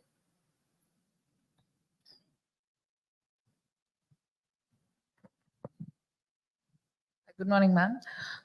So one of the biggest accusations which Sharad Pawar ji has made against the Ajit Pawar faction is that he's misleading voters by using the clock symbol. And there is a Supreme Court case also in it. So how are you making voters aware of the distinction between that, in spite of the clock symbol being used by the other faction? No, the Election Commission has given it to him. So we have no option but to survive, which we did in the Lok Sabha one. And second is he's supposed to, his party, not he himself, but his party, every time they put their symbol, they have to put it that it's under litigation, which they don't do. As a matter of fact, as we talk, my man is fighting in Supreme Court as we talk. It's listed for today because it's insulting they are not following rules which have been told. It hasn't been an order. You see any of their holdings? Do you see? You see their symbol, and below their symbol, they'll never write it. Or they'll write it in such a tiny, tiny way that you can't even read it. It doesn't even register in your head. So the whole point is that the Supreme Court said that to me. That, you know, you've got a much better symbol. You've done so well. What's the problem? The problem is not about the new symbol or the party or anything. The basic root cause of the problem, that they took the party and the symbol away in an undemocratic way. So if we leave this case open-ended, anybody in power today, nobody is permanently in power. It's like a revolving door. Sometimes you're there, sometimes we are there. But I don't want somebody, for me to leave this open-ended, that some other Supriya Sule will have to sit and waste her productive time in the Supreme Court endlessly, who is actually should be sitting down and making policy. Or just not me, anybody. Why should any political party, you want to start a political party, of differences, go to Election Commission, fill a form, and you'll get a party. What is this whole idea of taking what constitution? It's about the constitution of NCP. It's the constitution of India. Otherwise, anybody can get up and come. Tomorrow, I can come to your house and say your house belongs to me. Would you allow me in? Of course not. You should fight me back and say, stop bullying. Unfortunate part in India is there is a big bully in this country who scares you. If you are fearful, you stand behind him. If you fight him, see what happens. It's not that hard to fight a bully, actually, because a bully is actually scared and insecure. That's why he or she is a bully. Supriya ji, on that note, I mean, it's always a pleasure to listen to you in Parliament as well as in person. And of course, me and Vinay and our audience, I'm sure, could pick your brains a lot more if we had more time. But given that you have multiple engagements, and we would like to thank you for spending precious time with us. I would always say yes to the Hindu. Thank I have you an so agenda. Much. Thank you so much. Thank you. Thank you, Supriya ma'am. That was a wonderful session. Firstly, thank you very much for the very kind words you've said about the Hindu. I think it's made our day. And secondly, for being so civil and for saying such nice things about people across party lines. I would like to invite Mr. Vaidyanathan, who is the Senior General Manager, Sales and Distribution West to give you a small token of our appreciation.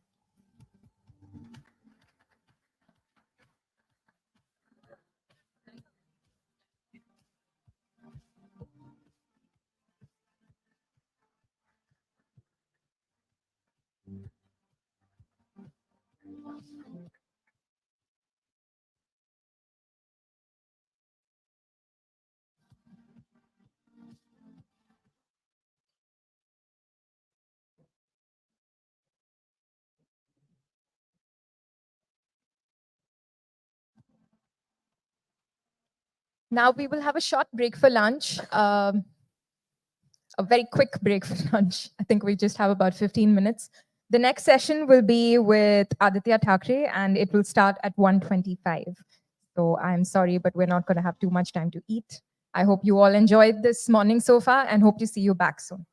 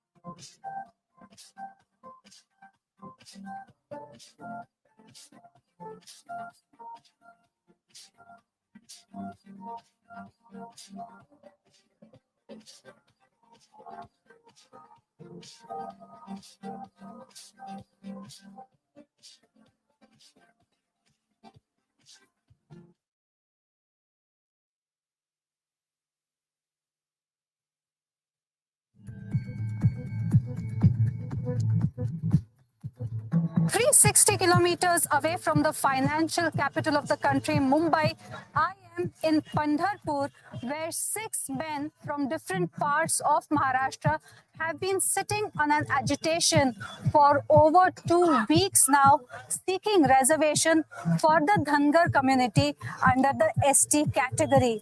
At a time when the community says it holds sway over 92 of the 288 Vidhan Sabha constituencies in Maharashtra, and where the polls are just round the corner, all the eyes are on Maharashtra government on whether it will issue a GR announcing Dhangars to be read as Dhangar. Meanwhile, we take a look at the Dhangar reservation conundrum in Maharashtra, a struggle which has been continuing for decades. The demand for Dhangar reservation is not new here. The constitution gives reservation to Dhangars as a part of scheduled tribes reservation. But now, the Dhangar community claims they are these Dhangars. समाजाची 70 वर्षाची मागणी आहे आणि ही मागणी एवढीच आहे की आम्ही एसटीच्या कॅटेगरीमध्ये महाराष्ट्र वेगळा झाल्यापासून आहे 36 नंबरला. आमची धनगर समाजाची लोकसंख्या या महाराष्ट्रामध्ये 2 ते 2.5 कोटीपर्यंत आमचा धनगर समाज या महाराष्ट्रामध्ये आहे. आणि आमचा हा धनगर समाज आरक्षण अंमलबजावणीचा जो लढा आहे हा साधारणतः गेले 65 ते 70 वर्षापासून आमचा समाज हा देशातल्या सगळ्यात जास्त जर आंदोलन कोणी केली असेल तर ती आरक्षणाच्या बाबतीत धनगर समाजाने आमची आंदोलन धनगर समाजाचे सगळ्यात जास्तीत जास्त आंदोलने झालेले आहेत. Several court judgments have ruled that Dhangars cannot be included in the ST category of the constitution as they do not fit the criteria. In 1965, B.N. Lokur committee had laid down strict criteria for deciding the tribes that can be brought under the ST ambit. Several committees have till now concluded that Dhangars are different from Dhangars, but the community says otherwise. नाही, मुळात आमचा लढा हा आदिवासींसोबत नाहीच आहे. आम्हाला जर धनगडात आम्ही म्हणतो धनगड आम्ही आहे तर धनगडांनी विरोध केला पाहिजे. पण आतापर्यंत या राज्यात सिंगल एका व्यक्तीने सुद्धा विरोध केलेला नाही. आदिवासींचा विरोध हा प्रस्थापितांनी पुरस्कृत विरोध आहे. आम्हाला धनगडांनी विरोध केला तर आम्ही समजू शकतो. जर धनगड आम्हाला विरोध करत नाही याचा अर्थ आम्हीच ते धनगड आहे, हा आमचा लढा आहे. And this is where this Dhangar agitation is different from the previous community agitations. They do not seek inclusion in the ST list. The way to do it is long winding one and goes through the parliament and the president. They instead seek a GR from the Maharashtra government only stating that Dhangar should be read as Dhangar. But here's the catch. The Dhangars already enjoy reservation under the OBC category. संपूर्ण भारत देशामध्ये धनगर समाजाला तीन आरक्षण सध्या लागू आहेत. आम्हाला घटनेमध्ये एसटी मध्ये आम्ही आहे, केंद्रामध्ये आम्ही ओबीसीत आहे आणि राज्यामध्ये आम्ही एनटीत आहे. म्हणजे एनटीत आरक्षण देणे हे आमच्या समाजाविषयी केलेला फार मोठा या प्रस्थापित राजकारण्यांनी धोका होता. The community unrest is exacerbated due to Maratha agitation, where they feel the OBC reservation to Marathas will take away the benefits they get under this category.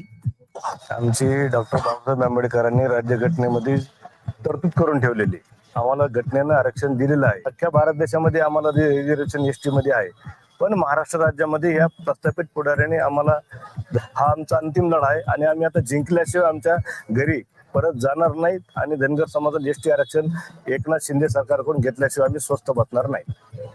The issue of Dhangar reservation has not just played legally but also politically.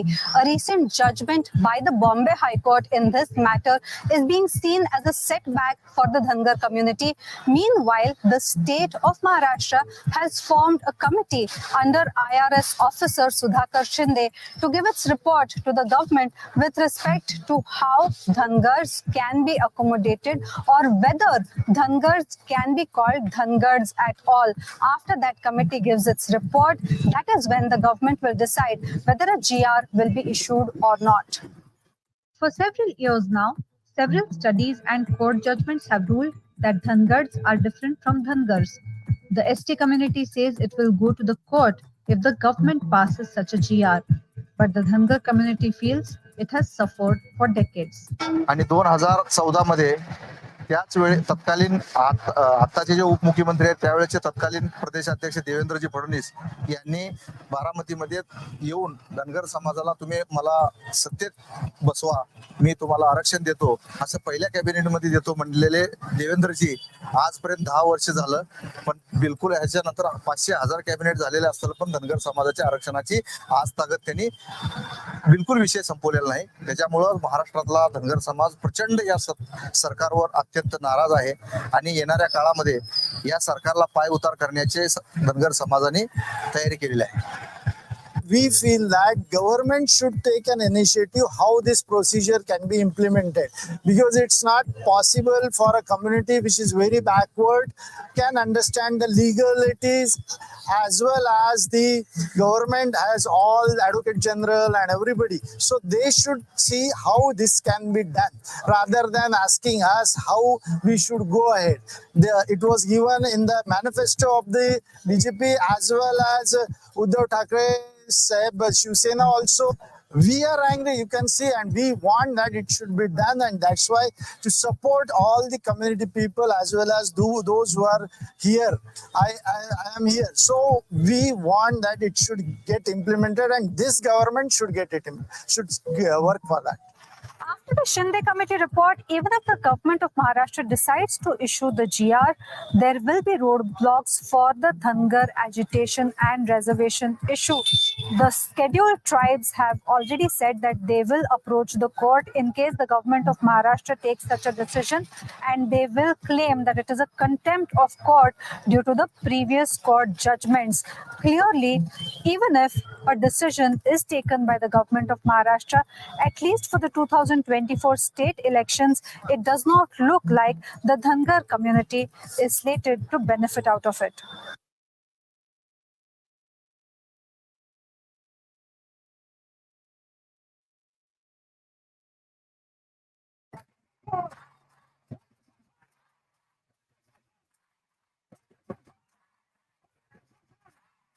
Shinde सरकार आई है, तब से देखा है तो मतलब ST bus road जितने भी है वहां से शौचालय तक अपनी जाहिरात ऐड के लिए उसने पैसा खर्चा कर रहा है, इतना पैसा खर्चा कर रहा है. आंगनवाड़ी सेविका के लिए, इनके लिए मानधन देने के लिए पैसा नहीं है.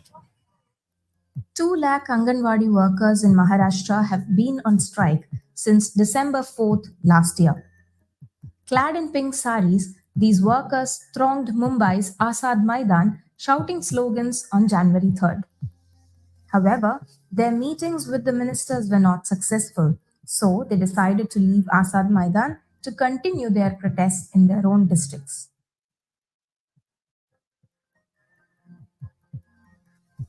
Anganwadi workers are responsible for the nutrition of pregnant women, lactating mothers, and children up to the age of 6. They serve hot cooked meals to children aged between 3 months and 6 years. The Anganwadi workers have been demanding Rs 18,000 honorarium, pension, and government employee status. They are also seeking nutritious food for 65 lakh children whose per day cost for 2 meals a day is just Rs 8 per child since 2014.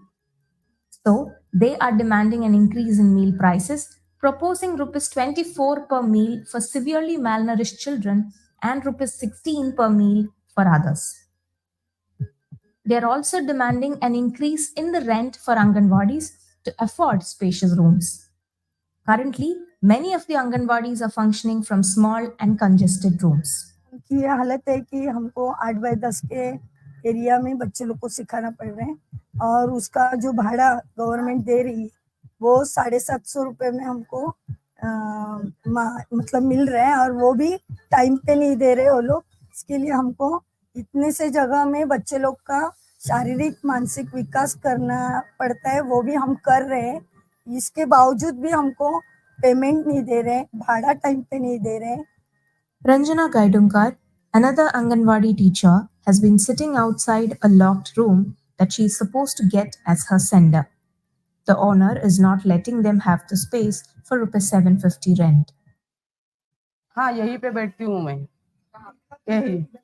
यहाँ जगह पे बैठती हूँ मैं, यही बच्चा लोग को बिठाती हूँ, मेरी हेल्पर भी यहीं पे बैठती है। ये मेरा टेबल है, बाकी सामान इधर रखा है, थोड़ा वो रूम में रखा है मैंने। बच्चे यहाँ पे 55 बच्चे लोग हैं यहाँ पे, तो इसमें प्रेग्नेंट 4 है और प्रेग्नेंट 4 है, स्तनदा 5 है। Shiv Sena UBT chief Uddhav Thackeray met the protesters and lent support to their demands.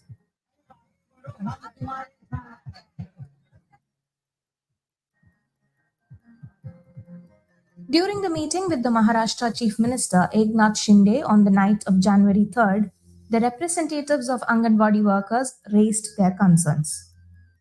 According to the protesters, the Chief Minister rejected the demand for salary hike.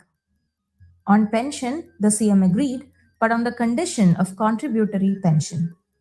The amount is yet to be decided. However, the state government officials claim that the workers' demands majorly come under central government policy decisions. Anganwadi सेविका जो काम करती है ना, दिन भी आंगनवाड़ी सेविका का काम करके दिखाए, पता चलेगा। आज तुम लोग इतना खर्चा कर रहे हो पैसा, पक्ष तोड़ने के लिए तुम 1-1 करोड़ रुपए, 10-10 करोड़, 100 करोड़, लोग गिनती नहीं है, सिर्फ करोड़ों की भाषा बोल रहे हैं। आंगनवाड़ी सेविका के लिए तुम्हारे पास पैसा नहीं है।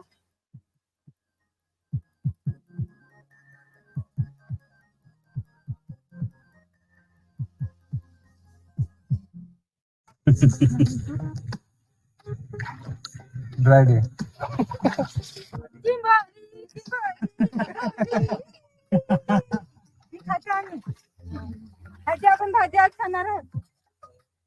This is Vanita Thackeray, fondly called Vanita Tai. A tribal activist, Vanita is one of the facilitators of a forest foraging workshop conducted at Mumbai's Are Forest. A bunch of 20 nature enthusiasts, including the Hindu correspondent, joined the workshop from across the city. Sanjeev Valsan, an environmentalist, educator, and documentary filmmaker, elaborated on the history of Are. Officially recognized as Are Mill Colony, the area is also known as Are Forest because of the protests that happened here a few years ago to save the forest. While foraging through the forest, the facilitators showed many plants which have medicinal qualities. Kanchan leaves are eaten as a seasonal green vegetable chutney, jungly ambadi which fights seasonal colds and cough. Konkanzai kand, a wild edible tuber and great source of food, is famed for its use in the treatment of diabetes. Similarly, taro leaves are cooked as a leafy vegetable using something acidic to make bhaji. After foraging, the participants of the workshop were taken to Vanita's home.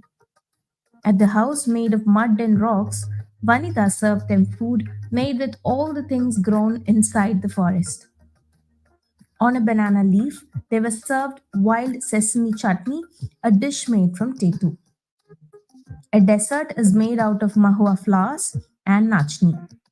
The workshop, which happens twice a month, is conducted by a non-profit organization, Wagoba Habitat Foundation and No Footprints, a travel company that promotes community-based stories lost due to constant urbanization.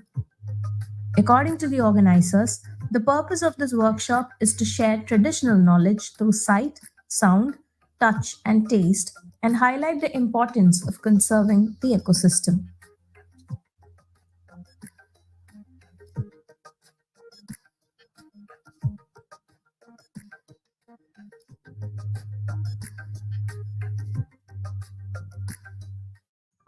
On June 5th, 2023, the Maharashtra Department of Tourism announced the construction of the Chhatrapati Shivaji Maharaj War Art Museum across 136 acres of land in Gorai, a Mumbai suburban village. But this land is home to 300 strong Varli population that lives in the Babarpada tribal hamlet. The museum will affect 6 tribal hamlets: Babarpada, Jamasatpada, Mota Dongri Pada, Chota Dongri Pada, Birsa Munda Pada, and Borkhal Pada. The boundary wall of the museum is being constructed and a few houses have been demolished. The external walls of the homes are covered with Varli art depicting the life and culture of the tribe that lives in the coastal region. आज ये जो गांव देख रहे हैं आप, यहाँ 100% tribal लोग हैं, कोई नॉन ट्राइबल नहीं है। तो हम लोग चाहते हैं कि हमारी जमीनें और हमारी खेतीबाड़ी सुरक्षित रहे, उसके ऊपर किसी का अतिक्रमण न हो। और वैसे भी सरकार तो बिगर आदिवासी है, सरकार कोई आदिवासी नहीं है, तो सरकार बिगर आदिवासी है और एज पर लॉ बिगर आदिवासी आदिवासी की जमीन नहीं ले सकता है, तो सरकार ने जमीन नहीं लेनी चाहिए। और एज पर 1989 का जो ट्राइबल एट्रोसिटी एक्ट है SC/ST का, तो उसके मुताबिक आदिवासी जहाँ रहता है उसके घर से उसको निकालना, उसका प्रॉपर्टी छीनना कानूनन गुनाह है, तो वो गवर्नमेंट के ऊपर भी लागू होना चाहिए। तो ये हमारी मांगे है और हम लोग चाहते हैं कि हमारी जमीनें सुरक्षित रहे, हमारे अगले जनरेशन को ये जो हमारी प्रॉपर्टीज है आदिवासी लोगों की वो मिलनी चाहिए। The beautification work was carried out by MTDC 2 years ago. The Varlis say the land sanctioned for the museum is their land that they have been dependent on for generations. अभी project चालू किया है सरकार ने, इसको हमारा आदिवासी का विरोध है। क्या प्रोजेक्ट थोड़ा बताइए। शिवाजी महाराज का जो म्यूजियम का प्रोजेक्ट है इसके लिए विरोध है आदिवासी का। जो कर रहे हैं वो सरकार है। हमारे आदिवासी जो पाड़े हैं वो छोड़कर कुछ भी करे, हमारे पाड़े के लिए कुछ दगा नहीं होना चाहिए।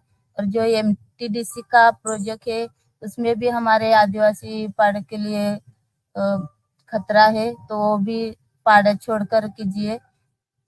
On January 28, 2023, the Minister of Tribal Development, along with other officials, announced Babarpada as a Gotan, an area protected by the Maharashtra Land Revenue Code that disallows any development without the consent of those who reside on it. However, that has not been updated in the land records.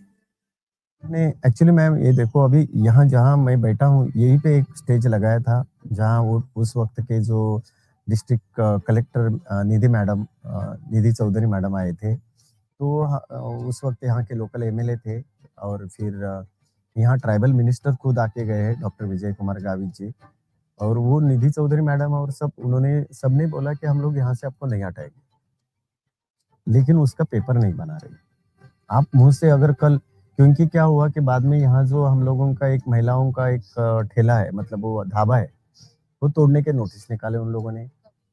ये 3-4 महीने के पहले की बात है। तो हम लोगों ने जाके बोला कि निधि मैडम ने तो बोला कि आपका कोई डिस्टर्ब नहीं करेगा, आपका कोई ये नहीं करेगा। वो बोलते हैं कि आप उनसे लिख के लेके आइए।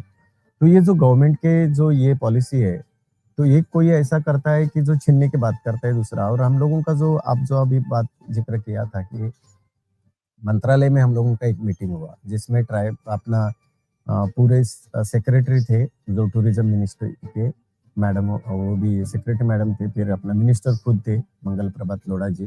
मंगल प्रभात लोढ़ा जी मुंबई उपनगर डिस्ट्रिक्ट के ये भी है, पालक मंत्री भी है, तो वो खुद थे। यहाँ के local MLA mister Sunil Rane साहब थे, और फिर बाकी ऑफिसर्स जो उनसे कंसर्न ये थे, ट्राइबल डेवलपमेंट डिपार्टमेंट के अधिकारी थे। तो ये सब के सामने एक मीटिंग हुआ, तभी सब बातें हुई और उन्होंने कहा कि नहीं आप अपने प्रूफ दिखाइए, और 8 दिन के अंदर अपने प्रूफ आप शो कीजिए करके। मतलब आपका हक क्या बनता है, आपके जमीन के कागजात दिखाइए, आपका पूरा जिसको हम लोग बोलते हैं कि डॉक्यूमेंट, आपका क्या ये है कि हक का जो कागजात है वो दिखाइए, आप यहाँ के हो, यहाँ रहते हो और ये आपका है करके उसका ये दिए। तो उन्होंने 8 दिन बोले थे, हमने बोला 8 दिन में कुछ नहीं होने वाला है। और ये जिस तरह आप डॉक्यूमेंटेशन मतलब आप प्रूफ मांग रहे हैं, तो प्रूफ के लिए हमारे पास बहुत सारे प्रूफ है। तो हमारा जो गाँवठन है, हमारा जो खेती का जमीन है, तो वो छोड़ के या तो हमारा जमीन को कोई तकलीफ नहीं होना मांगता है। हमारा जमीन है वो हमारा जमीन हमारे ही कब्जे में होना मांगता है। क्योंकि अभी जो शिवाजी महाराज का जो म्यूजियम बन रहा है, तो शिवाजी महाराज ने ऐसे किसी गरीब लोगों को ये करके नहीं किया है। तो हमारा भी यही कहना है कि गरीब लोगों को, हम आदिवासी गरीब को कोई तकलीफ ना पहुंचाए। जो हमारा गाँवठन है वो हमारा गाँवठन का हमारे कब्जे में रहना चाहिए। हमारा जो खेती का जमीन है वो भी खेती का जमीन भी हमारा रहना चाहिए। और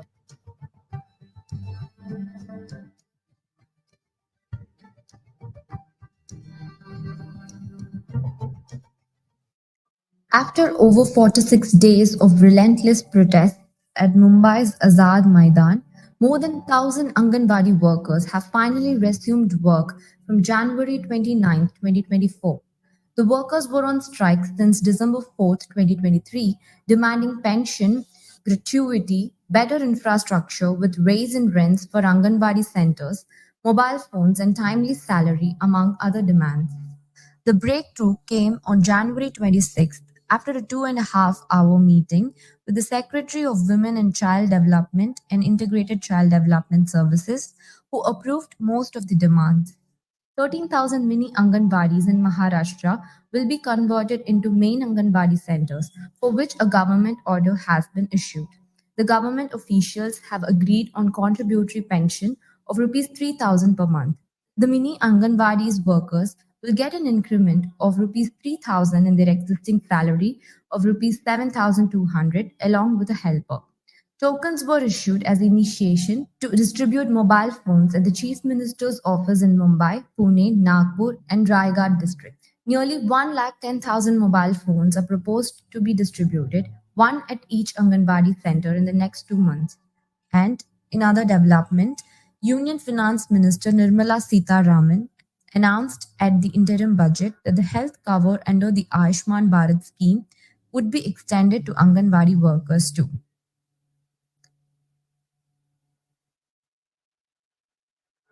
Mumbai has 927 Anganwadi centers and 924 Anganwadi workers. The suburbs have 4,220 centers and 4,197 workers. In the 16 Anganwadi centers in rural and urban Maharashtra that The Hindu visited, most run from homes in urban slums, on the corridors of apartments or temples, or from the verandas of kacha houses in villages. Even those spaces were completely shut down since the strike. हाँ change करना पड़ता है, उनको भी नहीं पसंद है, light bill आता है, वो इतना भाड़े में ना बोलते हैं ना, इसके लिए चेंज करना पड़ता है। थोड़ा भाड़ा बढ़ाना चाहिए। मेरे पास ज्यादा बच्चे भी हैं, कम से कम बड़े बच्चे 70-70।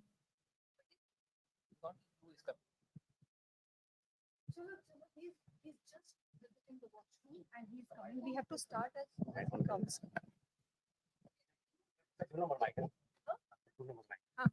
Just 2 chairs, remove 1 chair. Remove one chair, please. यहाँ पे रहेगी। इथे आणायचं, इथे आणायचं. Remove one chair. Remove one chair, please. हाँ, दोन माइक वो दोनों कितने असते ना. हाँ, ऑन करके रख दीजिए.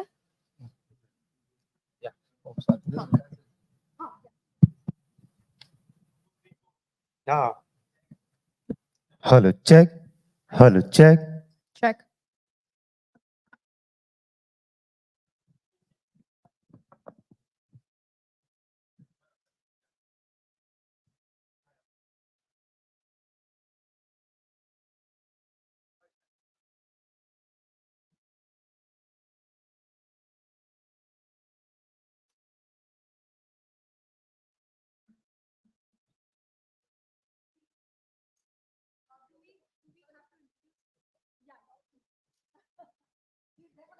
So next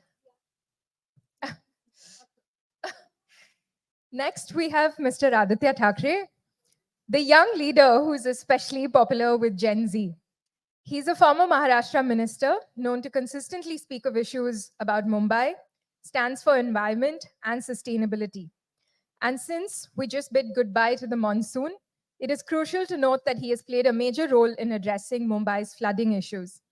Mr. Thackeray, the son of the former Chief Minister Uddhav Thackeray, will be in conversation with Vinaya Deshpande. I invite you on stage, sir.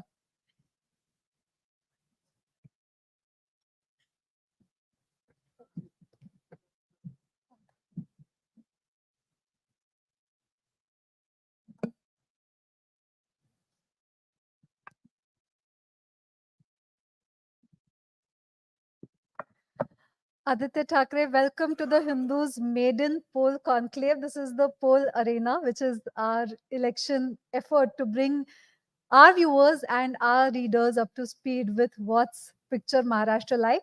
And let me begin the discussion with our topic You today. sure you can bring anyone up to speed with Maharashtra politics?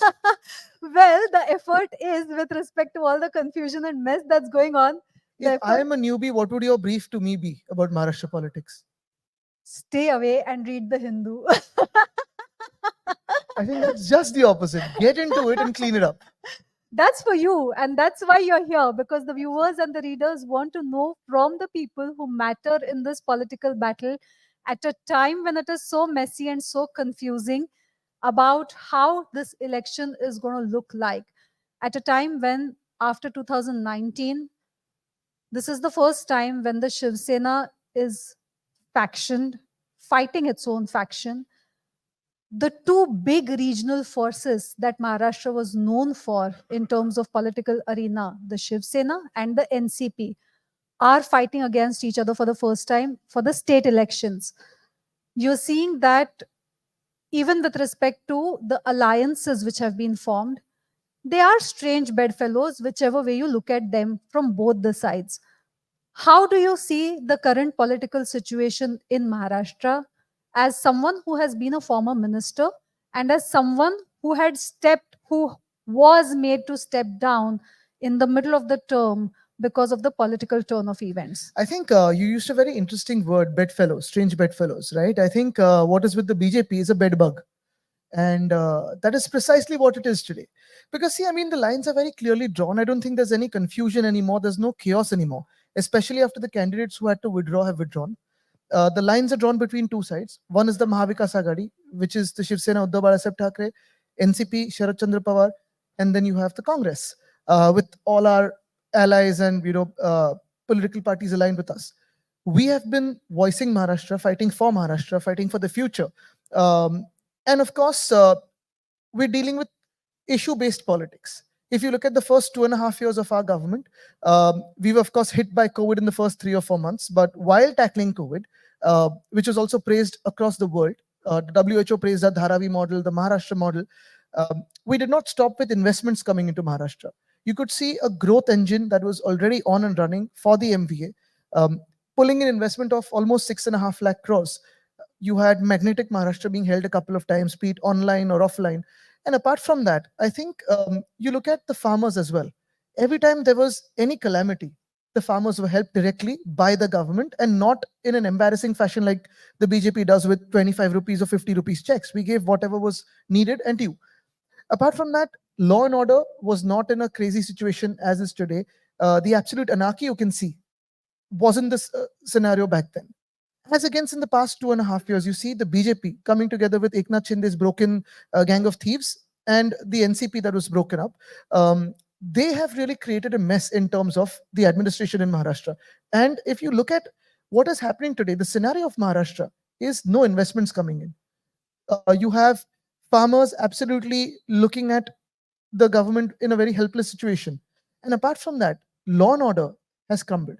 So there are two sides: the Mahavikas Agadi, which is speaking for Maharashtra, the Mahavikas Agadi, which is Mahavikas Agadi, which is speaking for the future of Maharashtra, whereas the BJP and its broken gang of thieves, which is speaking for its own interests, its own selfish greed. That these are the lines drawn, and therefore I feel there will be no confusion or chaos while voting happens.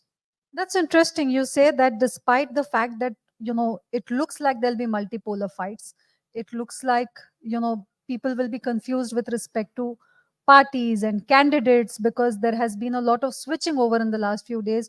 The fact that you do not see it as a confusing battle is an interesting take. I do not see it because, see, for the past 2.5 years, wherever we've protested, wherever we've held our campaigns, rallies, protest marches, you see an outpouring from the people, which is beyond political lines, which is beyond the labels of caste, creed, religion, region.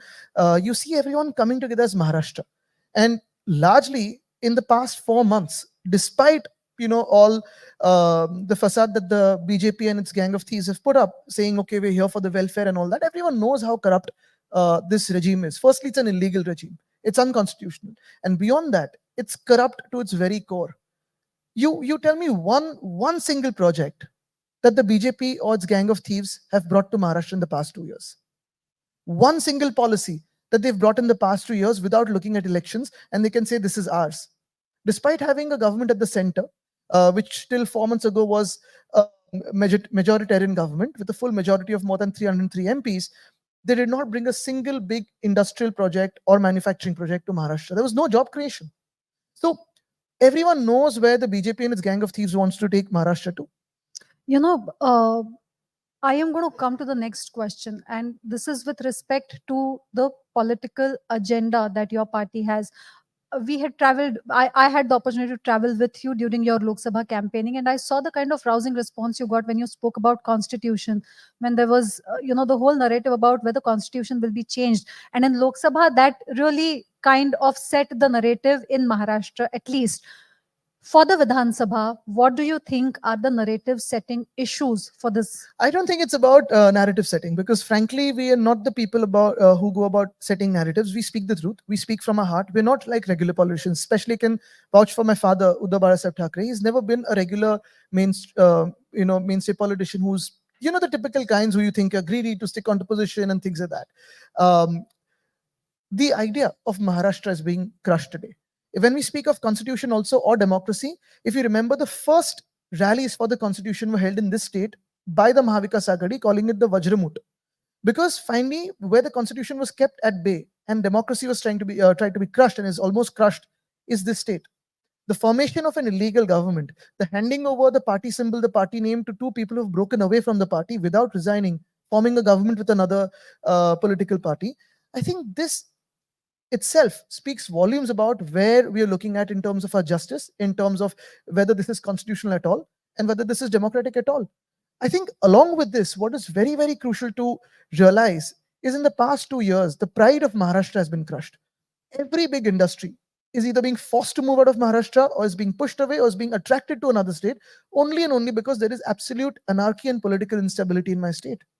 Look at, if you want to set up an industry today, or if you want to get an MIDC plot, or if you want to even do something in Maharashtra that is productive, who do you go to? There's one illegal CM. There are two half CMs. You go to one, the two other are upset. Apart from the two other being upset, their cronies are upset. The way Mumbai is being sold, rather not sold, given free of cost to Adani. They claim we are bringing projects, particularly infrastructure projects for the development. Brilliant. Which ones? Which ones? I'll give you examples. The Samruddhi Mahamarg, Hindu Samrat Barasaheb Thackeray Samruddhi Mahamarg, was supposed to be completed in time by 1st of May. Mr. Eknath Shinde delayed it because he did not want Uddhav Barasaheb Thackeray to inaugurate it. We also know That is about the one. coastal road. No, I'll tell you what. Coastal Road was fully initiated by us, started by us. Devendra we Fadnavis had ji has come for nothing that to do with it. groundbreaking ceremony. Yes, and Mr. Devendra Fadnavis, who now claims credit as Deva Bhau and whatever, I mean, it's only Deva Bhau, Sagre Milun Khau. It's becoming that in this government, nothing else. But they have nothing to do with the southbound coastal road. It's a BMC project, which the BJP government in the center delayed by 3 years from 14 to 17.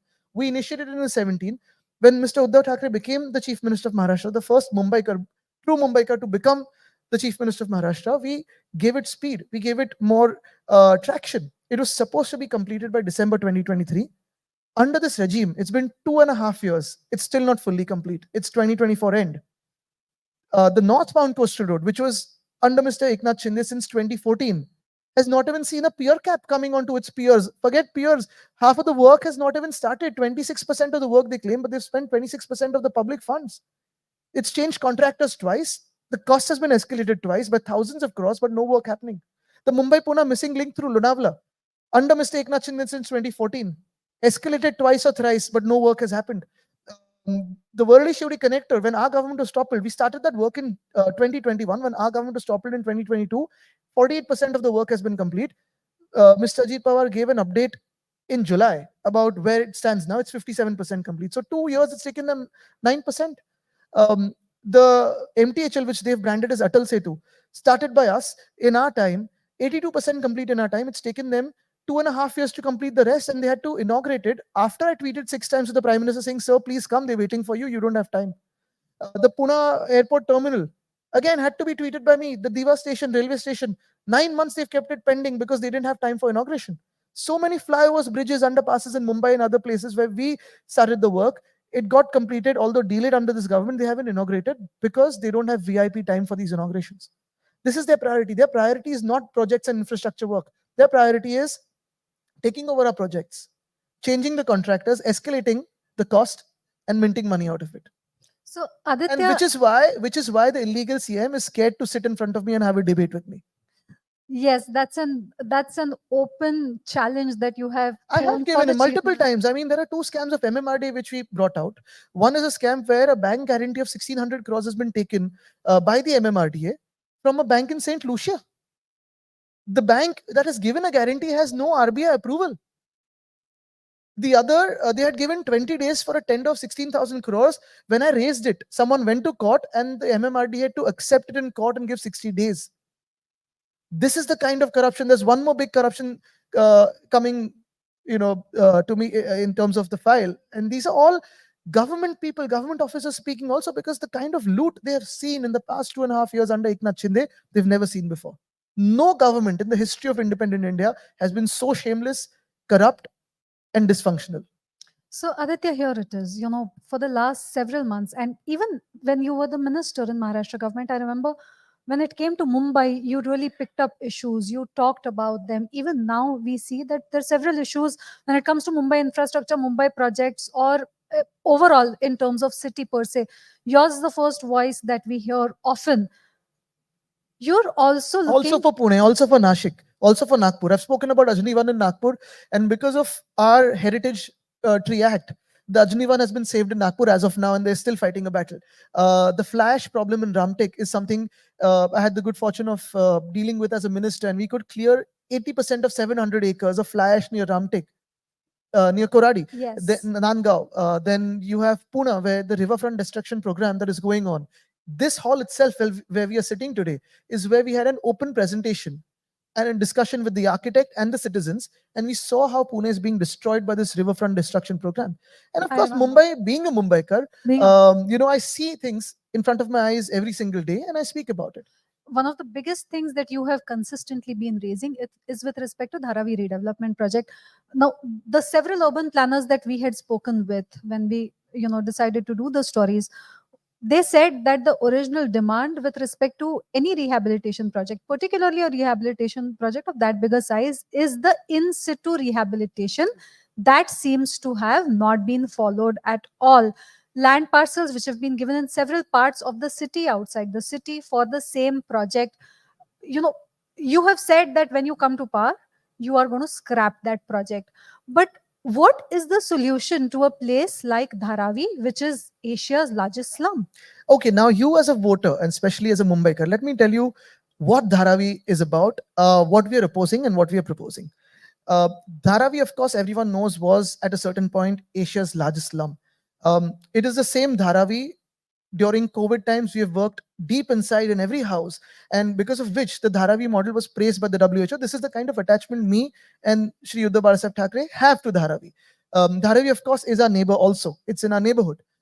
We live probably closest to Dharavi, and we've seen Dharavi very, very closely. So obviously, it is in the good interest of everyone, people who live there, people who live around it, for Dharavi to be redeveloped.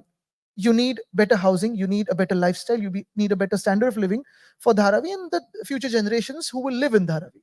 Now, while this has been happening and there has been a lot of talk around it, our government actually scrapped the early tender, which was given to another contractor. Nobody knows what the background was or whatever, and it seemed a little sketchy and shady, so we had to scrap it. There were multiple global competitions held by various urban planners. UDRI has held one. They've created a book on it. Many more urban planning, private and public agencies have planned Dharavi. Now, obviously, everyone, while planning Dharavi, is looking at the population there. There's about 4.5 to 5 lakh people in Dharavi. Apart from that, I think what is very, very important is in those 300 acres of hutments of Dharavi, you also have multiple micro industries in Dharavi. So while we look at redevelopment of Dharavi in a way which is for homes and housing for the people and for the families there, we also need to cater to the micro industries that provide the livelihood to those Dharavikars. Now, 300 acres of micro industries and housing need redevelopment, need space to be redeveloped either as PTC's project transit camps or key-to-key development where new buildings will come up and these people will be shifted in those buildings. So obviously we were waiting for the railway land and we were waiting for the Tata Power receiving station. Attaching the railway land and the Tata Power receiving station, you create an area of almost 540 acres, which is now the existing Dharavi. We were working on the tender. Had it been our government, the tender would have gone through. Maybe Mr. Adani would have won it. Maybe someone else would have won it. But what is problematic in the tender and what Mr. Adani is doing today is this. First, the tender says that 50% of the TDR that any person, any building needs across Mumbai without indexation will be bought from Mr. Adani. He will choose to give it to you or not give it to you at a rate he decides to. Why should this happen? What will the others do? If he chooses not to give it to you, what will your building do? What will your people do? So why should this come in? Two, the premium that is supposed to go to the BMC, which is almost 5,500 crores, will not be given to the BMC. It will instead go to DRPPL and SRA, which is basically paying to self because he's the lead partner in the DRPPL. So why are you paying to yourself instead of paying to the BMC? 5,500 crores. Because eventually, the BMC is the agency that's going to provide and service the lights, water, electricity, everything. 3, staircase premium exempted, open space premium exempted. If every other builder in the city is expected to pay a staircase premium and open space premium, that generates revenue from a city. And when you're creating so much of construction and sale construction, why do you need to get rid of these premiums? Why are you depriving the city of its due premiums and taxes? Now, this is 540 acres. Above and beyond this, you need to realize that almost 4.5 lakh people stay there today. 2 lakh people, 2 lakh families rather, will be considered as ineligible. So where will be they thrown out? To NDZ areas, which was always non-development zones, to salt pans, to Kurla's mother dairy, to Bhandup, Vikroli and Kanjurmarg area, which is 255 acres. 140 acres is in Mud Island, which is also Koliwada. To all of these islands, to also Mulund. Why would you create 540 plus 540 acres in Mumbai of another 20 Dharavis? And there are 2 more things to be taken into consideration. So 540 acres given free of cost, you create whatever. The other 540 acres is almost 1 lakh crore revenue that he'll be earning from the sale and construction of this 540 acres apart from Dharavi. Why should anyone prosper for free in a city that respects merit and hard work? This is a city that is always built on public-private partnership. This is a city that respects hard work, respects merit. Your surname tags do not really carry as much weightage as your effort. So then why should someone be given 1,080 acres of Mumbai free of cost? If he wants to be So then what is your vision? I'll come to that. If he wants to be the richest man in the world, we're happy to support him. Just pay my city's premiums and dues. Now what is important is, our proposal is this. We will scrap this first. because we cannot have the premiums exempted. We cannot have the dues of the cities exempted. The city's due has to be given by whoever comes into construction. The 540 acres as Dharavi, we need in situ development for each and every Dharavikar who needs to be eligible for a home, free home in Dharavi. Apart from that, we need to have corporate headquarters. You need to have something like the International Financial Services Center.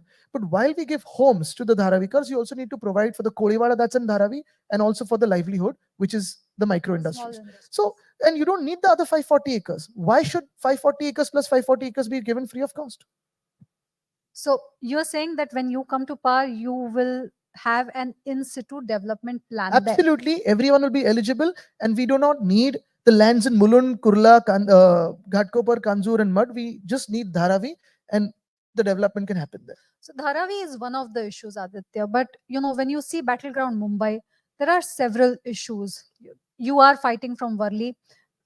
It was anticipated that it would be an easier fight, but the last time you fought was when the party was together. I'll tell you honestly, Then- I do not believe that any fight is easy or tough. It is a fight. And whoever comes in the ring, some people have the cushion of a Rajya Sabha seat with them because they're not really, really serious about contesting. It's just like a time pass thing for them. But for us who are dedicated to the service of, the state, we're always here in the fight, and we don't come in with a cushion. So I don't think any seat is easy or tough. It's always battleground, and you've got to treat every fight with that amount of respect. You're saying fine, not easy or tough, but at the same time, you also have to look at the numbers, because that is where everyone will have the benchmark. In 2019, when you were in the electoral fray for the first time, you were voted to power, and you won by a margin of over 68,000. That was also a different scenario when the party was together. In Mumbai, we have seen that your party organization has not really moved. It has pretty much stayed where it was, specifically with respect to your constituency, which is Worli. Now, during the Lok Sabha election, this is the same constituency which gave a lead of a mere 6,500 from a 68,000 margin. And though I know that this is not exactly... If you compare, I'm not going into the mathematical analysis of, seats, but if you compare almost all seats across Mumbai, largely, barring a few that have gone into the multiple thousands, largely someone's got a 2,200 lead, someone's got a 1,500 lead, because primarily the BJP, with the election commission or whoever they were sort of ordering, kept Mumbai's election on 20th of May, which is vacation time, holiday time for most of our people. They go to their native villages, they go traveling abroad. So I'm not going to compare one election to another. But having said that, I think the Prime Minister's election also was quite edgy. He was trailing thrice. So, all leads across the country were edgy this time. How do you see this? This is where we have to respect the people and serve the people humbly. That's the biggest learning. And how do you see this battle now? I think it's going to be, of course, an election as it is. And I hope the people will look at the past 5 years and also look at the future. Because a lot of, political parties, the chaos that they've made in the past 2.5 years, and, the kind of battles they engage us over in terms of religion, region, caste, also what was great in the past, what was not great in the past. I think no one's fighting for the future. We need to look at the future. The biggest question that we have on the discussion today is Mumbai Kunachi. Mumbai has always been that city where the Shiv Sena has dominated. We have seen that, the Congress was in the fray against you traditionally. And the BJP or the NCP were not really very strong players. This election, the scenario is different. This election, you have your party, which has been split into two, fighting against each other. You have a BJP which has gained ground. You have Congress as an alliance partner fighting on 11 of the 36 seats. How does one decipher Battle Mumbai? It's very simple. And again, this is not just Mumbai, this is about Maharashtra. If you vote or support the BJP candidates, if you support the BJP, if you support the BJP's claim to the chief ministerial post, you're supporting in effect the destruction, the planned destruction of Maharashtra. Because in the past 10 years of BJP rule at the center and in the state, also especially in the past 2.5 years, everything that the BJP has done to our state in terms of breaking families, breaking parties, breaking people, the absolute political instability, the crumbling of law and order, it was only and only to take Maharashtra into an absolute chaos and darkness. They wanted Gujarat to prosper at the cost of Maharashtra. So if you vote for BJP, you're voting for a stronger Gujarat, which if it grows at its own cost, at its own strength and effort, I'm more than happy to support it, but not at the cost of Maharashtra. And if you vote for the MVA, which is the Mashal, the Tutari, and the Hath, you're voting for Maharashtra because you've seen us in the past 5 years consistently, not just speaking for Maharashtra, but also converting the speaking and words into action on ground. So you see that the change dynamic Mumbai will remain with Mumbai and Maharashtra only and only if Maha Vikas Aghadi is voted to power. Just because the BJP cannot break Mumbai officially, just because they cannot win Mumbai politically, they're handing it free of cost to Adani. So then Mumbai's name will change to Adani or Adani City if BJP comes back to power. Aditya Thackeray, it's interesting you would say that because this is exactly the kind of plank that in 1960s the Shiv Sena came up with. That Absolutely Mumbai not. with I'll tell you Maharashtra what. I'll tell you what. Because Mumbai was won over by fighting for Mumbai. 105 martyrs and many more beyond that across Maharashtra fought for Mumbai. And today you see the BJP has the same plan. They want to break Mumbai. They want to crumble. Why would they take the International Financial Services Center to gift otherwise? Why would they shift Vedanta Foxconn to Dholera where Vedanta said, now we can't work here? Why would the bullet train, which has crumbled yesterday, bridges collapsed yesterday, be made from Gujarat to Maharashtra where it doesn't even benefit Maharashtra? And they've given our land and BKC free of cost to the bullet train. How does it benefit Maharashtra? Let the CM or two DCMs come here and, or three of them come here and make me understand that. Well, the CM, you've talked about the CM. We see that there have been quite acerbic, bitter barbs against your father in the last few days. You know, the split happened 2.5 No, years ago. the current CM is an absolute coward and incapable man. I mean, he ran away to Gujarat. He toppled the government of a man who has given him everything, his first political ticket, his first ministry to everything. How do you even call that humanity? It's inhumane to see the way how he's behaved. You think of the situations I am looking at. You look at Mr. Uddhav Balasaheb Thackeray, and to see from his perspective of what these 40 thieves have done to him and to his party. For a party that he has sort of helped grow over the past 20 years, 90% of these thieves who ran away were the ones who were given their first political identity and social identity by Mr. Uddhav Balasaheb Thackeray. For a second, think of what Mr. Sharad Pawar Sahib would be thinking. The political party he formed in 1999, a political party he got the symbol for, a political party which governed Maharashtra for 15 years, and all the people who've hopped over were ministers for 15 years, right from the junior ranks to the senior most ranks, because he blessed them to be so, along with the people. How he must be thinking. And this is the BJP, which played dirty politics to topple Madhya Pradesh government in the COVID lockdown 1 and tried to instigate the same here in COVID lockdown 1 through their governor, and successfully did so with the help of ED, IT, CBI later. So I think more than bitterness, it's about thinking whether, and this is the anger about where they're taking my state. That is where I come from. Had they, in the past 2.5 years, doing everything they did to my father or Mr. Pawar, or even toppling our government, taking away our party symbol, or even my own grandfather's pictures, which my father has clicked, all of that, even after doing that. But that they say Even is for if, Hindutva.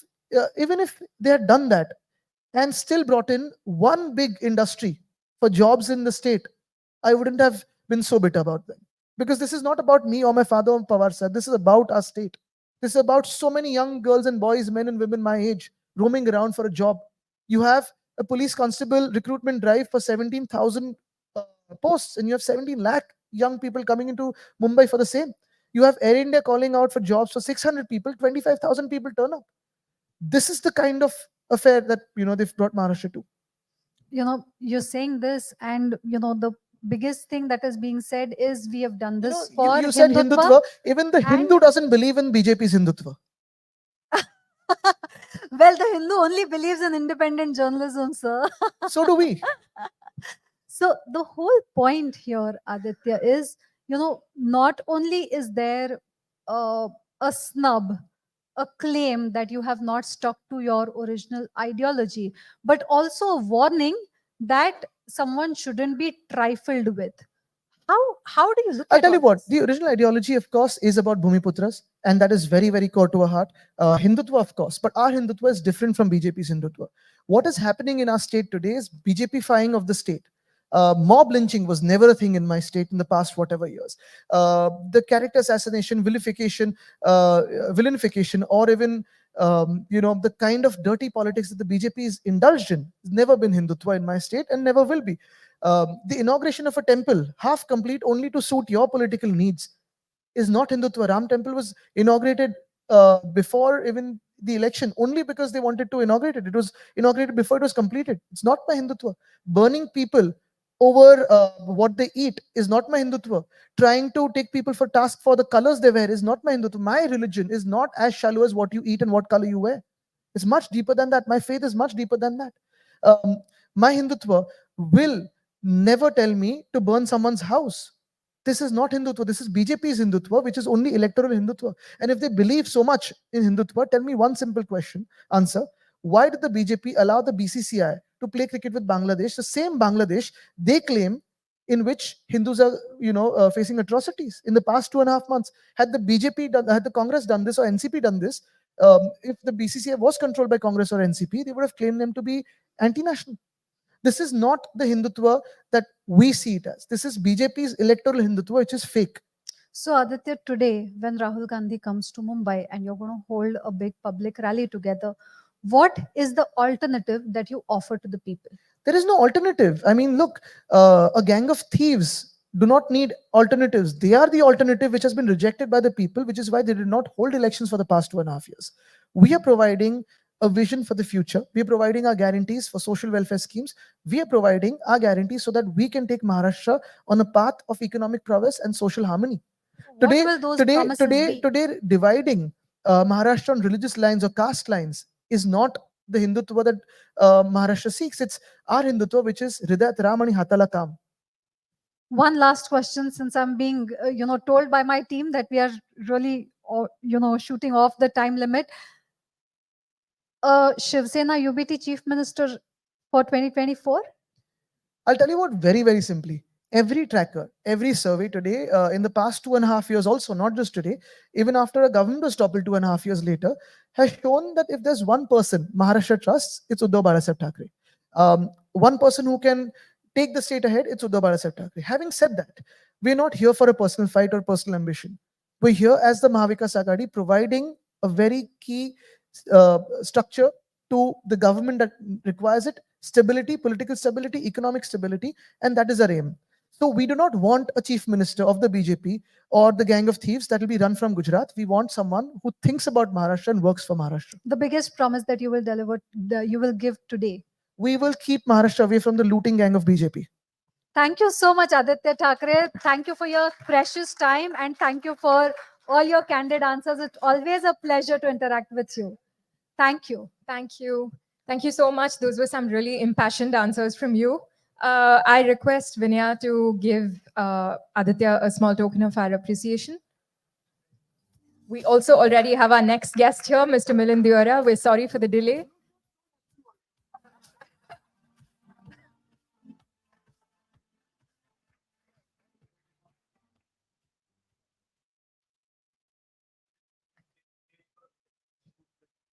That'll be awkward for both of us. We shoot it down. Come.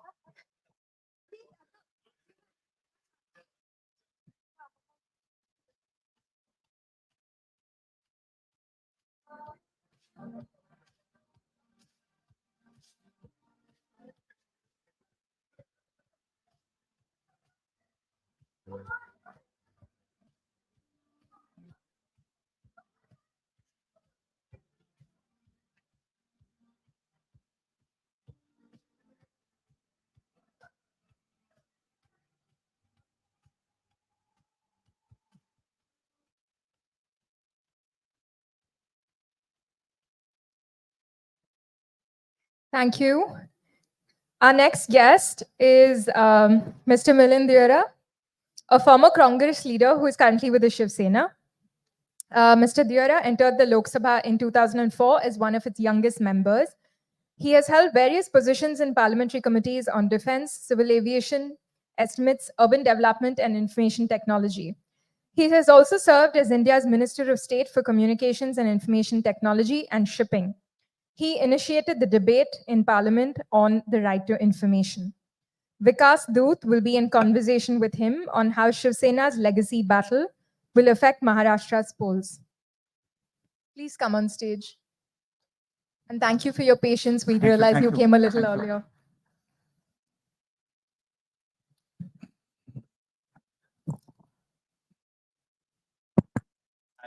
How are you? Very nice to see you and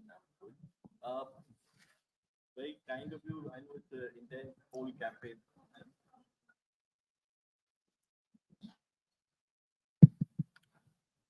Hi. So very nice of you to take time out on the intense poll campaign and spend some time with us. Uh, you are, of course, one of India's most urbane, I would say, politicians. Obviously coming from South Bombay, and you've been articulate about several policy issues, not just in your current avatar as a Sena member, but also in your earlier innings as Congress. And your father, of course, has been one of the tallest leaders that Bombay has produced in political arena in India. So wanted to get a sense of, I know you must have answered this question several times, but the transition that recently you underwent, you switched from the Congress to the Shinde Sena and the Shiv Sena. And what you seen, of course, is the Lok Sabha. There was sort of a tide turning against the Mahayuti, so to speak. The Congress and the MBA gaining an upper hand, including in seats in Bombay. So, do you feel that the timing was off, or do you think it's just a matter of My timing, you mean? Yeah. Firstly, it's a pleasure to be here at the Hindu poll arena. And I really believe politics is a lot like investing in the markets. I think if you try to time it, you'll get it wrong. There's no right time or wrong time. If you're in it for the long term, if you're in seva, the business of seva for a long time, it eventually works out well. And, I'm still the same person I was. I still believe in the same issues. I believed in certain economic issues when I was in the Congress. I have the same economic beliefs today.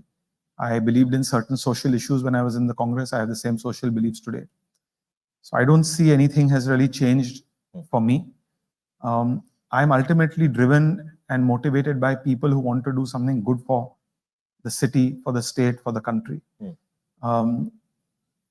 That is an overriding factor for me in politics, regardless of whether I am empowered or not empowered. If there's a movement forward, that's something which keeps me excited.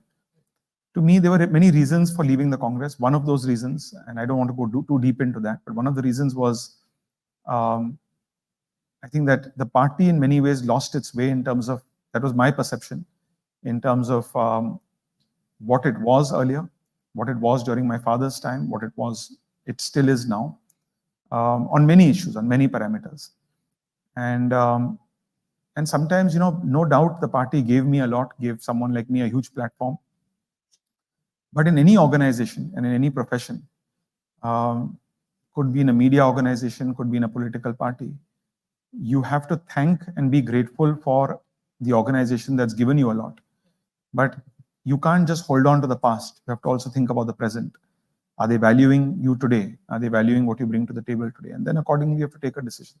So I don't think I have any regrets. I think that I'm happy where I am. I'm happy to be empowered to serve Mumbai, Maharashtra, my country. And whatever role I have been having in the last few months has been very focused on taking the city forward, helping attract investments to the state. These are things I'm comfortable with. These are areas which I like. I entered politics in the first place to do. So I don't feel suffocated in any way. How do you feel? I mean, that's very well put. That you have to value what the organization has given you, but you can't remain stuck in the past. You have to keep moving forward, where you can deliver more bang for the buck for your priorities. So, wanted to get a sense. You've been a minister of state, of course. You've also in the union government. You've also been an MP. Now you're probably fighting one of your first battles in the legislative assembly. And how's that? Because this is a different sort of energy. There's a different sort of dynamic at play. issues are slightly different, more localized, hyper See, local. politics is always local. I always believe that. Even if you fight a Lok Sabha election, I've never fought a single Lok Sabha election where you're only saying this is the central vote based on a central idea. It's based on regional ideas, based on local ideas. So even when we fight Lok Sabha elections, it's based on housing, affordable housing, what is happening with local communities. So I don't think, in fact, I'm raising some issues at a local election about national issues also. So to me, regardless of the platform you have, whether the platform is regional, national, you have to have a mix as a legislator of local focus, regional focus, and national focus. You cannot say that I'm a MLA and I only have a regional focus. You cannot say that I'm an MP and I only have a national focus. Everything plays into each other. What happens nationally affects things locally. What happens locally affects things nationally. So for us, politics has always been that way. My father's politics was national, very local also. As an MP, he helped. For example, he brought a project called the PMGP, the Prime Minister's Grant Project in '85, which gave housing to the local people in Mumbai and Maharashtra, and affordable housing. And there are lakhs of people who benefited from that. That's a very local project. It was not just driven by a national thing. Sometimes as a national legislator, you can help locally also. I remember when the BMC wanted almost 1,200 crore rupees to upgrade Mumbai's stormwater drainage network, to prevent flooding during monsoons, to expand the stormwater drains. We went to the Prime Minister of India at the time, Dr. Manmohan Singh, and got money from the center. That's a good example of where you use your national power to solve a local issues. And it can work vice versa. So I don't see much of a difference. I see the same way as campaigning as I was during Lok Sabha. Certainly the positions are different depending on what happens in the election results, but issues are not very different. And I think this election also, assembly election, is largely about, Mumbai and Maharashtra. It's not so much about India, but it's largely about where the state is going, where the city is going. And the sense I'm getting in this election is people want the city to move forward quickly. There has been a lot of growth in the city in the last few years. There's been a lot of infrastructure in the city in the last few years that has come on steam, whether it's for motorists, whether it's for people who use public transportation, whether it's relating to urban housing. And it's very easy sometimes, to be a critic and to criticize, this is bad, this is bad. And sometimes people have personal reasons why they have to criticize. I understand if Aditya before me must have made personal attacks, and I understand why he would do that. Because he must be feeling that his party was stolen. But people have to also understand that a political party doesn't belong to one individual. It has to belong to the people. When you're a chairman of a party, you are like the custodian of that party. Party is a medium through which you serve the public. Anyone who thinks my party was stolen has a very entitled view of that particular party to start with. And sometimes personal politics then translates into opposing for the sake of opposing. And I saw that to a large extent even in the Congress nationally. Anything the Prime Minister would do, good or bad, would just be opposed because he's suggesting it. And same way over here. One very good example is, there's a Mahalakshmi race course. It's the only race course in Mumbai.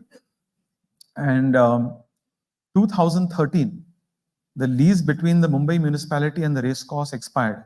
I think it was a 99 or 100-year lease. And 2013, there are videos where very young Aditya with Uddhavji, who at that time they controlled the BMC, they wanted to renew the lease and create what they called a theme park in Mahalakshmi Racecourse. There are videos, there's statements. They met the Chief Minister at the time, Prithviraj Chavan, and for various reasons that project got scrapped. From 2013 to 2022, while they were in power in the city, state, that lease never got renewed. That lease just got renewed about 6 months ago. Finally, after almost 11 years of the lease expiring, finally the lease got renewed, similar to their plan which was suggested 11 years ago. A plan got implemented where 120 acres of that park, Right now, only a walking track is available to the people of Mumbai. Now the entire 120 acres will come to the city, to the BMC. Plus, it will be connected with the coastal roads, parks of 180 acres. So you'll have about a 300-acre plot of green spaces, open spaces in the heart of South Mumbai. And he opposed that. And I understood why he opposed that, because he opposed it because they didn't do it, but someone else has done it. And the person who's done it in their mind might be enemy number one. So these are things which are politics. This is part of politics. This is part of the political circus we're all part of. But you have to move beyond politics sometimes and do what's right for the city, do what's right for the state. So I always believe, who does what is irrelevant. And if you can look beyond who takes credit, you can achieve a lot in this country. So I think Mumbai today is moving forward. There may be areas where we can improve. Someone has a problem with one particular industrialist doing a project, give it to someone else. But depriving 2 lakh people of getting a home, keeping that continuing where foreigners come to Mumbai and they go to Asia's largest slum to take photographs. You have to change those things. You have to now move forward. You have to, and if you want to do that, the reason it's not happened for 50 years is because someone has not got an incentive to do that. You'll have to, as a state, give them an incentive to attract an investor to come and do it. Otherwise, it will not happen.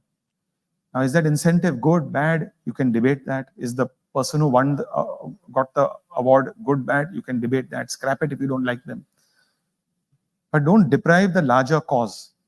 And that's why what I said is speed breaker politics has now become the norm from Mumbai to Delhi. And we have to do away with that speed breaker politics. Opposing the metro for what? We all are environmentalists. There's no monopoly on being an environmentalist. Even I love the environment. Even I believe climate change is a serious issue. I personally go to Borivali National Park many times during the monsoon session for treks. I take my daughter there. But you have to balance infrastructure also. Today, look at the Mumbai railway network. It's so congested for those who use public transportation.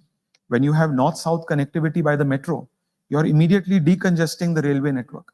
You're giving people an air-conditioned option to travel by metro, which is faster than the railway, the train from South Mumbai to North Mumbai, quicker, easier.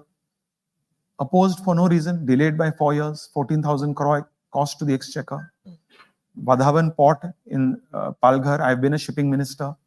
I know how important port-led development is in our country. When you build a large port, you create huge ancillary industries around that area. Vadhavan port today is the largest port in the country.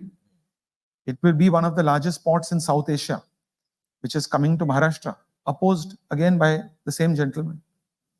Jaitapur nuclear plant, largest nuclear plant in the world. In the world.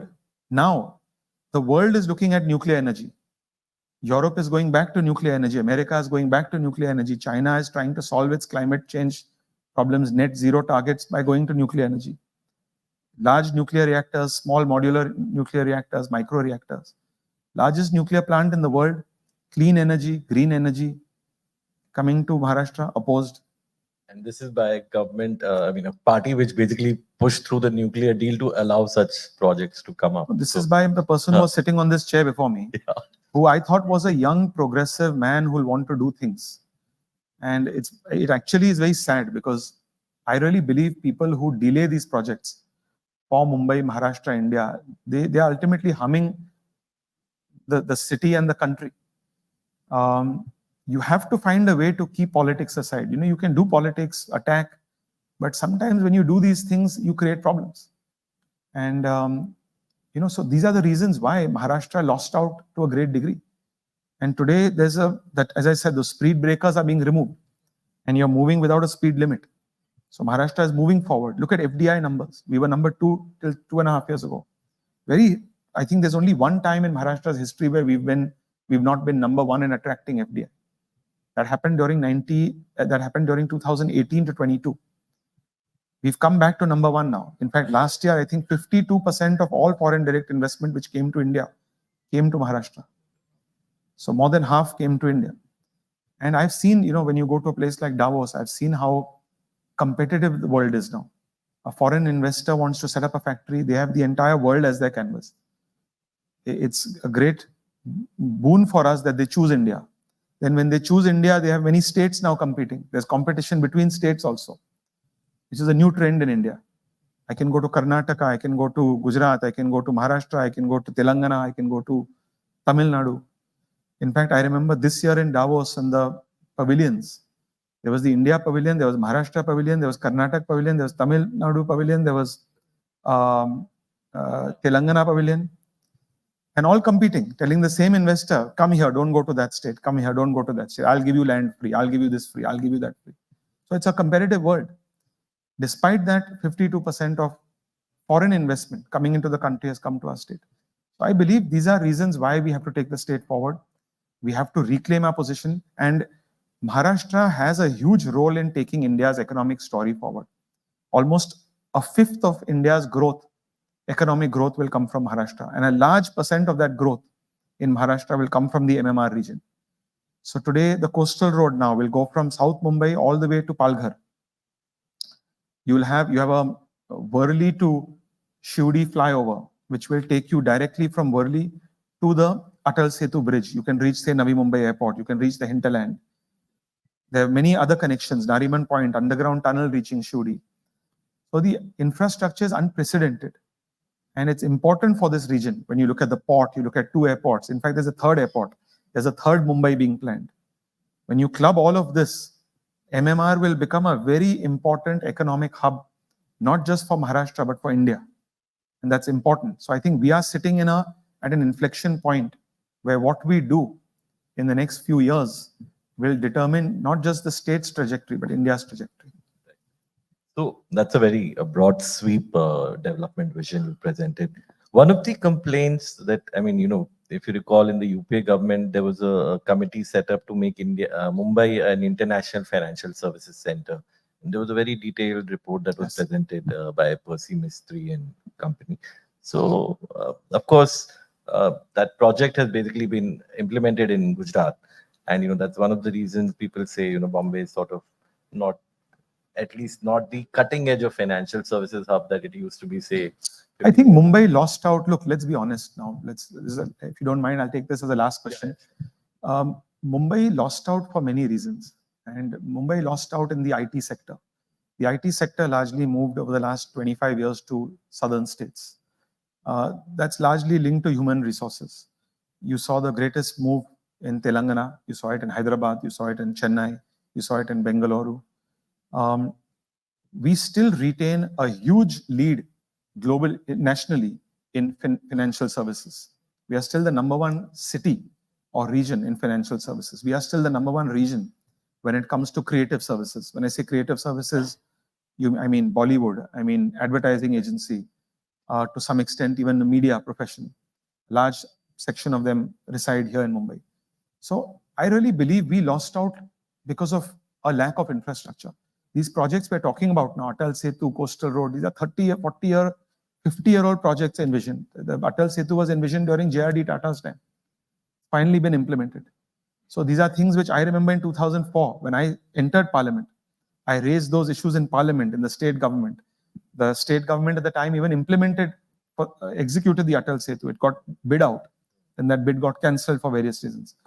So Navi Mumbai International Airport, I remember Dr. Manmohan Singh cleared that project as environment minister. And then a minister in his own government who became, I won't name that ministry, otherwise you'll know who I'm talking about, became a minister a few months after him, overturned the Prime Minister's decision on Navi Mumbai Airport, which is why we lost 6.5 years on Navi Mumbai International Airport. So this politics is not new. This has been going on for a long time. Just opposing for the sake of opposing, if we don't realize that India loses, someone else gains because of India's loss, then there'll be a problem. I think now Mumbai has put in place the move to build world-class infrastructure. When I say world-class infrastructure, I don't just mean highways and metros and public transportation. We also have to build large parks like the Mahalakshmi race course, the coastal road. We also need high quality of life. We need to build affordable housing. All of those things need to happen. I don't deny that. But I think we're on the right track. There is political leadership. There's no confusion. And we want to move forward. And I'm very confident that in the years to come, we will retain our position and strengthen it further. I think Gift City, which happened, which is the financial service center, in many ways is work in progress. I mean, the best example for that is it started out, didn't do well. One of the feedbacks they got was executives don't want to be there if there's a ban on alcohol. And then they relax that, and then people move there. So these are all work in progresses. I believe now India has the potential and the scope to have not just one international financial center, but a second one also. And that naturally should come to Mumbai. I always say Mumbai's competition is no longer Telangana, Hyderabad, Delhi, Gujarat, Ahmedabad, wherever else, Bengaluru, Chennai, Kolkata. Now Mumbai's competition is Dubai and Singapore. We have to think global, not just national, and then we can achieve a lot. Thanks so much, Thank you. Milind. Thank you. On that positive note, we also hope that constructive politicians like you continue to stay active and create a environment where this is the framework on which electoral politics is debated going forward, rather than freebies and caste divisions and so on. So we wish you the best of luck in your innings. Thank you. And we hope to have you back for future interactions. Pleasure. Absolutely. Thank you so much. Thank you. Thank you, Mr. Devra. Just a question. Would you have 2 minutes for a question from the audience, or are you in a really hurry? late. I'm late. Okay, sure. I invite Mr. Satish, our National Sales Head, Events and Magazines, to give Mr. Devra a token of our appreciation.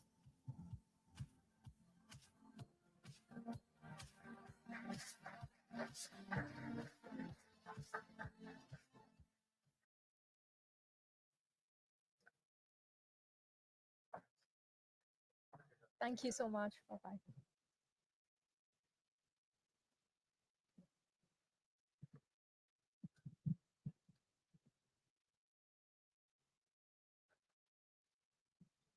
Next, we have Ashok Dhawale, National President of the All India Kisan Sabha, India's largest farmers' organization, which has spearheaded the farmers' movement for over 3 decades.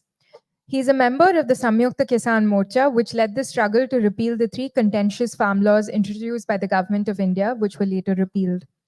Mr. Dhawale, a Politburo member of the CPIM, has a ringside view of the agrarian scene, which is particularly significant given that every election we have farm distress coming to the forefront. Vikas and Vinaya together will be in conversation, Mr. Dhawale. I think he will join us on camera.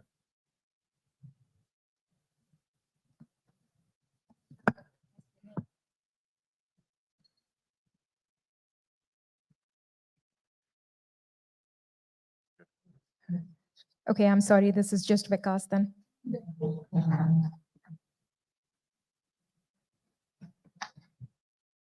Lovely, sir. Namaskar. Can you hear me? Which way do I have to look? This way?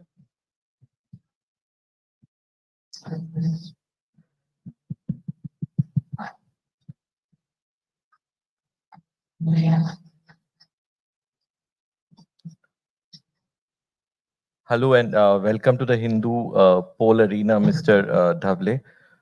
Thank you so much. Thank you. Thank you so much for joining us today. In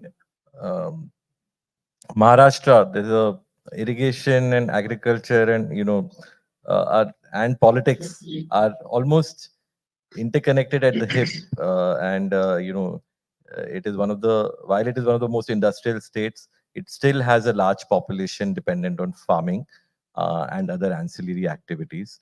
So I wanted to understand, first of all, from you, sir, की आजची situation काय आहे, म्हणजे परिस्थिती farmers मध्ये कशी चालली आहे?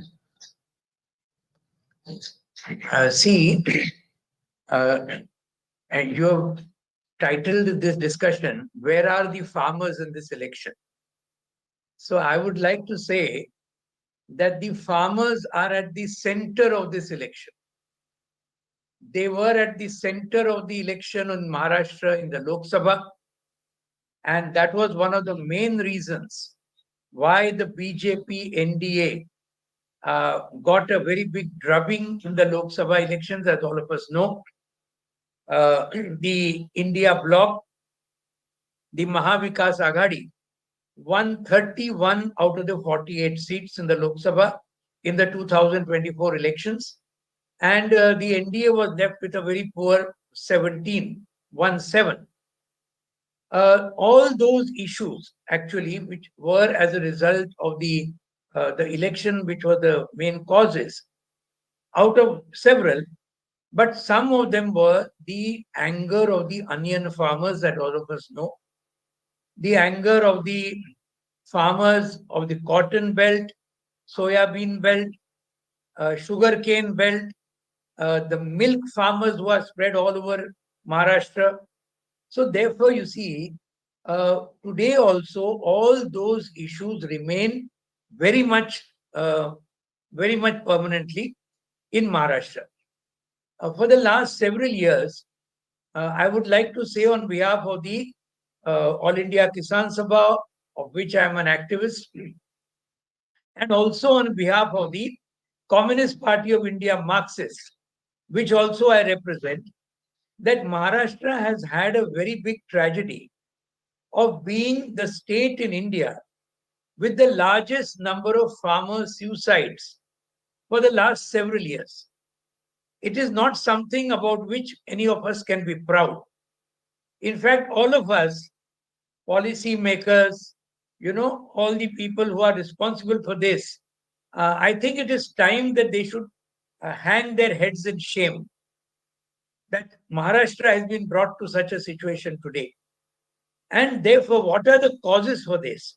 I would just like to say right now how it is connected with the Vidhan Sabha elections that we are facing. I'll give you 3 or 4 examples very briefly, because I know there is a paucity of time. Number one, now you see, for example, the whole of Vidarbha, the whole of Marathwada, also many other parts of Maharashtra, we have soya bean and cotton as some of the main crops over there. There was a time a year ago when soya bean was selling at 11,000 rupees per quintal. In Maharashtra, farmers were getting 11,000 rupees. What did the BJP government do? They imported soya pent, and as a result of that import, the farmers who were getting 11,000 rupees per quintal started getting only 4,000 rupees per quintal. Tremendous kind of a loss. And what is the MSP for soybean, which the central government itself has said? 4,892, nearly 5,000. And out of that, the soybean farmer is today getting less than 4,000 rupees per quintal. So every quintal he is losing nearly 800 to 900 rupees. Similarly for cotton, the MSP declared by the central government today is anything between 7,100 to 7,500 rupees per quintal. But today, what are the farmers in Maharashtra getting? It is now the cotton season. The harvesting is starting of cotton, as you know, around Diwali, etc., Dasra, Diwali. That is the time when the cotton is actually harvested.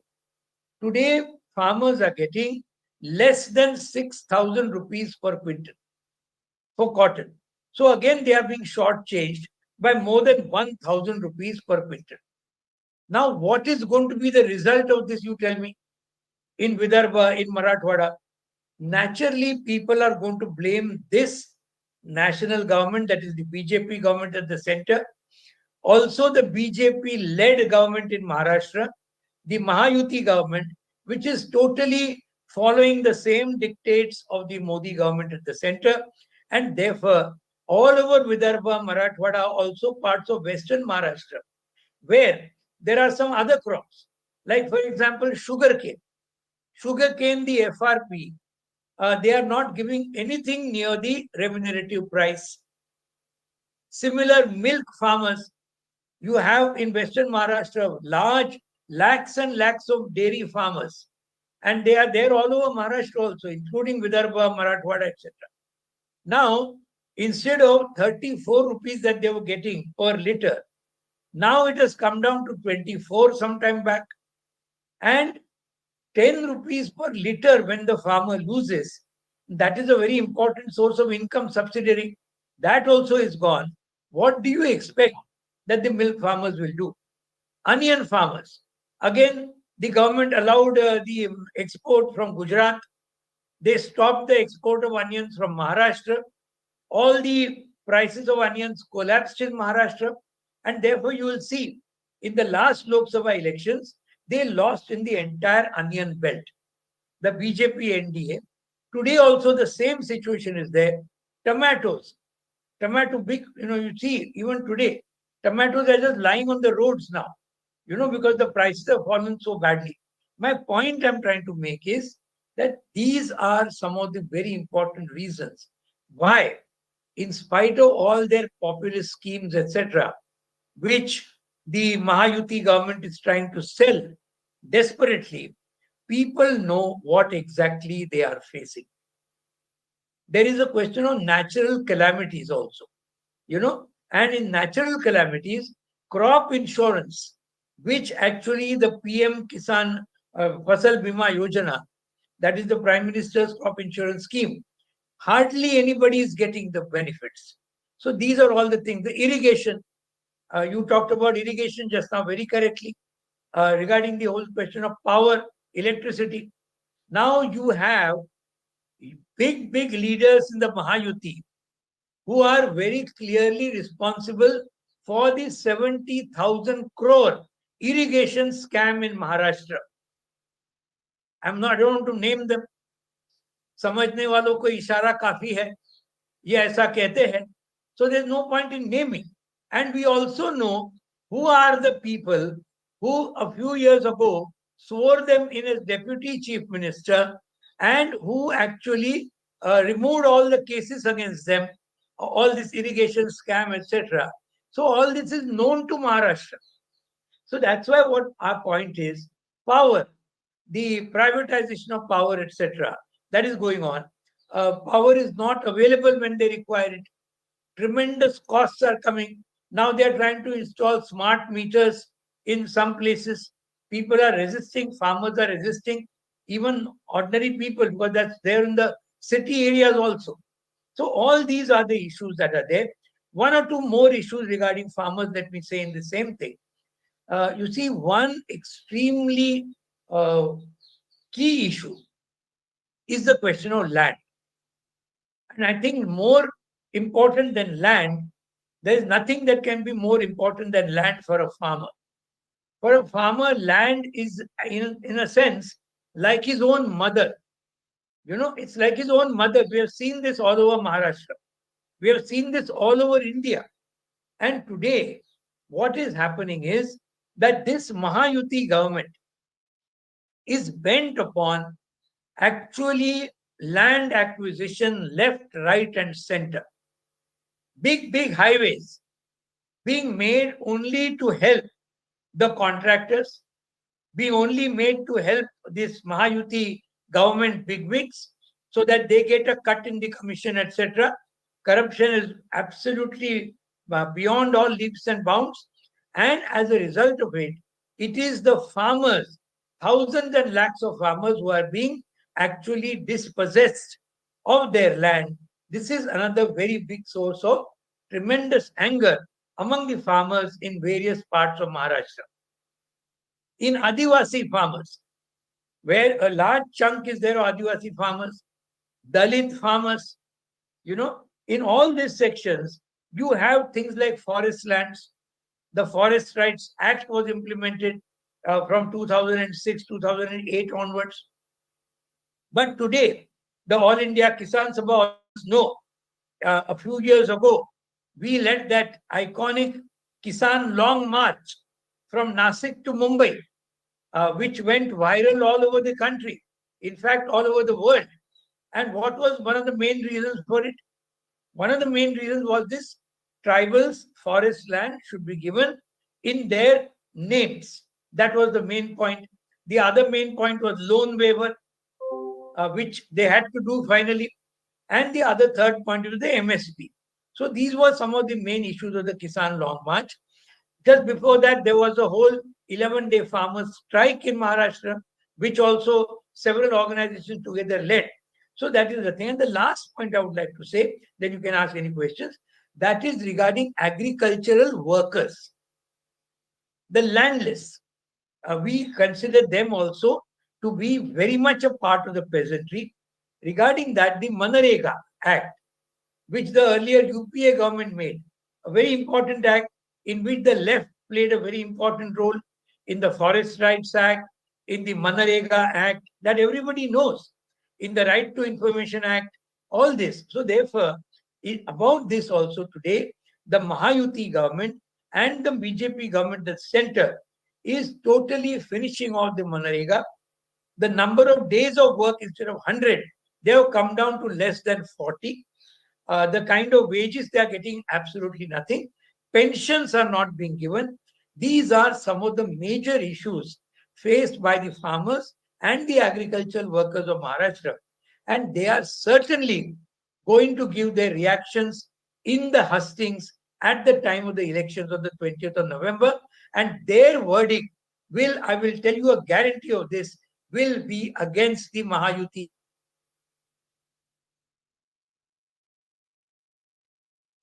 or the Mahavikas Aghadi.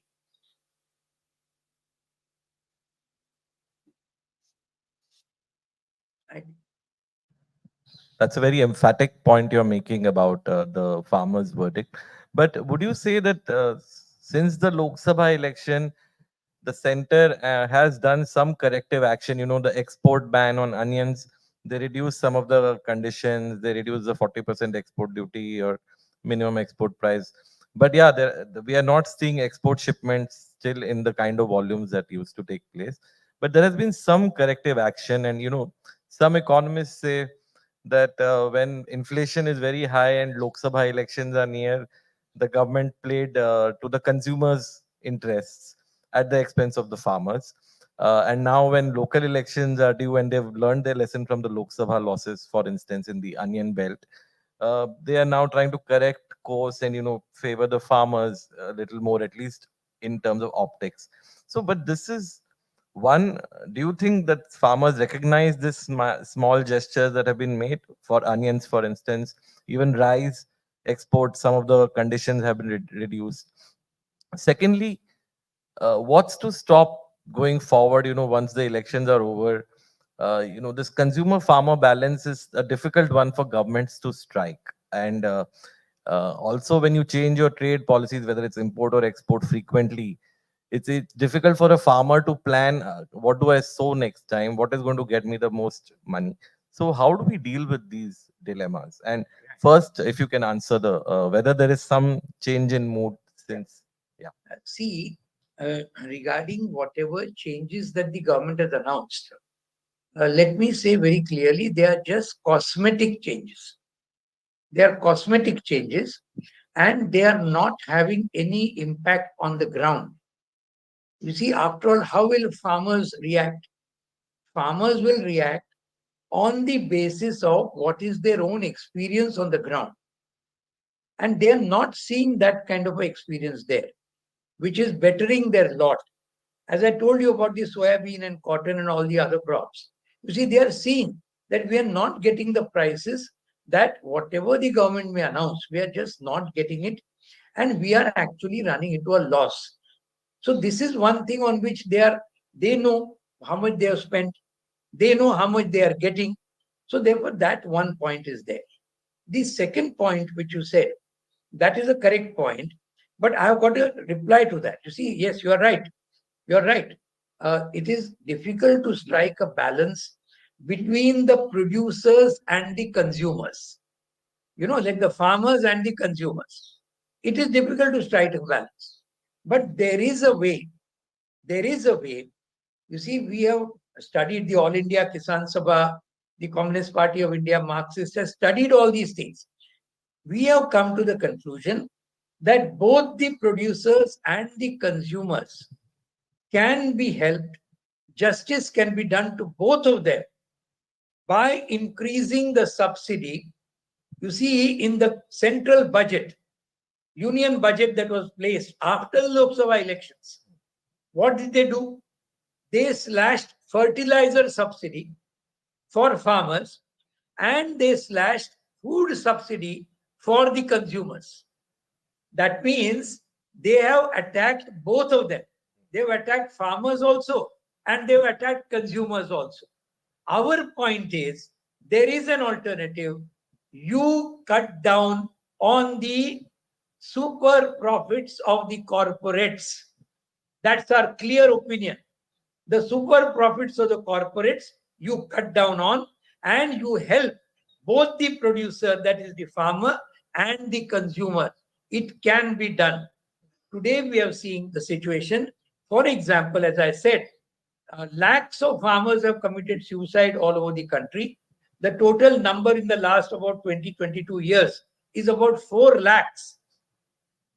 Largest number is in Maharashtra, as I said.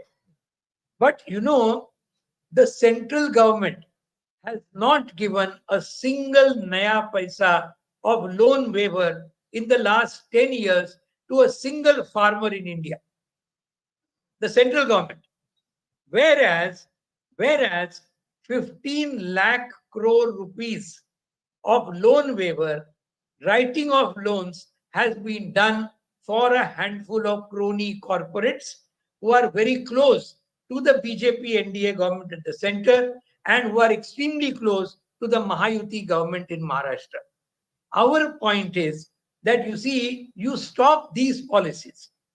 You stop these pro-corporate policies. You start taking pro-people policies. That is our main point in this. Another one or two small points I would just like to flag. You see, one thing what is there is all this money that comes for the elections. Today we are going to see tremendous, यानी गंगा बह जाएगी अभी पूरे देश में, अभी पूरे महाराष्ट्र में और झारखंड में, देश में हमने देखा. So now you see, the point is that tremendous corruption is going to be there. Tremendous money.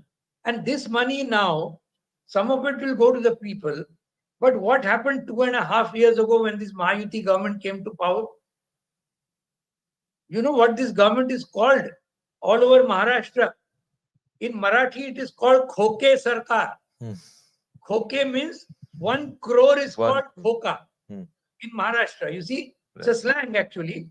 But that is what the government is known as, because they broke the Shiv Sena. They broke the NCP. They tried to break the Congress party also. They did not fully succeed. But even then, a former chief minister of the Congress went over there. We saw all that. And you see, people who are talking in this forum about how, how people should react, etc. You see, it's very whole of Maharashtra, whole of India knows why these people went to the breakaway faction of the Shiv Sena and NCP. They know it is simply because, number one, tremendous amount of money changed hands, and number two, that there was tremendous threats from the ED, from the CBI, from the income tax department. This is known to every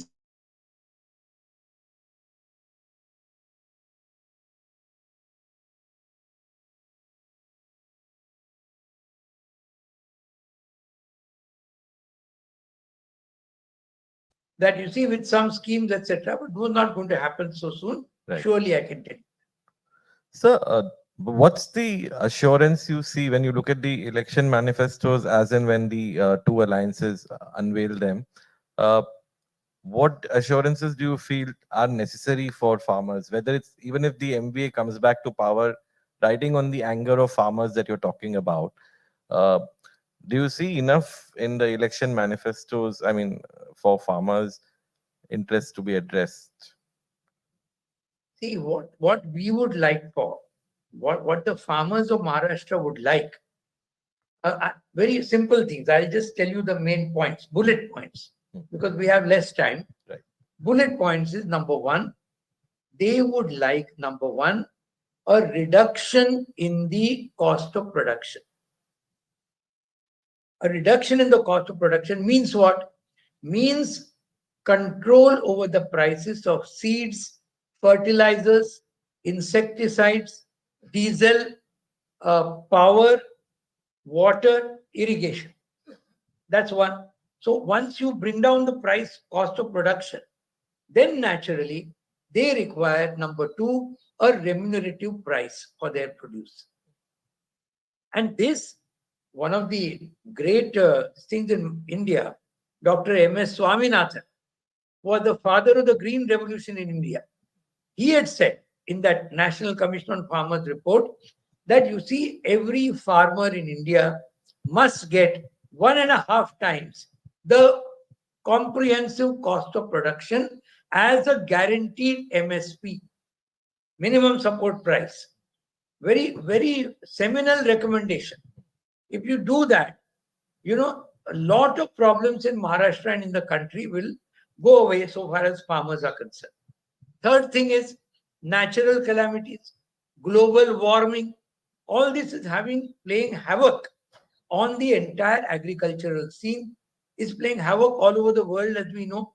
And there, you see, for that, the natural calamities thing, the crop insurance is a very, very important umbrella, which you require to make much more effective. If the farmer loses, he must have the guarantee that he'll be able to get. The third thing is that the land question, which I told you, redistribution of land, land reforms, all this important, this unnecessary land acquisition.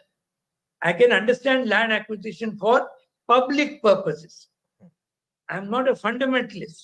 I can understand for public purposes, but that also should be done according to the LARR law, which was enacted in 2013, 2013. After a lot of consultation, that thing was made by the UPA government. Now, the NDA government is just throwing that to the winds. So therefore, all this thing is there. Pensions must be given. You know, these things are what is very much required today.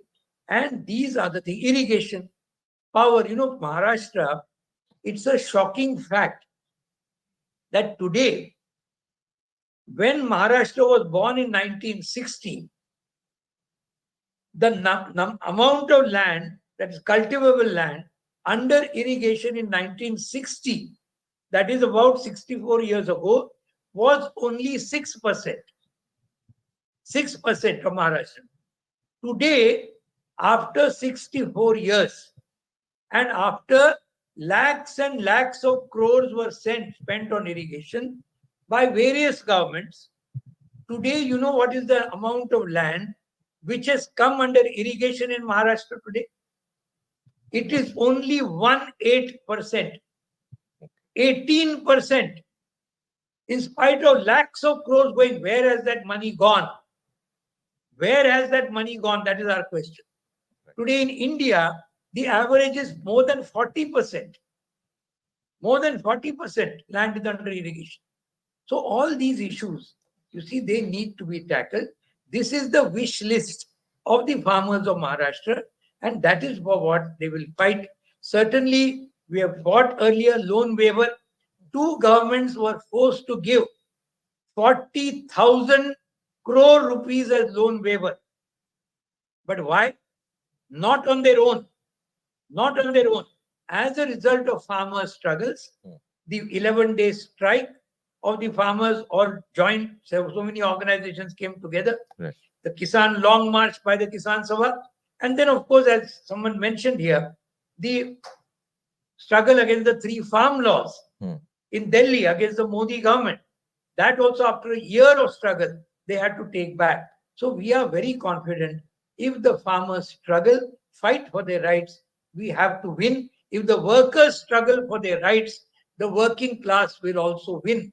And our point is that the workers and farmers, who are the main laboring classes of India, they should come together, they should unite, and they are the ones who actually build the riches of India. They are the ones who should combine and go ahead. Thank you, Mr. Tavle, because you very succinctly explained what you will be looking for in manifestos, not just in Maharashtra, but overall across the country. And we hope some of the political parties do take this feedback in and try and incorporate some of these suggestions.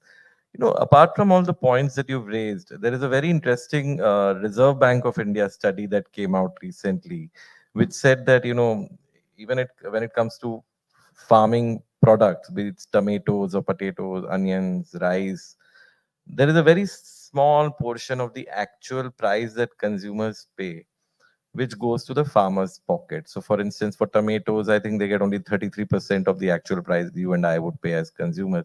So would you say that there is some reform needed also in the intermediaries and the supply chain? Yes, absolutely. You're absolutely right in this, sir. That is one of our major points. The intermediaries, that is the small the traders, etc., lobby. Small traders, we are not blaming them. Small traders, they don't make much. But it is that big trader lobby which is there inside. That is what actually loots the farmers also and the consumers also. And the laws are made such by the government so that it is these middlemen who are actually gaining at the expense of both. So your point is absolutely well taken.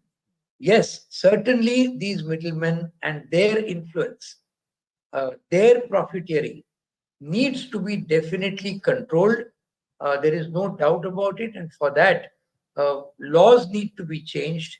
More radical laws need to be made whereby this kind of loot by the middlemen of both the farmers and the consumers is also brought under control. Thank you so much, Mr. Tavle. If you don't mind, may I'll take a question from the audience because, having heard you, I'm sure it must have triggered some new questions in people's minds. So Sure. if anyone has any question for Mr. Tavle, we can simply. Suchitra is not here. All right. So, sir, I think we have a few more minutes with sir. What time is it? Sir, one other thing I wanted to understand was, sorry, we'll wait for the audience because we are tracking our social media feed and seeing if there are fresh questions coming in. Sure, sure. And you also, of course, you've seen the UPA function and you remember the farmer suicide was a burning issue even in the 2006-7 era when, Manmohan Singh took cognizance of it. I remember he visited the area and he also appointed a committee under Dr. Radhakrishnan to look at agricultural indebtedness, and that is what led to the first. So that is when we saw the first set of agricultural farm loan waivers in Maharashtra and the rest of the country. Do you think there is a need to, given that suicides, like you said, continue to happen, and agricultural indebtedness is continuing to be a nationwide phenomenon. Do you think there's a need for the center to revisit and reappoint a fresh panel to look at the state of affairs today? You see, what I frankly feel is that instead of a new panel will only be a kind of a sort of, procrastination mechanism.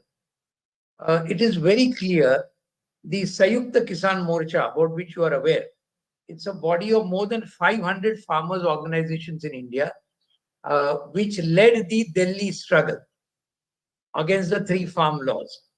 So what we have said is, we have demanded that there is no need of a new commission.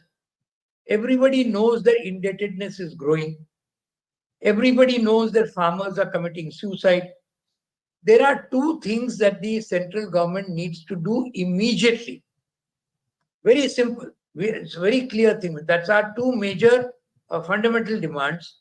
Number 1, the central government needs to give a complete loan waiver for the agricultural workers, for the poor farmers, and for the middle farmers.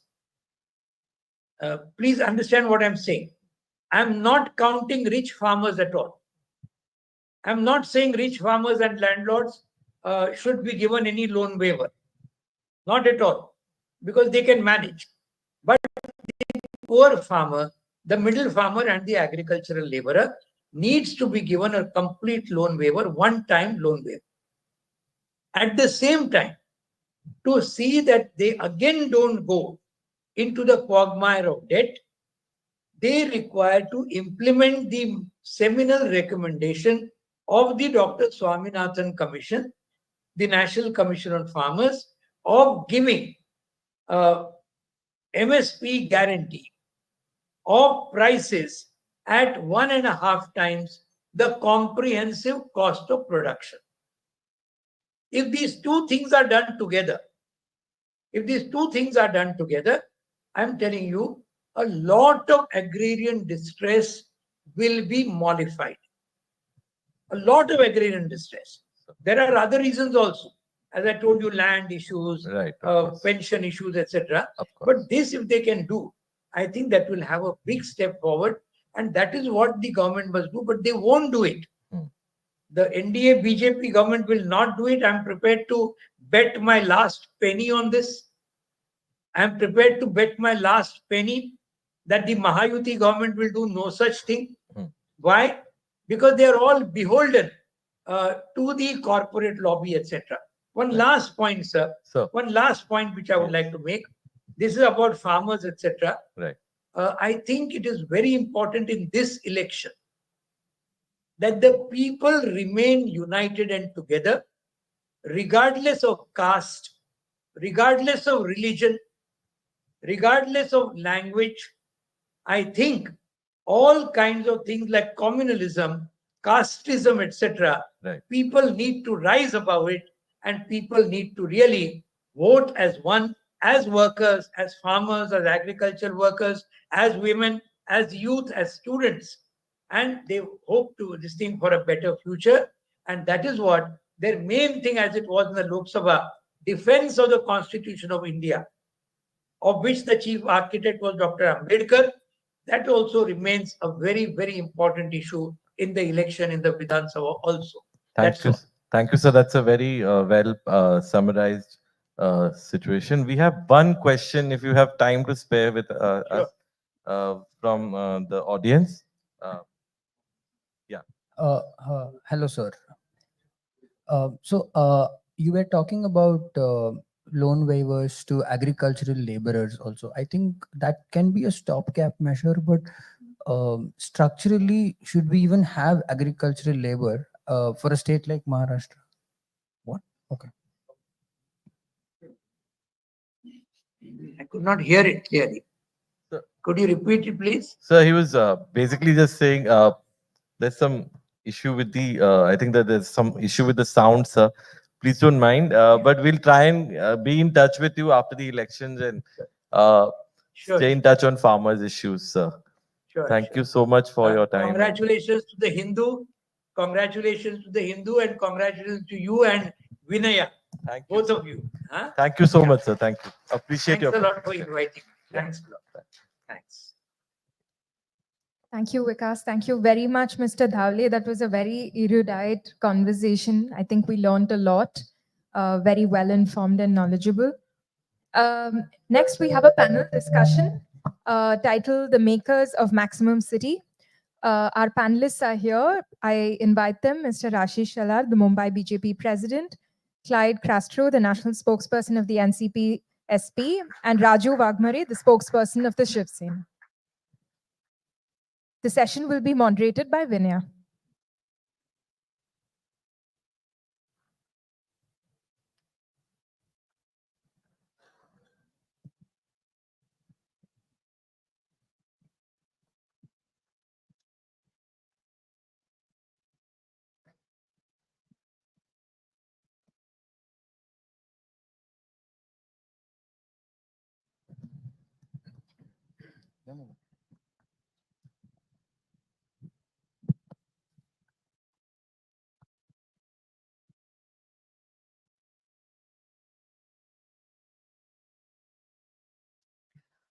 Welcome to the concluding session of the Hindus poll arena. This is Maharashtra Assembly Elections 2024, a maiden conclave that the Hindus holding in Mumbai. And I have the pleasure of having with me the BJP Mumbai President Ashish Shelar, also Clyde Castro, dear friend and NCP SP National Spokesperson, Dr. Raju Wagmare, who joins us as the spokesperson of Shiv Sena. Let us start without an ado. I know all of you are extremely busy, particularly Ashish Shelaji, you're fighting, you're in the fray, and you're campaigning for several others as well, a huge responsibility as the Mumbai BJP president.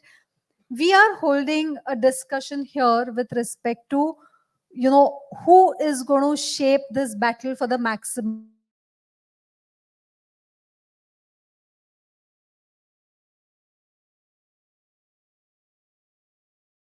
Request each one of you to present to our viewers your vision for Mumbai, how your alliance is fighting, and how does Battleground Mumbai look to you as decoding of the 36 seats. Thank you.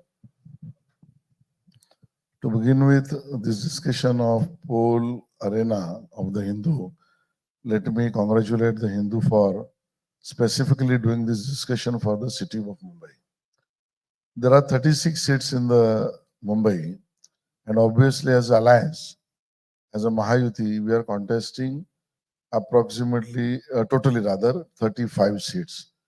And one seat obviously where we have to come to a conclusion as a alliance with whom we need to go about. There are certain issues which Mumbai is facing from long time. As we know that Mumbai is a growth of engine for the state of Maharashtra also and for the nation also. And when we discuss about the same, the maximum GDP which we get is we are getting from the city of Mumbai for the whole of the nation and the whole of the state. Obviously, the people who are staying here, what they want is simply a better life, the ease of doing business. The question of happiness needs to be increased. The better infrastructure needs to be there. And obviously, here in the city of Mumbai, there are multiple authorities which work for the same, apart from the state governments, UD department, housing department, and so many which are correlated to law and order and other things. The major civic issues goes to the BMC also. And apart from BMC, there are more than 18, 19 authorities, maybe central government, local government, state government. These authorities also work. I genuinely feel that the agenda for the Mumbai is simple, that we want to have a peace of life, we want a better infrastructure to do the business, and we want a cohesive existence for everyone by keeping our cultural strengths intact. So on all that note, I think the proven fact is that in 1995 to 1999, 2014 to 2019, and now 2020-21 to 2024. In all these three segments, the growth, the infrastructure development, the cohesiveness, and bond to our cultural strength has been enhanced when there is a regime of BJP Shiv Sena, then BJP Shiv Sena, and now the new alliance of Mahayuti. We have seen, unfortunately, the lace of infrastructure, the lace of the kind of civic infrastructures which we needed in the regime of Mr. Uddhavji Thackeray, who was heading, who he means his party was heading the Mumbai Municipal Corporation. And this is the time where he was always making a statement to the city of Mumbai that, look, we are having the fixed deposit of more than 80,000 crore. And we have to cater the services to 1 crore 40 lakhs, 1 crore 60 lakhs citizens or the Mumbaikars. Having such a huge amount, also the Mumbaikars were not getting what is the due for them, be it better water pressure, be it sewer connectivity, be it urban renewal schemes, be it maximum bridges, roads, coastal roads, be it the ease of living also, or there is an atmosphere where we can see the growth of IT industry or parallelly many things like that. If the Mumbai is known for Bollywood, even for that reason, there was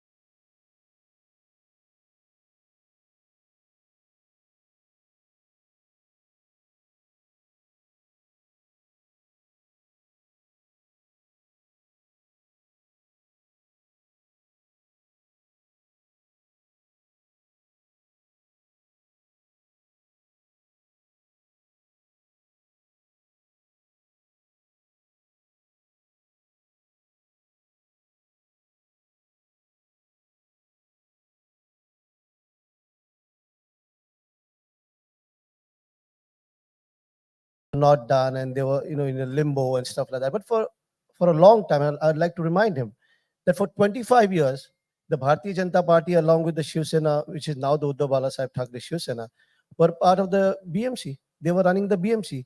And I clearly remember, because I've done a lot of debates and, we've always had, sort of a banter with each other.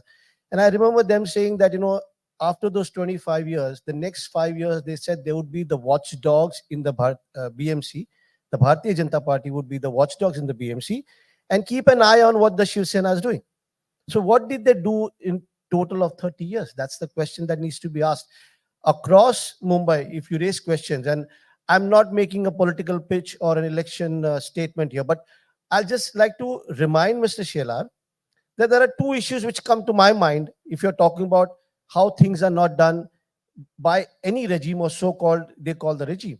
Like, for example, in his constituency, the Lucky Junction, we are talking about the Metro 2B, the Lucky Junction is in a complete disarray.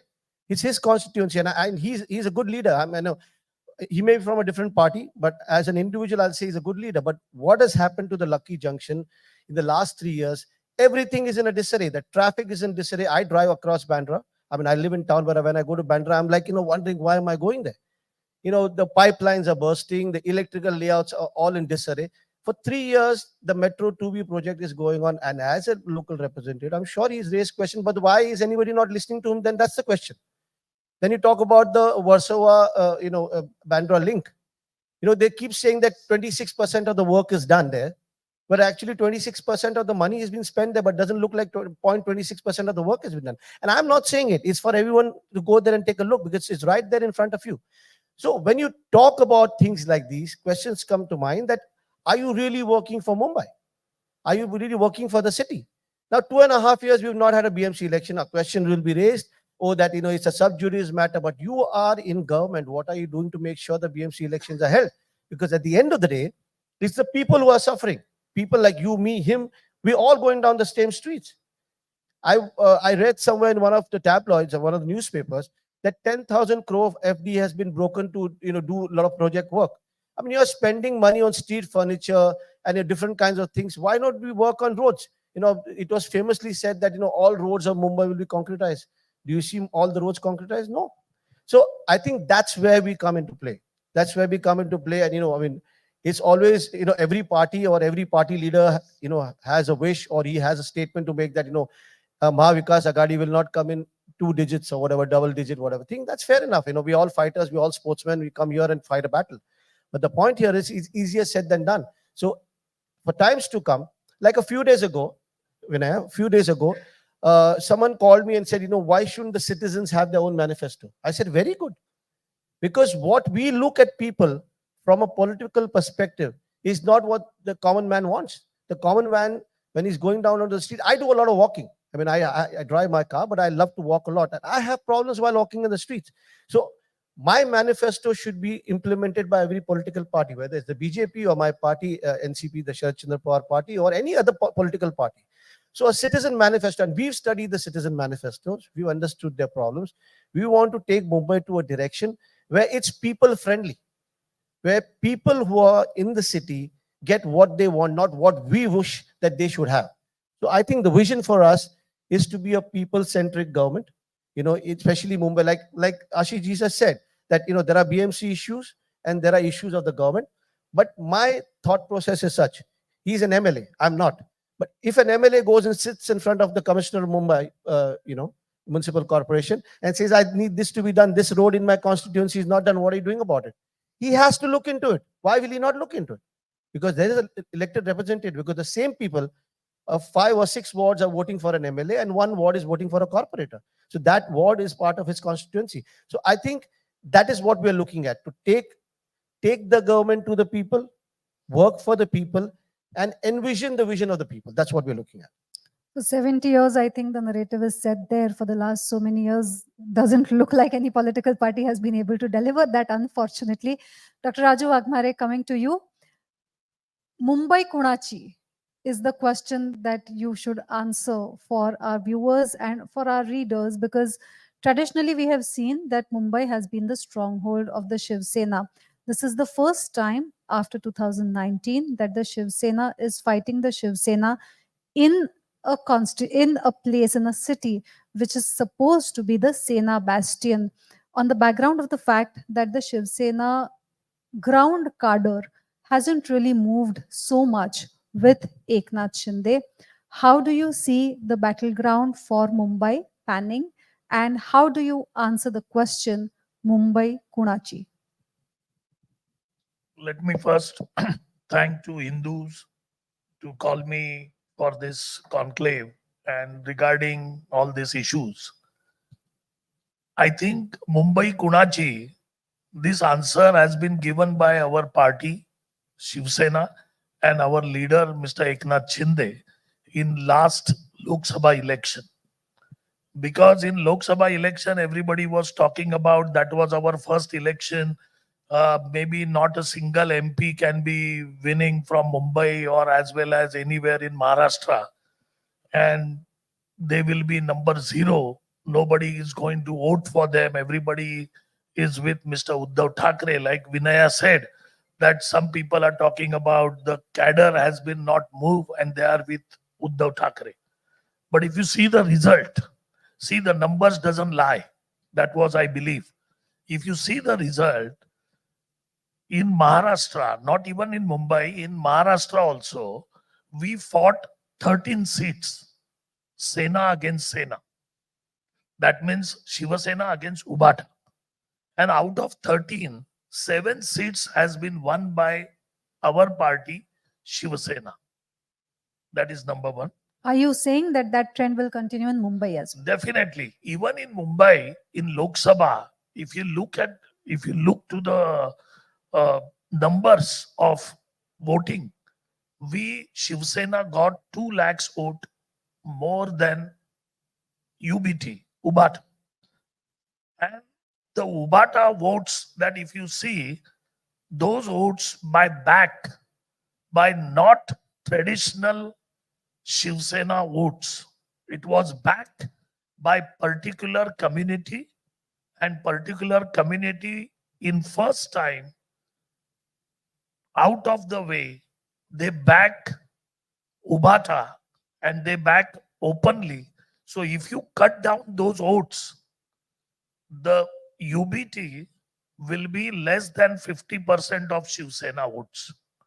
Because that community votes, if you take down, because never that community votes Shiv Sena got when Shiv Sena was together, they never got those votes. So if you cut down those votes, the UBT will have less than half vote what they got.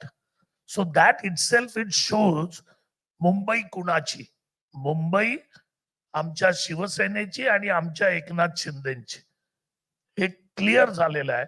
This is a very clear picture in Mumbai that Shiv Sena, that what our Mr. Eknath Shinde is heading, that is belongs to Hindu Hruday Samrat Balasaheb Thackeray, that is belongs to Dharmavir Anand Dige, and their thought process and their culture that has been taken by Mr. Eknath Shinde and this party. Let me clarify this one thing, that some people are talking about that we have stolen the symbol or we have stolen the party. I just wanted to remind those people that neither we stolen the symbol, neither we stolen the party. We are party. We are party of Balasaheb Thackeray Shiv Sena. So we have not done any Gaddari. We are the party of Balasaheb Thackeray. And the symbol of arrow and that arrow and bow, that is the symbol of Balasaheb Thackeray, and that is with us. We have taken out the people who was not ready to walk or ready to think about the path of Hindu Hruday Samrat Balasaheb Thackeray and Dharmavir Anand Dige. So we taken out those people out of that party, and that party we took us ahead with us. So I just wanted to remind those people who are talking about that we rob the party or we rob the symbol. So that is one thing. The second Well- question, that what you came out with, See the Mumbai that what we are looking at it as a Shiv Sena and as our leader, Mr.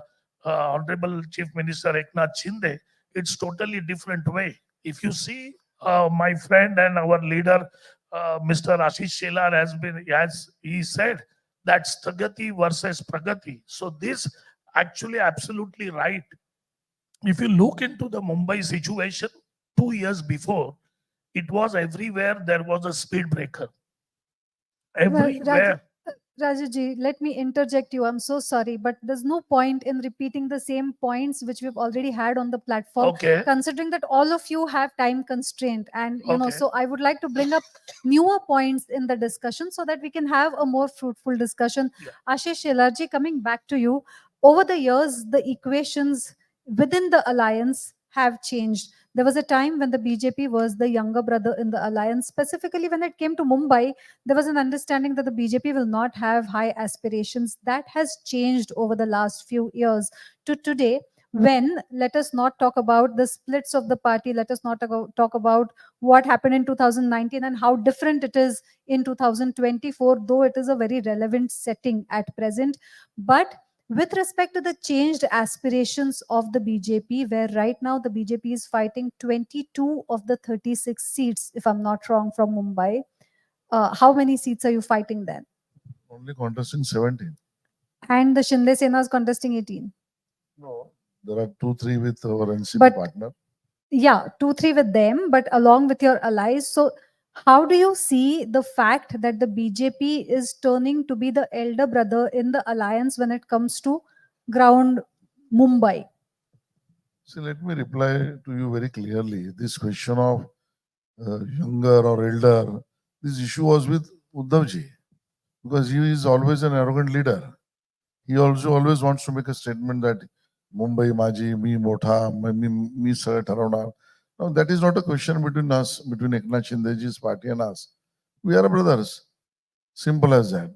We never claimed then also that who is younger The and who is brothers elder. who are not on the same page on a few of the issues that are being that are coming up in the Fine. elections. In every house, it happens.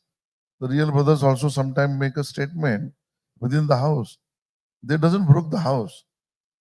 See, here the point is that the Mumbai Konachi and who's younger brother or elder brother, it is not relevant now in our alliance. It was always the arrogance of Uddhav Thackerji. What I'm trying to make a point is this. Now, if I have to take to that regime, when Sena was united and Uddhavji's arrogance was still there, the answer has been given by the people. In 2014, out of arrogance, he said that I don't want to contest with you. He came out of it. And what happened in the Mumbai city? We were the largest party. But 10 The years same in later, will that be the 2017. narrative in this election? Sorry? This election, will what happened 10 years ago be the narrative, or what That's is what happening precisely I'm right saying. now be the narrative? And right now, it is a fact that within the Mahayuti as well, there are stresses and tensions. While there have been withdrawals that we have seen in the last few days, we have also seen internal dissent from within the party, from within the alliance as well. When you look at all of these issues, how do you deal with them, and how does the Mahayuti go ahead with them? With one alliance partner saying we will support a candidate, the other alliance partner saying we will not support this candidate. This is a political aspiration where everyone wants to win, and this is not exactly a family situation. I think this is a hypothetical question. This is not hypothetical. When Let it me comes reply. to Mahim, Let me it is reply. something that has happened. You've said on Now record. let me reply. The understanding of the media has gone so down, unfortunately. So they're trying to spread the lie. The fact is If the simple. understanding of the Will media you would have allow me to been reply? down, Will you allow me to reply? no, sir, if it Will is you on the allow me to long reply? You prism, asked 3 questions. You No. are not allowing me to reply a single no, question. because I am This telling is you not the that I way am to have. correcting myself. This is not to have a discussion. When you raise a question, let me reply. Then you ask me a question. I have no point. I agree with you. I am only Again, you are correcting you on the interrupting. point. I am only correcting you on the point that the question is, the fact is that Sada Sarvankar has not withdrawn the nomination. But the fact is that who told the you there is a BJP and difference? the fact is Who told you there is a difference? Vinaya, please hold yourself. Understand the answer and then ask the question. before even the withdrawal was there.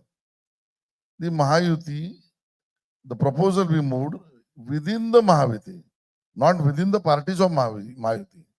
That why can't we think about supporting Amit Thackeray as a Mahayuti? Now within the Mahayuti discussion took place, Sada Sarankar is standing, so Mahayuti is standing, issues are. Why you are presuming and hypothetically There is asking no me question? presumption. The BJP has said that it would want to support Amit Thackeray, right? Who said? Is there no such support? Said who said? Are you saying on record that the BJP is Who not said? I'm supporting Amit asking you a Thackeray? question. Who said? Well, eminent sources have said that the BJP is No question supporting. of source. I'm asking a replying as So- a president. Sir, Who said? You are the BJP Mumbai president. If you say that the party is supporting a candidate, the party is supporting the candidate. If you say it is not, then it is not.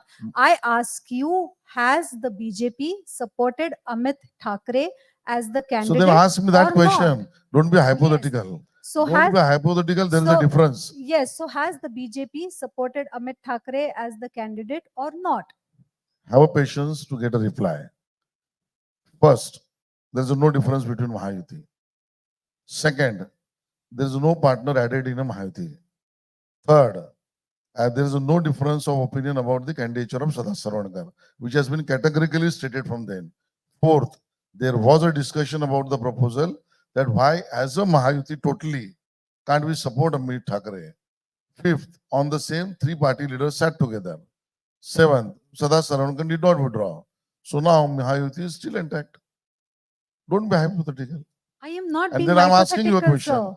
Who is your source to tell you that BJP has made a statement to support MNS candidate? I am not being hypothetical. I am just asking whether the BJP is supporting Amit Thackeray's candidature I have or replied not. categorically. Mahayuti That is are intact you and saying that working. it is a no? You take whatever you want. I said Mahayuti is intact and we are Mahayuti as a contestant in Mahayuti. And- In Mahim, And what about Nawab Malik? That is We are also an opposing alliance it. partner. we are opposing You it. have also said on record that Again, I am you are saying opposing it. So let's not be conclusive about it because there is no clarity in somebody's mind. We have said categorically before elections, now also, that we are not going to support Nawab Malik. Their Shiv Sena candidate is there, Mr. Suresh Patil, Bullet Patil. We are supporting him. Simple, no confusion. Let's be clear about the confusion. So is it not that the Mahayuti is not on the same footing when it comes to But when when it NCP comes is to not raising a question, why you are raising a question? because it is, as a media house, my job to ask questions so that Or readers get hypothetical an answer. conclusions. How are they hypothetical? So the fact Then that tell Nawab me, Malik has filed which an BJP AB leader has form, said? Then tell me which BJP leader has said that The- will the go out fact of that- Mahayuti and do. no, the fact that Nawab Malik has filed nomination from there, that the So fact it that is the NCP to deputy chief decide. minister, but the NCP is a part of the Mahayuti alliance. So we isn't are not it? supporting him. Issues over. Get the answer clear. We are not supporting him. We made our stand very clear from beginning till now. See, problem is with the media that the question comes to your mind is a confusion you are trying to create to the people. We are not saying that. There is no confusion. When you say you are an alliance, it is a very simple understanding that either you are an alliance where you give an alliance candidate, or you say that we are not supporting. See, I am which is nobody exactly to what- decide NCP's candidate. We are very clear before even the discussion of the candidate that we will not support this person. Still they put, we said we are not supporting you. Issues were. Have the state answer. You're seeing what Ashish Shelar just said. This is a conflict within Mahayuti that he says is not no a conflict, Mahayuti but it confusion. is clarity. It is is you what are he who says. are trying to create a narrative. It There is is- no there con- is no narrative there in is this. there is you are trying to create a narrative. Mahayuti is very clear about it. NCP is normally we are not supporting. Their Shiv Senas, Bullet Patil we are supporting. In Mahim, till the withdrawal was there was a discussion about Amit Thackeray. After the withdrawal, there is a clarity of picture. Now Mahayuti is intact in Mahim. Simple. Why you have to create a narrative? I don't know what is called a narrative now after this, because this is clearly a contradiction that I feel, we are glad that you answered on that, because it is important to get this voice on record. This is what is happening in Mahayuti. What about Mahavikas Aghadi? Clearly, there were all these friendly fights for which there was a lot of infighting that happened. Finally, you said that you've been able to bring that in control, and that you've been able to ask people to withdraw nominations. What is the scene now? See, Vinaya, let me be very clear to you. In Mahavikas Aghadi, if I sit next to any leader from the Shiv Sena UBT or the Congress, I don't feel like vomiting. Very clear. I don't think anybody's nalaik in that group. Okay. And I don't go out on the street to protest against anybody. So none of these things go on within the Mahavikas Aghadi. We are all on the same page. What I fail to Clyde, understand. you will be accused of setting a narrative. Don't do No that. problem. Like Ashish ji is a tall leader. He can set the narrative that I'm setting a narrative. That's okay. That's fine. I'll get a lot of publicity. Thank you for that. No, my point is very simple. We have absolutely no problem. These three things that I told you makes it very clear that we have absolutely no problems in the Mahavikas Aghadi. I agree to one point. Very rarely do I agree to the BJP or their leaders. I agree to one point that Mr. Shelar just said. He said, within a family, there's always a problem. Two brothers don't see eye to eye. Fair enough. That happens. But my question is this. I have been part of the NCP where Mr. Nawab Malik was our chief spokesperson at that time, before he left NCP, which is now the Sharad Chandra Pawar Sahib NCP. And while all these issues were going on, all the leaders from BJP, including Mr. Shelar, were really clear about the fact that, Mr. Nawab Malik had links with the Dawood gang, or Mr. Nawab Malik had links with the underworld, all those things, blah, blah, what was going on. Fair enough, he says that we are not supporting or we are not going to campaign for Mr. Nawab Malik. Well, that's their prerogative. That's a stance that they've taken. But he is still a part of the Mahayuti. How and why would you accept somebody that you have said and you have accused of having, doing malpractices, having underworld links? Why would you even connect that people or that particular faction into the Mahayuti? From what I believe and what I've been told and what I see, apparently BJP has got the upper hand. The number of seats that they've got in the Mahayuti, or the kind of across the country that's standing that they have. Are you trying to tell me, or is anybody trying to tell me, that the BJP did not have a say when Mr. Ajit Pawar gave a ticket to Nawab Malik Saab? And if that is the case, if they think they're so spotless and so clean, right? Why would they even remotely be associated to somebody like Mr. Nawab Malik? Why couldn't they ask Mr. Ajit Pawar, either you keep Nawab Malik or you leave the Mahayuti? We don't want to be part of any tainted group. We don't want to be connected to any tainted group. Say it. The thing is, in Marathi मध्ये एक म्हण आहे ना, मी मारल्यासारखा करतो आणि तू लागल्यासारखा कर. So, it just works that way best for everybody, like, oh, we don't support Mr. Nawab Malik. Fair enough. But he's still part of our group. So I think, what, I am a spokesperson. I can twist words. I'm a wordsmith. I can keep doing what I want. But the people, the common man, have begun to understand. I'll give you another example. Our Honorable Prime Minister, my Prime Minister, because at the end of the day, he's my country's Prime Minister, Mr. Narendra Modi ji, in a rally in Bhopal, calls Mr. Ajit Pawar corrupt, accuses of 70,000 crore scam. Then he takes him into the party, and now nobody's talking about it. I feel bad for Mr. Shelar. I like him. I've met him a lot of times, and I like him. Here's a man who was accusing on debates, or any of the spokespersons. Raju Wagmare was my colleague at one time. We all were fighting that, what do you mean by 70,000 crore scam? The budget was never 70,000 crore scam. Today he has to keep quiet because he's a loyal worker of the party. I'm a loyal cadre of my party. So he has to keep quiet. He wants to answer. Yeah, that. no, Just I'll a just minute. finish. Yeah, understand something. No, Just let- 10 let- seconds. 10 I was seconds. very quiet on the first round. Yeah. I could make out that you don't have points. You only talk on the points which I raise. Yeah, And you well, replied on that's the what same. he asked And me you have all to. right to, you have all authority to say so. Yeah. But the point is here, when you are bringing the name of Mr. Prime Minister, may I ask your leader Sharad Pawar, whether the allegations by NIA put on the Nawab Malik, is he agreeing to it or not? No, so he's Mr. So it is very convenient No, sir, for I a agree friend to with make you. a statement Okay, I'll finish that with when you. he I agree was with with you, he was clean. No. When he goes out of you, he is unclean. So let's not make a political comment. No, I'm not And making a I'm not political the kind comment. of the leader, though you made a personal statement about my constituency, I did not reply. No, I'm just I making a gave you point all now. space I'm not getting to make personal your with statement. anybody. Personal is my constituency. Yeah. I can reply that. Why 2 has been delayed Yeah. because of your chief minister, Uddhav Thackeray. Yeah, Bill, So I can't. there are answers to everything. The point here is that when the question has been asked to you, you have all right to reply He with referred whatever to allegations that you want point. to do That's it. what I'm trying to say. But then I have to intervene. No. And which So I'll for also the like to reason interview and I I'd was like to answer begging this. to Just Vinay one that point. please. I One don't 10 want second to point. come to the discussion 10 where second point. this would go.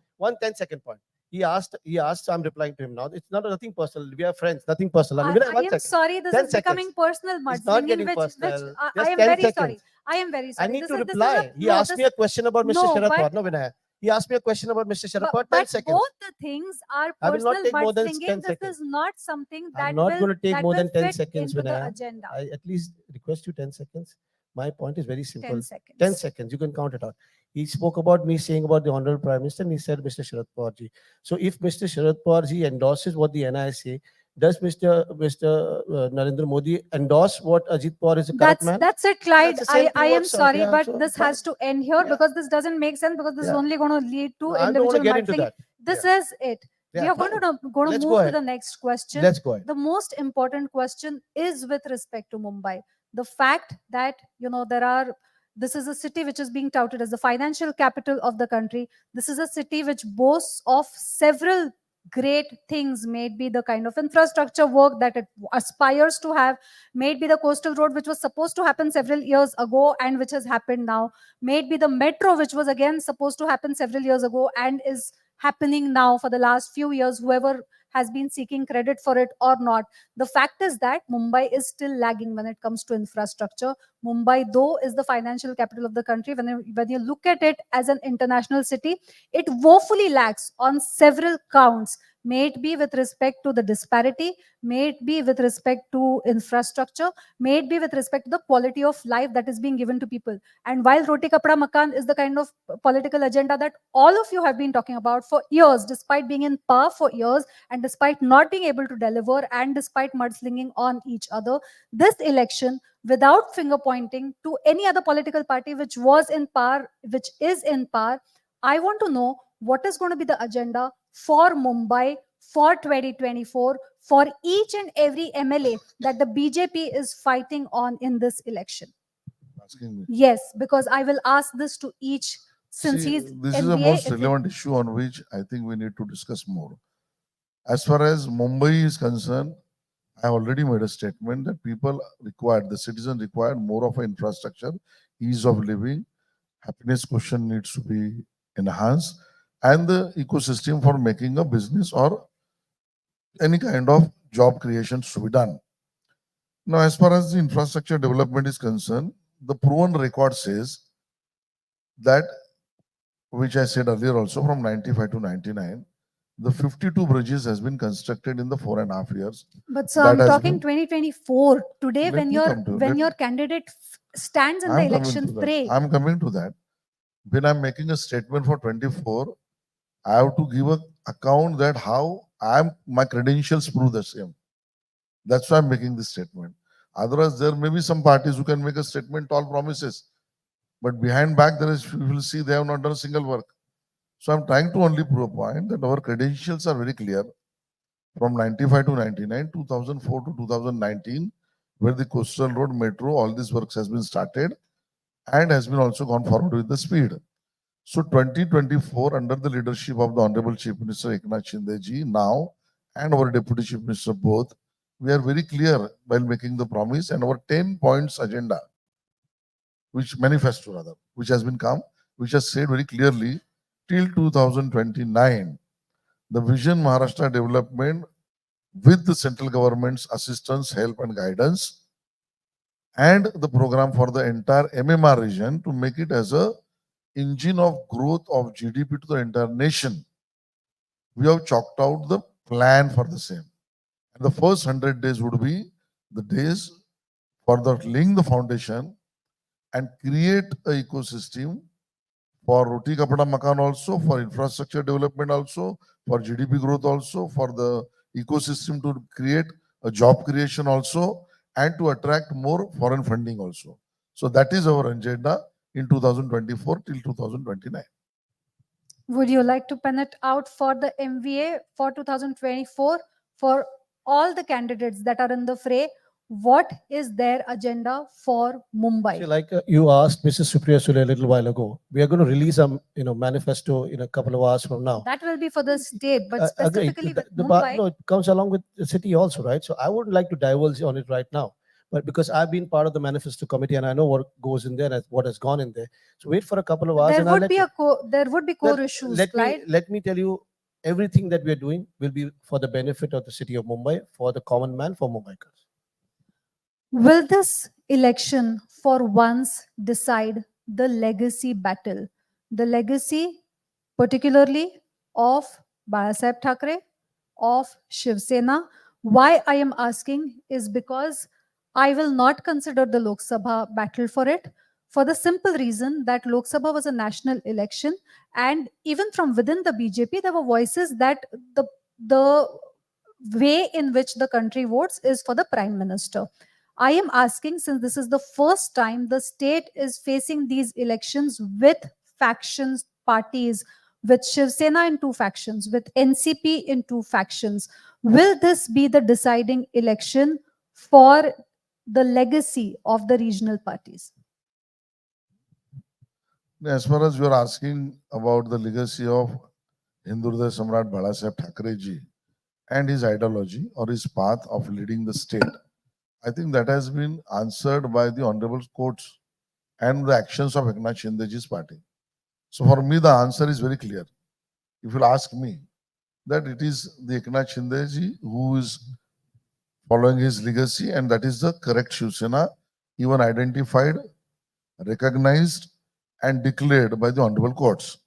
So that answered itself. But as far as the Mumbai city is concerned, who, because I'm not talking about only simply legacy, I'm extending it a little further, that who is true follower of Honorable Hindutva Samrat Balasaheb Thackeray ji, I think there Uddhav ji has failed miserably, because the identity, the Marathi Manus identity, the Hindutva, the kind of aggression, the kind of identity for the Mumbai to be kept intact in front of the world, I'm saying world, including everything, that kind of approach for the Marathi Manus identity and Hindutva, Uddhav ji has already left that.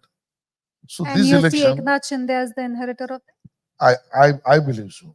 And I'm fully convinced about it. Now, as far as election is concerned, again, I don't know exact numbers. Both of you can guide me. In Mumbai city, 16? 16. Raju, aren't In you fighting Mumbai on city, 16? Sena versus Sena, how think- many seats are there? I don't know exactly. In Mumbai. Of the 16 seats, you're fighting on 12. In Mumbai. Yeah. So out of that also, I believe there are, pardon my words, my friend, but there may be a seats where more number of a particular community voters would be there. I can't take that into count. When you have to fight, you have to find the legacy of Balasaheb Thackeray's ideology. If there would be 6, 7, 8 seats, I think Eknathji's performance would be much better there. Will the BJP With alliance. support Eknath Shinde as the chief minister after the electoral results? If the See, Eknath that has been Shinde, also if answered, that today we are fighting under the leadership of Eknathji. Tomorrow when we'll win, we'll sit under the leadership of Eknathji only. And our all three leaders, 3 or 4 party leaders, with the discussion if required with our higher ups, will come to conclusion. will it be on the basis of merit? Obviously merit. The state is a merit. The betterment of state is a merit. No, the merit as in the party which wins the maximum number of seats. Why I am asking you is also No, no, because no, no. We previously have never the made that BJP has statement. not done this, and this time on Again, I'm with making the a same statement agenda. that is not a question about the merits. The three or 4 parties will sit together, will discuss, and that meeting also will be under the leadership of Eknathji. Raju Agmare, I want to come to you. Worli is the seat where you are seeing. Thank you to Hindu that I'm sitting here. Thank you. See, Hindu can't forget real Shiv Sena. No, see, Ashish Shelar was mentioning a few pertinent points. That is why we were with him for some time. But we have seen that, you've just said that on 11 or 12 of the 16 seats that you're fighting in Mumbai, we are not considering MMR at all. You will be facing the Shiv Sena Uddhav Thackeray faction directly face to face. one of the most important seats that the entire city is looking at is the seat of Worli, where you have a sitting MP who's aspiring to be an MLA. Why is it that a party would choose a sitting MP for a political fray in which the party has a strong hold?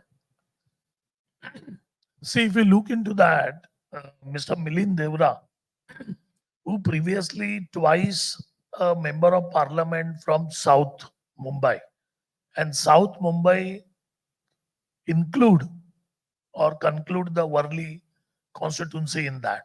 So twice he was a MP for that. He understands the Worli constituency very well. He understands the party workers. He understands the people and problem of Worli because he was a member of parliament. And right now he is a Rajya Sabha MP. So understanding of Worli problem and going together with party karyakartas and other things, we felt that he will be the right choice for Worli constituency. And if you look into the Worli, right now the standing MLA was completely invisible from Shiv Sena. That was the biggest complaint of Worli people from all Bididi Chal, Worli Koliwada and all the people was talking about that we never saw our MLA in our Worli. We saw our MLA only on TV. We never met him. I'll tell you one thing. He is the only MLA in Mumbai, Mr. Aditya Thackeray, who does not have a party office or his own office as a MLA in Worli constituency in Mumbai. He is the only MLA. Mr. Ashish Shelar has his own office in his constituency. I am not MLA, but I have my two offices is in my Wadala constituency. But Aditya Thackeray is the only MLA who does not have his office. So that kind of people or that kind of person that we are going against. So we want a Sthanik leadership. That is a local leadership. And we felt that Mr. Milind Devra is an educated character. He knows the Worli. He was a member of parliament from South Mumbai. He understands the Mumbai well. And that's why our choice was Mr. Milind Devra. And we are definitely 100% sure that this time there will be a breaking news from the Mumbai that Mr. Aditya Thackeray has been lost the election and all game is going to be over on 23rd. That much guarantee we can give.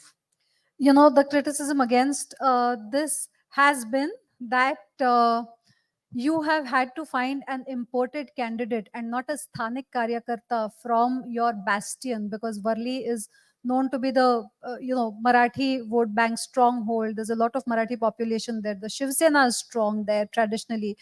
The criticism against you is, how is it that someone who was with the Congress and who recently jumped over to your party is being brought in as the candidate and not a Sthanik Karyakarta? I think, Vinaya, this kind of question should not be raised into today's politics. Because when you left your party and if you join a new party, then you belongs to part and parcel of that party. Then you cannot go back and say that, oh, you came from Congress. Now I came from Congress, but I am a chief co-spokesperson for Shiv Sena. Unfortunately, So yes. you cannot say that oh, you came from Congress, so your credential get diluted. It is all depend upon your thought process. It is depend upon your integrity, your honesty, that if you come to the new party, whether you are giving 100% or not. And actually speaking, Mr. Aditya Thackeray is an imported guy from Worli because he is staying at Bandra. And Mr. Milind Devra is a local guy because he was MP of South Mumbai and the Worli was part of South Mumbai. So Aditya Thackeray is imported actually. So, So Mr. Arvind Sawant so wanted Worli is a to- part of Mumbai, no? Otherwise you would And have Bandra is created in a Mumbai. controversy In on that our case, platform. it's I very don't convenient. want to use word that what Mr. Arvind Sawant said. So I just said Aditya Thackeray is imported. He's an imported guy from Worli, and Worli people knows that. So they are very Stick to one second. imported, don't say any word after No, that. no, no. So Worli people are very much bad about it. They're very much angry about it.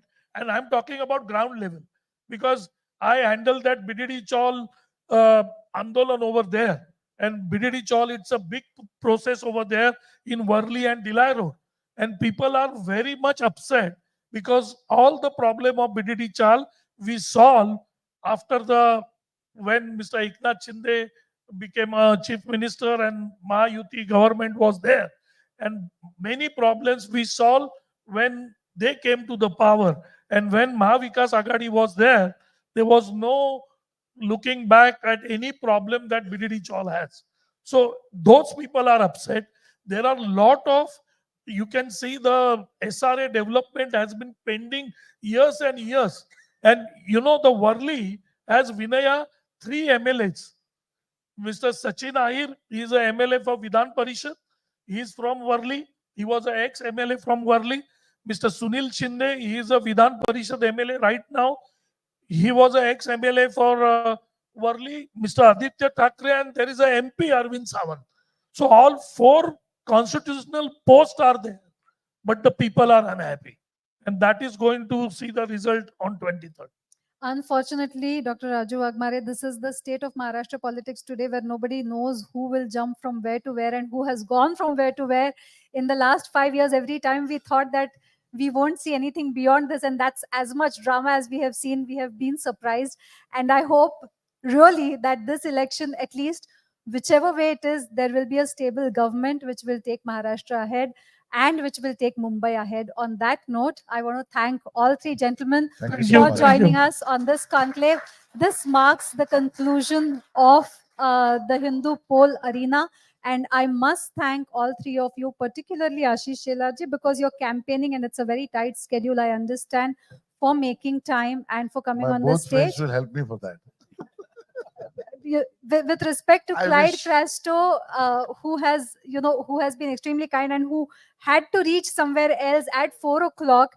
He was supposed to leave from this place at 3:30. I can't be more thankful to you for this. And And I just sorry to interject. I just like to tell you, all of you listening to us or viewing us, we are not enemies. We Yeah. argue, but we are not enemies. At the end of the day, for I us, support you. yeah, what matters to me, it should matter to him, and I think it does. It's the people, and things happen. But at the end of the day, even we are walking the same streets like any one of you. So I think we should keep it that way. Dr. Raju Wagmare, thank you so much, because you have been tied up with the party responsibilities as well, and you made time to be with us today. Thank you. Thank you very much to our panelists. I request Mr. Anil Malik, the business head west of the Hindu group, to give them a token of our appreciation.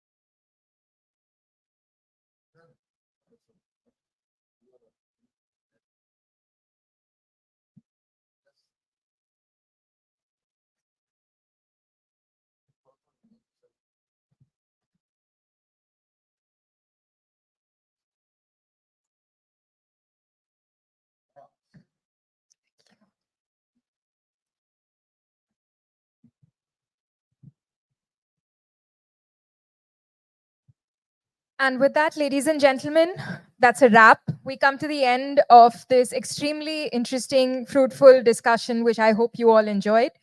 I'd just like to take a minute to thank all the participants. The Deputy Chief Minister, Mr. Devendra Fadnavis, who was very kind to take time off from this very hectic campaigning schedule to record a video for us. Mr. Nana Patole, Mr. Praful Patel, Mr. Vinod Tavde, Mr. Prithviraj Chavan, Miss Supriya Sule, Mr. Aditya Thackeray, Mr. Milind Diora, Mr. Ashok Dhawale, Dr. Raju Wagmare, Mr. Ashish Shalar, and Mr. Clive Castro. This is, if I can say myself, a great lineup, and represented all the different political parties in Maharashtra. All of them said something very interesting about each one of their parties and their agendas and the issues that are before us these elections. I really hope that it has widened our understanding of these elections. And I hope that our readers and viewers learned something, enjoyed this, and understood Maharashtra maybe just a little bit better today. From the Hindus' behalf, from Vinay's behalf, Vikas Duta's behalf, Mr. Vaidyanathan, Mr. Satish, I can name so many people, but on all our behalf, I want to say thank you very much for joining us and for being with us today. We hope you have a good evening.